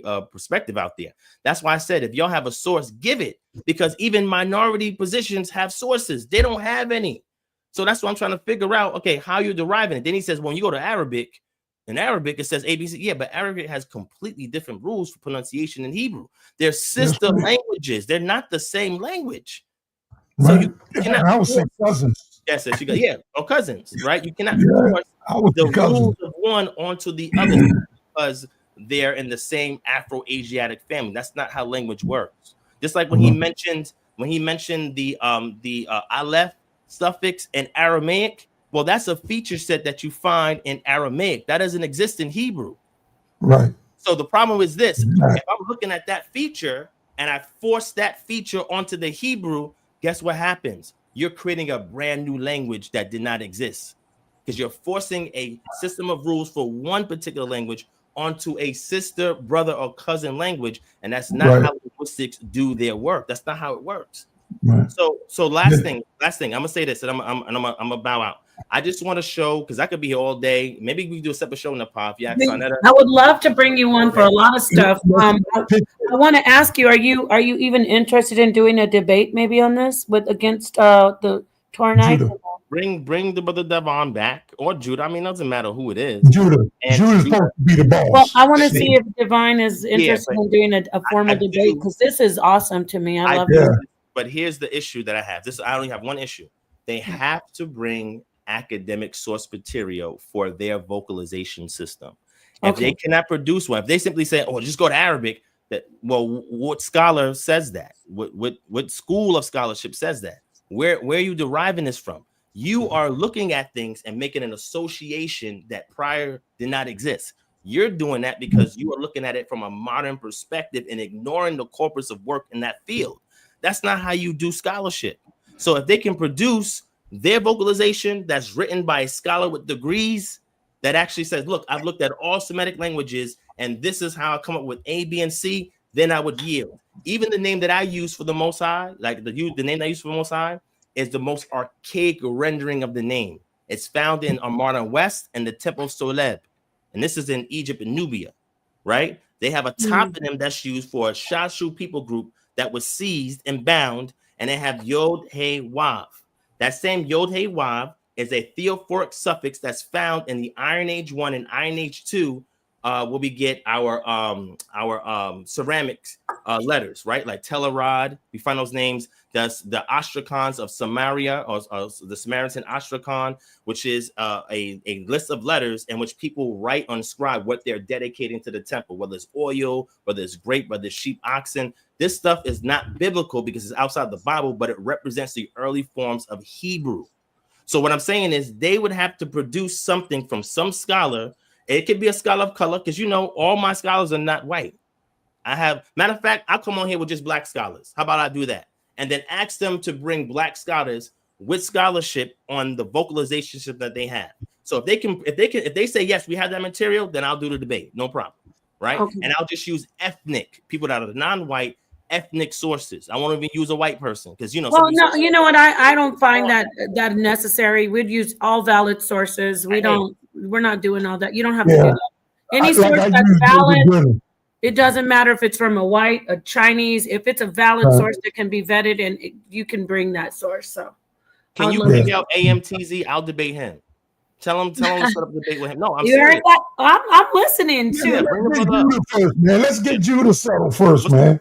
No. Somebody else could take out Judah. Judah's not here, so I can't say nothing in juxtaposition of Judah because he's not present. AMTZ is present. He's representing that camp, so I will debate him. How about that? Okay. And you know what that said? He is actually a student of Judah's. So I want to do that because you take care of the balls. You knock out the underlings. But I would like to get you said you're going to bring drop the PDF or something to one of these I'm books. Do that right now. Definitely want to read that. So that y'all have it. And then I just wanted to end off with the other sources that people can see them. And if anybody's interested, my email address, I drop it in the chat. You can email me from whatever source that you've seen. I'll make sure I give it to you. If you have any questions, just let me know. And also, I have a Patreon where this is what we talk about all the time on Patreon, right? We talk about these type of questions. We do textual criticism. We analyze text. We ask questions. We go to the sources. We have a full spectrum, a full gamut analysis of the language. And again, this is a field of study that I'm involved in. I never say I'm a master teacher. I'm not a master teacher of Hebrew. I'm not considered a linguist. Oh, he's saying he's a master student of the Torah. Okay. Yeah. But what I'm saying is I have an intermediate level and understanding of Hebrew and sister languages, so that way I can perform what my scholarship is in. My scholarship is in comparative sister cultures to the Hebrew Bible. The Hebrew Bible's background against ancient Semitic languages, ancient Semitic cultures, just looking at feature sets and doing analytical work, because that's my degree is in analytical work. That's what I do. I have it in my theological degree, and I also have it in IT because I work in IT. I work on syntax, languages, codes, all of that, right? So I analyze these things. So I'm not like these guys that come in and say, yeah, I'm a master teacher. But where's your degree if you're a master teacher? Prove it. Go through all the scrutiny of academia for 4, 6, 8 years. Get your degree to prove that that's who you are.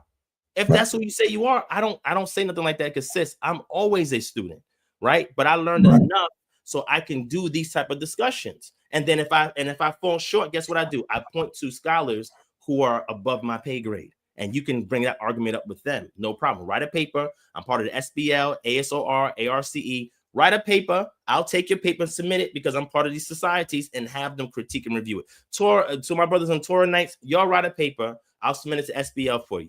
They have a session coming up this fall, and I'll submit it there for you with your name on it and everything. Have scholars critique it. Just let me know. I'll submit it for you. Just write the paper and I'll submit it. Sounds like a gift to me. Did you see it in the chat? I think I dropped it in the chat. Oh no, I'm in the wrong chat. Hold on. They just whatever this chat is for the live stream, they're blocking my links. I don't know what. Oh, you know what? Drop the on the main channel of sa.neter Studios. You don't have a wrench? No, I don't have a wrench. I don't know. I'm gonna give you a wrench right now. Not, and you not can on drop this channel. Yeah, not on this channel. I don't have it on this channel. What channel are you on? So the channel that I have a wrench on is not this one, not the Debate Coliseum. Okay, which channel are you trying to drop the links? Well, I'm on the Debate Coliseum. Is that the one that you're on? I'm gonna go in there and give you a wrench. I'm gonna give you the wrench, and then you can drop the links there. Okay, yeah, because I'll put them there. So let me just put 2 other things. My email. So if there's anything else that I said, if I'm wrong, I stand corrected. I don't care about knowing everything. See, these guys, their whole dogma is established on being the authority and appealing to themselves. Right. They got to be right. Correct. Yeah. My thing is, they got to be right. I say, look, I can be wrong. That's fine. But this is my source. At least I'm giving you source material from what I'm saying. They're not providing that. And that is the difficulty for somebody who is going to look at this at an academic level and say, wait, where's the provenance of this idea? Who you saying developed it? And if it goes back to Torah nights, then that's problematic. It's going to be like, okay, well, how did y'all come up with this? Have you looked at these texts? Have you looked at, so in scholarship, it's ever evolving. You're always going to be wrong at some point because it's self-correcting, like any other science. When we discovered new information, things are going to be outdated and need to be updated. So that means you have to be able to say things without absolutism. What I'm saying now is based on the research that I have today. This can change tomorrow, next week, next year. That is how the science works. Let me show one thing on camera too. All right. So on camera, when we talk about looking at updates and how the language changes, how it morphs over time, you got to look at sources. Oh, can you remove that real quick, sis? Oh, sure. Just a second. And I gave you the, you have the manager to drop the links now. Okay. So you see these books? Yes.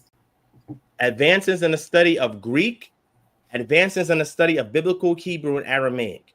Books like this is what you read from scholars in the field to know how there are shifts, changes, and gradual nuances that are now introduced into the language when we discover new texts, when we discover new sister texts, when we discover new languages and new texts from other cultures.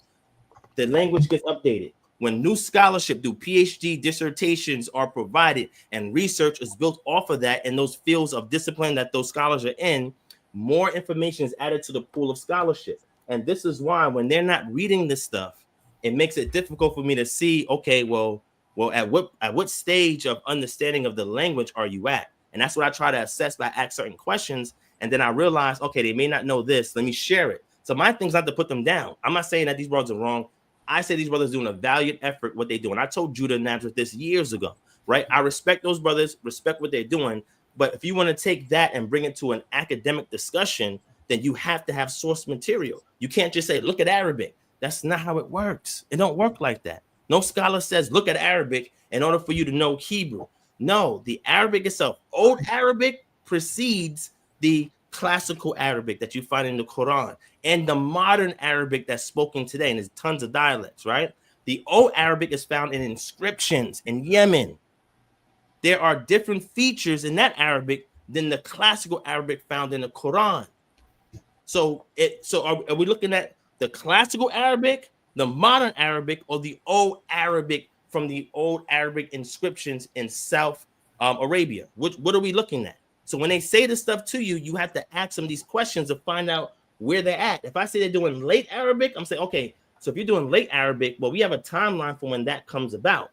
That doesn't align with the Hebrew you said is going back to the Iron Age period.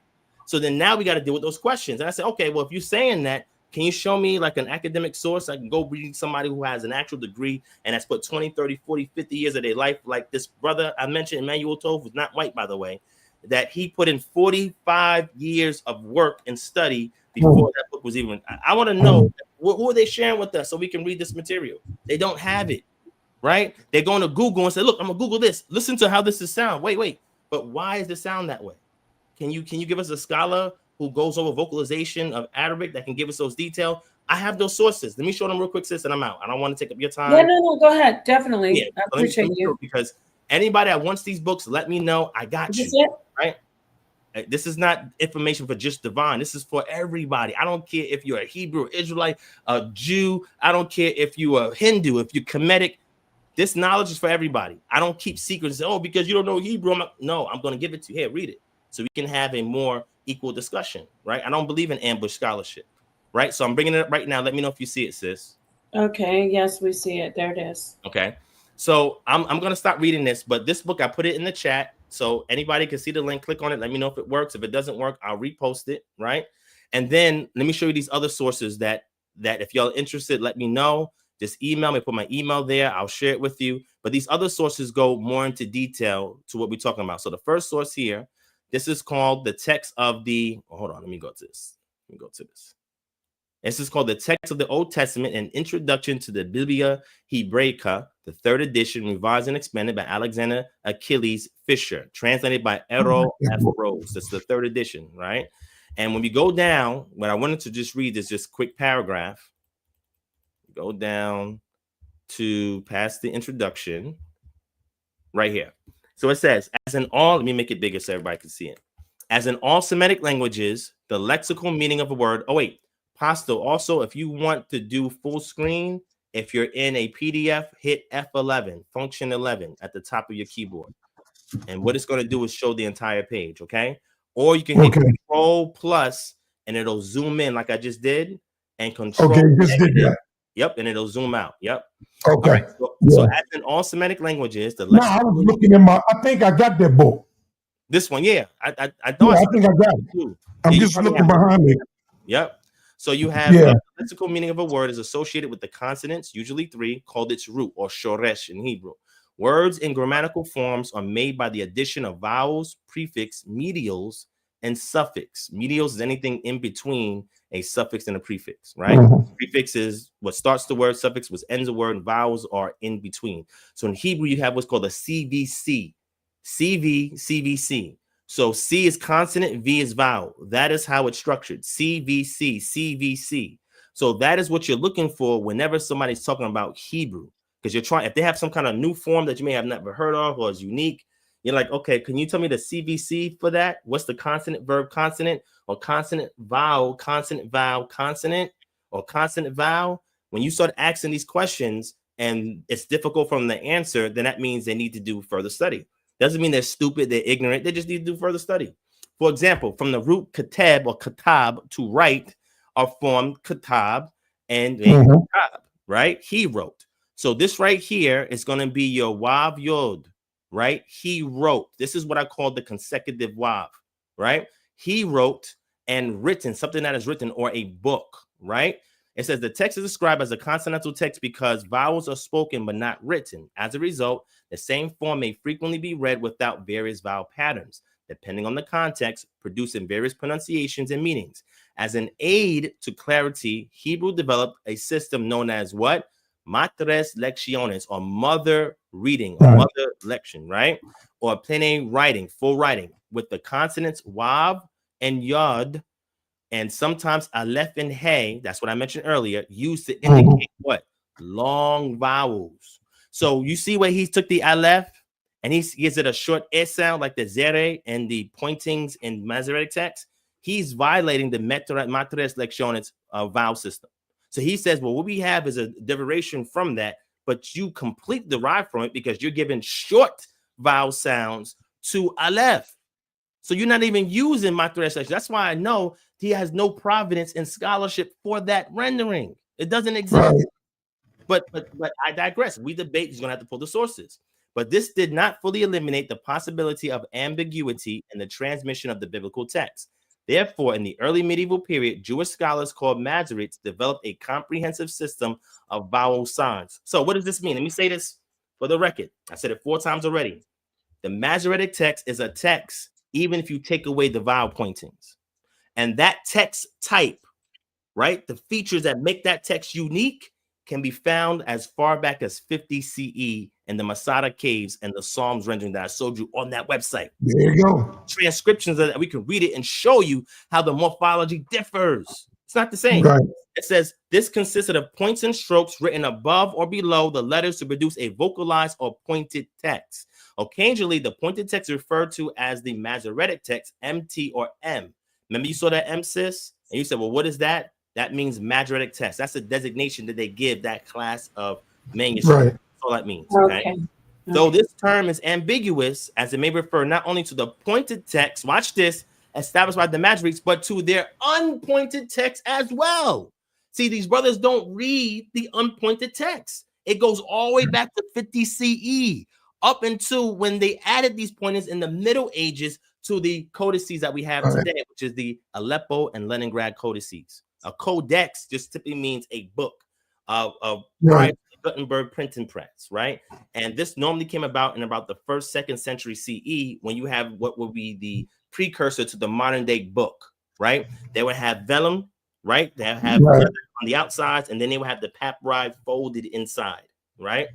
And it says, and then it breaks down things like telemetry, because I would have to ask them about telemetry if they know how to identify telemetry, because you know, when you understand how that works, you can look at bicolors, tricolors, and be able to identify that methodology where it comes from the Ugaritic text that help us discern poetical units and forms that's in the Hebrew text. I would have to ask them these questions because when you get to the poetical text, they have a very nuanced system for how you are pronouncing it than you do the narrative text. Then I'll have to get into that conversation with them as well. What is your, let me see the best word to say it, your mathematical formula of how you identify whether something can be identified as poetic or not, or using telemetry, or use some other kind of method for us to understand how this works. And again, is it pre-exilic? Is it exilic? Or is it post-exilic? Because a lot of our understanding comes from post-exilic works because we don't have full extent Bibles from the pre-exilic period. So we have to reverse engineer our understanding from what we have currently and work our way all the way back. And then you got to look at other West Semitic languages like Amorite, like Ugaritic. These are all West Semitic languages that have precursors before the Hebrew Bible is found in a written form. You got to study these languages and these systems. Glosses exist. Then I got to ask them about glosses and loanwords. The brother mentioned earlier, what's his name? Devion? I keep messing his name up. Devion. Devion. There you go. He has Devion on his, but he goes by Devion. Yeah, Devion mentioned Akkadian. He said it to you earlier, right, Apostle? Well, Akkadian is designated as East Semitic, right? And there are forms to it to help us identify that it's a Semitic language, but it has features that make it a completely different language altogether. But did you know that there's some Akkadian words in the Hebrew Bible? There are also Assyrian words in the Hebrew Bible. There's Egyptian words in the Hebrew Bible. You know, these words themselves have their own rule set, but they're found in the Bible. If your vocalization system ignores the provenance for where these loan words and these glosses derive from, it goes to show that this system that you're inventing has holes in it and gaps that need to be filled.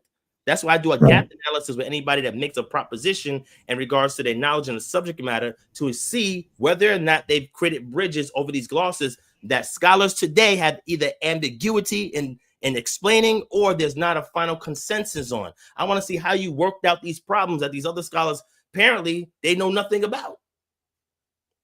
This is reverse engineering. Same way, if I come across a line of code, a string of code, and somebody wrote this string of code, I had to figure out, well, what rules are they using? So I know, what are you using? Are you using C#? Are you using JSON? Are you using my favorite, which is Python? Are you using some other kind of script? Like what is the rules here? What is the syntax here? Looking at the strings, okay, how do you open and end this particular script? You're looking at features to identify, okay, what is this?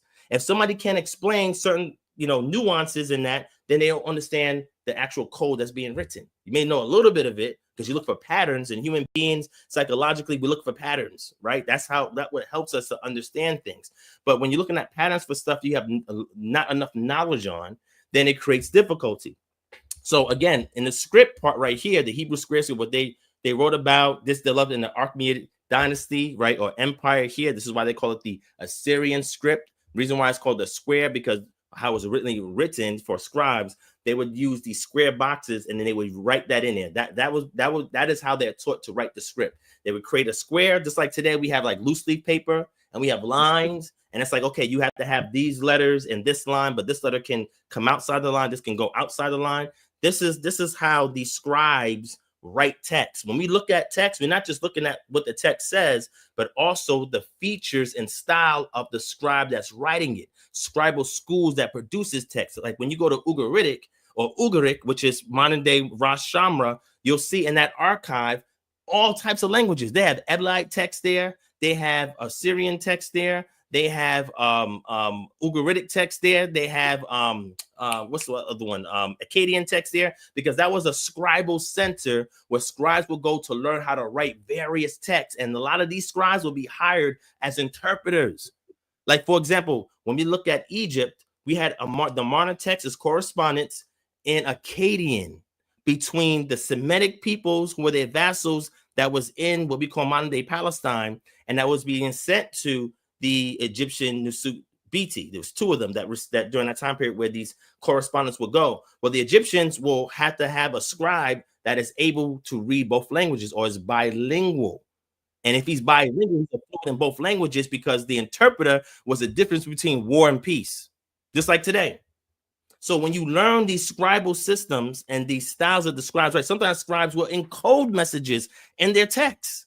We discovered that as well, and found secret societies and so forth amongst the scribes themselves. So what I'm saying is, when you learn it, again, the script is just representing the oral language. It doesn't matter if I'm using Morse code, right?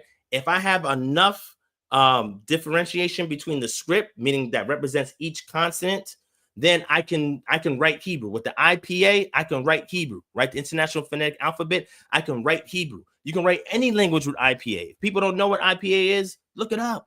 Linguists know this. They understand this. So when somebody comes to me and saying, well, there's rules that you're inventing, I'm like, man, you are superseding and sidestepping this whole corpus of scholarship that exists on this subject matter, on this discipline. You're ignoring it. You're throwing it out the window. At least examine it and just say, look, I went through all of that, and this is my conclusion. Because if I was writing a paper in refutation of what they're saying, I would say, where's the providence of scholarship? What school of thought are you deriving this from? Who have wrote this work on this at this time that you said that this is when this understanding existed? That's what scholars do. They look for the provenance of ideas. They always source other scholars prior to them, and they always speak about the current consensus and why they agree or disagree with it. This is why appendices exist. This is why footnotes exist. This is why marginal notes exist. All this exists when you are writing a paper to show that you are well-versed in the subject matter. If you're not quoting the right people and writing the right sources, they're going to look at it and be like, well, this must be outdated. This must be somebody who is an autodidact that's deriving information upon his own observation, which is okay. This is what's called civilian research. But if you don't write papers citing that the sources who are writing this, it makes it very difficult for a scholar to follow your work. And that's why I asked them what your sources are. Go into Google and type it in Arabic word. What? That's your source? Not saying it's wrong. I'm just saying is that all you have? If that's the case, I don't know how I can debate that, right? Because I debate scholarship. I debate works of other authors in that field or discipline of study that's produced work on the subject matter. I cite them. When I wrote my papers, I had to cite people. So I can't cite a Google tool that you're using online. I can't cite that. What's the algorithm? I can't cite that. You know what we should do is have a weigh-in. Yeah. And establish or get this stuff established from the get-go. You hear me? Yeah. Okay. Yes, sir. Yes. Sure. Yeah, we should do a weigh-in, get them together and do a weigh-in and let them establish this stuff, get all this stuff straightened out. Sounds good. I think Judah would be interested in that. Yeah, sounds great. Dactylology, super chat $2 and ask, can you explain how to read a gloss, please? But that sounds like a great idea. Thank you, Dactylology. So glosses are found like in the book of Psalms. So scholars had some words like the word for moss, like a mossy type of plant thing. And they were reading in the Psalms. I forget which Psalms it is at the moment because I don't have my notes in front of me. But when they went and they looked at the Ugaritic text and they found something very similar to that. GDN's Capone. I do, brother. It's Kingdom Harbinger Ministries. Can somebody drop the link again? I think one of the admins did it earlier in the pod. Right. And whoever's in there, I know it's late, please drop it. I'll actually go get it if you guys have it. You do have a wrench now to drop everything that you wanted to drop before in both channels. You can do that. And Divine, you do need to come in and do a lesson like this. Like, I appreciate you coming in, but we need to schedule you. You can schedule through me. Okay. Yeah, so, this is just freestyle right now, right? I know. Yeah, based on. I mean, when I first came to sa.neter, I used to see Devion over here all the time. Yeah. So that question for the gloss. I don't know who was that said the gloss. The person that was Dactylology. Yeah. So what you can do, email me and I'll send you the book that goes in depth in glosses in Hebrew and how we have to use the languages. So a gloss is a word, like for example, the word sefer, right? Or some say sefer. What does the word sefer mean? A sefer, right? Of a gloss. I thought it meant stone. Right? Wait. Say that again. I heard you, Apostle. What did you say, Napa? Stone. You said stone? I thought it did. I don't know. No. So no, she's talking about Peter's name. Oh. Yeah. No. Yeah, not sefer. Yeah. Sefer. So it's sefer like the language. Yeah, I know. I don't know that. Can you tell? So we translate that as book, right? Book. That's ahistorical. Books didn't exist in the Iron Age period. That is one linguistic gloss. So it means that they were scrolls. So why would it be called sefer? Like a tablet? No, it could be a sefer is anything that has been written on, very similar to what we say kitab or kitab, which means something that's written. Mm-hmm. So a sefer is something that is written on, the medium in which something is written on. Books did not exist when that word existed. There was no such thing as a book, right? So they had scrolls, right, that existed, which things are written on, and or inscriptions in rock, which is a petroglyph. Right. So petra, the word rock, glyph is something that's written, right? So a petroglyph. So that's a linguistic gloss, because when I look at that as a translator and I said, okay, this is the Hebrew, this is the English. How can I make this word make sense in English to people who maybe not know what a scroll is, right? So maybe I'm writing it for English group that has, let's say, high school dropouts, and they don't know nothing about that. What is something in modern time that I can align with it that they will understand? So instead of saying scroll, right, I would say book, because they understand it's the same context concept. It's something that is written in, that holds and houses or is a domain for information to be passed on from the author to a recipient audience, right? So when somebody translates it as book and somebody goes back who starts learning the language and the history and say, wait, that's not a good translation because it's not historically accurate. Scroll would be more accurate because that is the medium in which they wrote on at that time to house information that can be legibly understood by somebody who is trained to be able to read said language, right? So that's an example of one gloss, and we find that in a lot of words that are uncertain. So when you go to Emmanuel Toll's work, he lists out tons of works, and T. Morocco and others lists out tons of words that is uncertain. That means we don't know. A good book to read a lot of uncertain idioms and words is the book of Job. If you get a modern critical edition Bible like the ESV and look at the footnotes in the book of Job, you're going to find a whole lot of them, or the NET. And the reason for that, because they just don't know what these words mean. But what happens is as they uncover more Semitic texts from sister cultures, they help to resolve these glosses, because what happens is you read that in a context that's different than the context in the Bible, using the same word, same root, and then you say, wait a second, this means a mossy this, but over here we translated that as some kind of other plant. Oh, I see, because moss is developed in a watery area where there's a lot of water, and like moss or algae, other things grow from out of that. So it's not actually a plant that's growing from it. The author is talking about the moss because he's using other parallels to explain what that thing is. So once we understand it in a sister language, then we look at that root, we find that same root in the Hebrew, like in the Psalms, and then we match it up and say, oh, if I translate it as this word instead of what scholars thought it was before, so how it's used in the sister language, it makes more sense. That's why he's saying it comes up as the moss from out of the murky waters or this region. Right.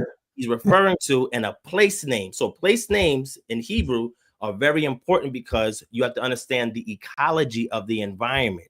So if an author is talking about mountains or valleys or ravines or a wadi, which is an empty riverbed, you have to have knowledge of that region.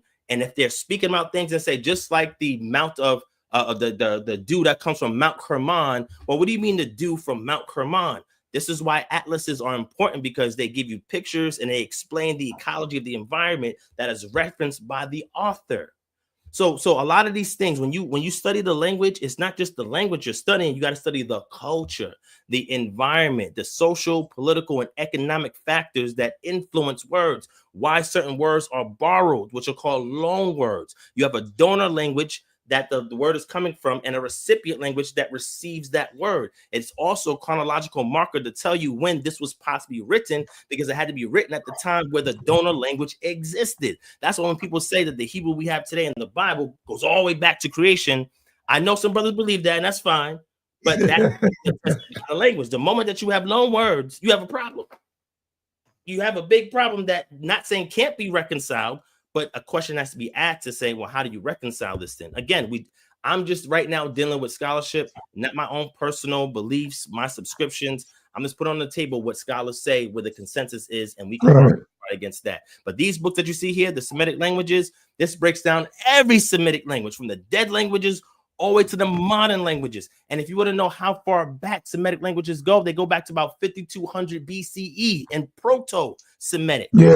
The paper I have on that, if anybody's interested, on the phylogenetic Bayesian methodology that's used to discern or deduce how far back a language go. There's a whole model that's used to examine Semitic languages to find out how far back it go and the branches, where they branch off at. So when his brother says Arabic, and he's saying that that represents the Iron Age Hebrew, that is the precursor to the biblical Hebrew we have today, we have problems because of Definite problems. and we have problems because of the branches that make it before you get to that form of Aramaic or that form of Arabic or that form of Hebrew. You have to have a conversation with people that make these assertions to see if they are well studied in the claim. An assertion, just by saying it, does not make it a claim without valid evidence to substantiate it. And that evidence has to form what we call the preponderance of the evidence, which means you have to give me an overwhelming majority of data in order to side with your position, ruling out over the common consensus. So this is the type of stuff that we actually have to really dive in and talk and have these conversations about language, just to see where all of us need help. I need help in the language. I'm still learning. I'm not, a master scholar in this, but I know enough to have these conversations, enough to follow along when they're being discussed, and enough to at least show some sources so that people who don't know the conversation can get introduced to it. You ain't got to be an Israelite to learn this stuff. right? You ain't got to be a Muslim to learn this stuff. You ain't got to be a Hindu, a chemic, an atheist. This is just information and a discipline of study that people are just intrigued in. People get degrees in this and they care nothing about the religious aspect. You know what I'm saying? They just want to know the knowledge. So I'm just sharing that knowledge so everybody can weigh in on it. When they read it, we have equal knowledge, and then we can then discuss it because there's a level playing field and there's no ambush scholarship. And I yield. Yeah. Awesome, awesome, awesome. This was a real blessing and a treat on all ends, especially, listen, scripture says, let others exalt you, don't exalt yourself. I'm calling you a master scholar. How's that?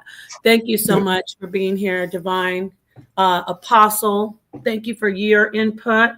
The brother Devion and Judah. I'm looking forward to seeing if not a debate, an ongoing discussion between both parties, because I learned a lot today. I mean, just the fact that I had no idea there was evidence of Masoretic, I should say, language and text in ancient writings. Yes. So that's awesome. So I will stop sharing this, and I will let you brothers have been here for almost 5 hours, at least at least Apostle has. You've probably been here for about 2-3 hours, Divine. Apostle wants to close out, but Divine, if you want to just, if you want to hang out and wait for him to close out, or you could close out first. That's an elder. Yes, that's how you do it culturally. I'm not going nowhere till he's finished. When he says it's okay to go, then I'm gonna leave. When you say it's okay to go as the host, then I'll leave. It's all up to y'all. That is beautiful. That's why I always am. It's always a real pleasure to have you here, Divine, because you show people. We talk about being an ancient people and everybody's Israelites, but the most deplorable behavior goes on in the community between all of us.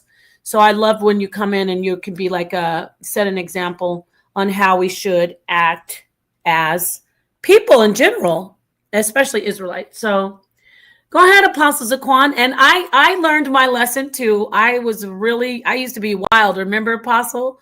And I said, why am I talking to my elders like this? So you have the floor, Zaqan.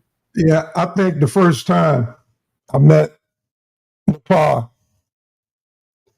I was like trying to be a little slick to show that I knew Hebrew.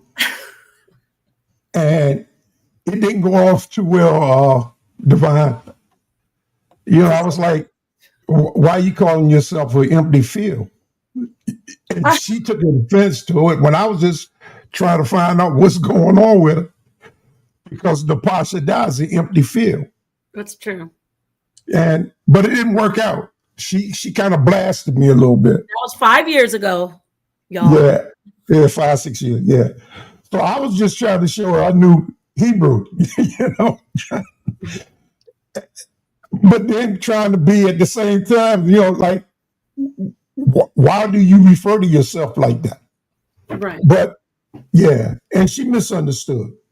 All honesty, she misunderstood. But I've come a long way. I can't disrespect it. We cannot keep disrespecting. We had worse times than that, but and I think ultimately that's because of your husband trying to spark a fire. I learned this, that between man, Yasha, and woman, Aishaya, if you take Yah out, you're left with Ash, which is fire.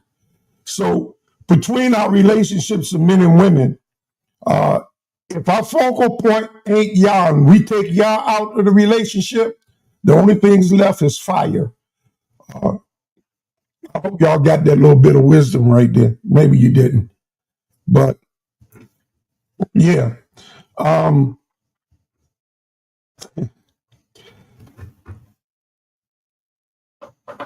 Somewhat prejudiced, man. When I see so many people, let me put it this way. I started preaching, I was 22 years old. No, I was 23. A year after my life changed. To the date, a year after my life changed, to that date, I started preaching. And I was in, you know how a young preacher is, or young people, or when you first come to God, you just want to tell everybody about your experience. And I was aggressive. I went out and I told everybody.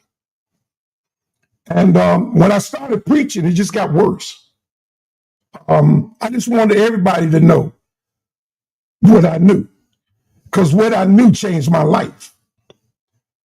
And that which I said changed my life, what I knew, I wanted to see it change other people's lives. I remember I was sitting on the couch and I was looking at the sky because it looked different to me. I saw in the sky what I couldn't see before. My younger brother was coming down the steps and he saw me staring at the sky. And he said, I know I ain't going to that damn church now.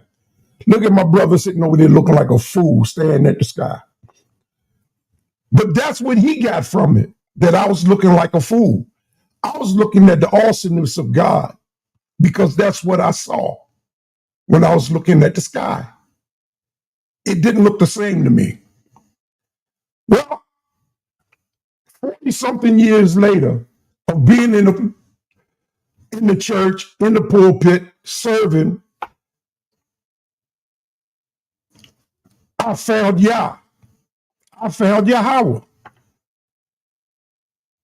The difference was I wasn't 22 years old. I wasn't 23 years old. I was 60. I was 60-something years old. But inside, I didn't feel 60. I felt 30. And I wanted to tell everybody about this new experience. And I got on YouTube and I kind of ran ahead of the cart. I wanted to share. And I sat back and I thought, I said, this is the same thing you did when you was a young Christian. You ain't changed. You still got, you're the same. You ain't changed.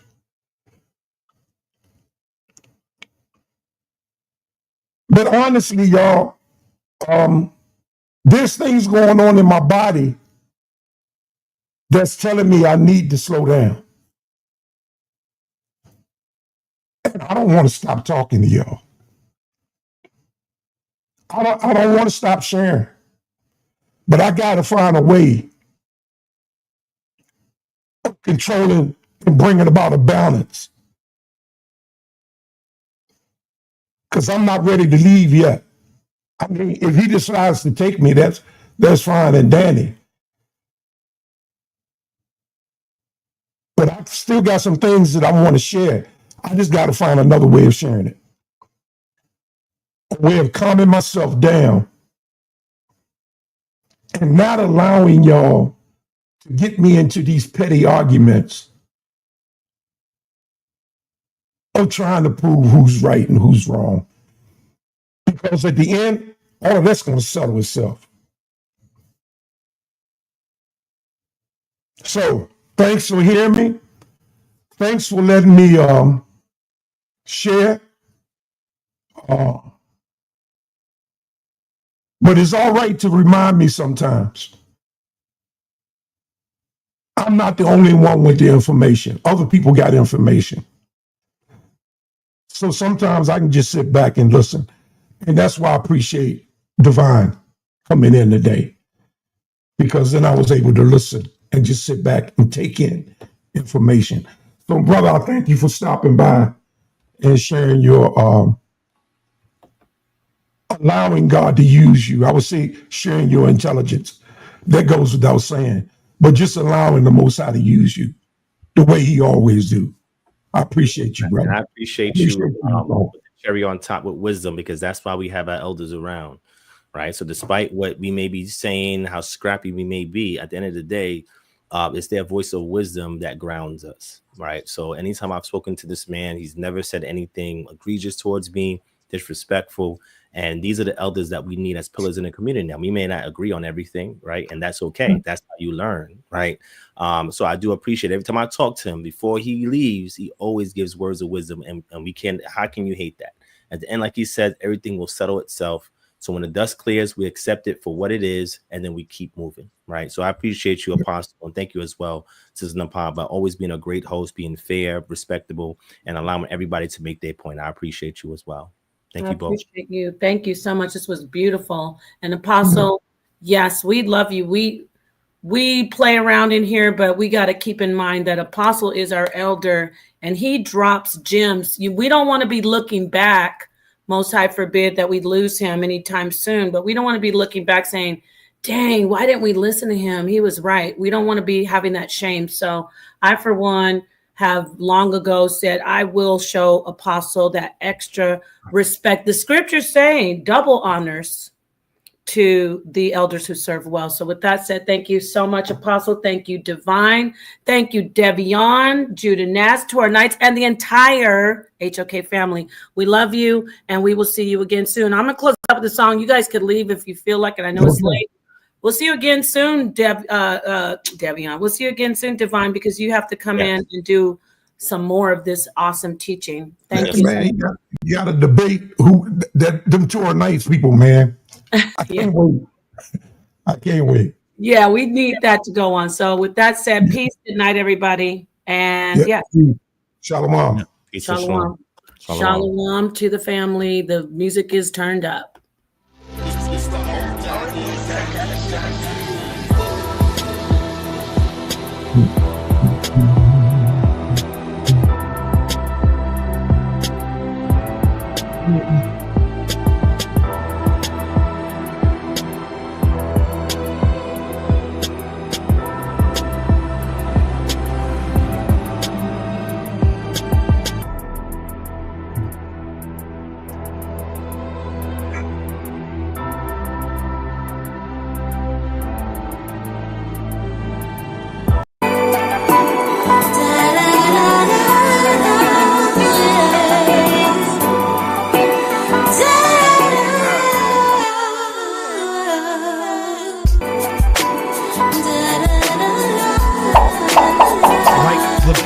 Thumb up the video.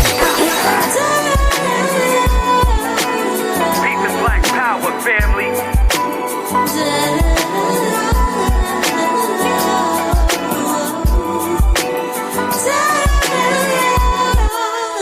Peace and black power, family.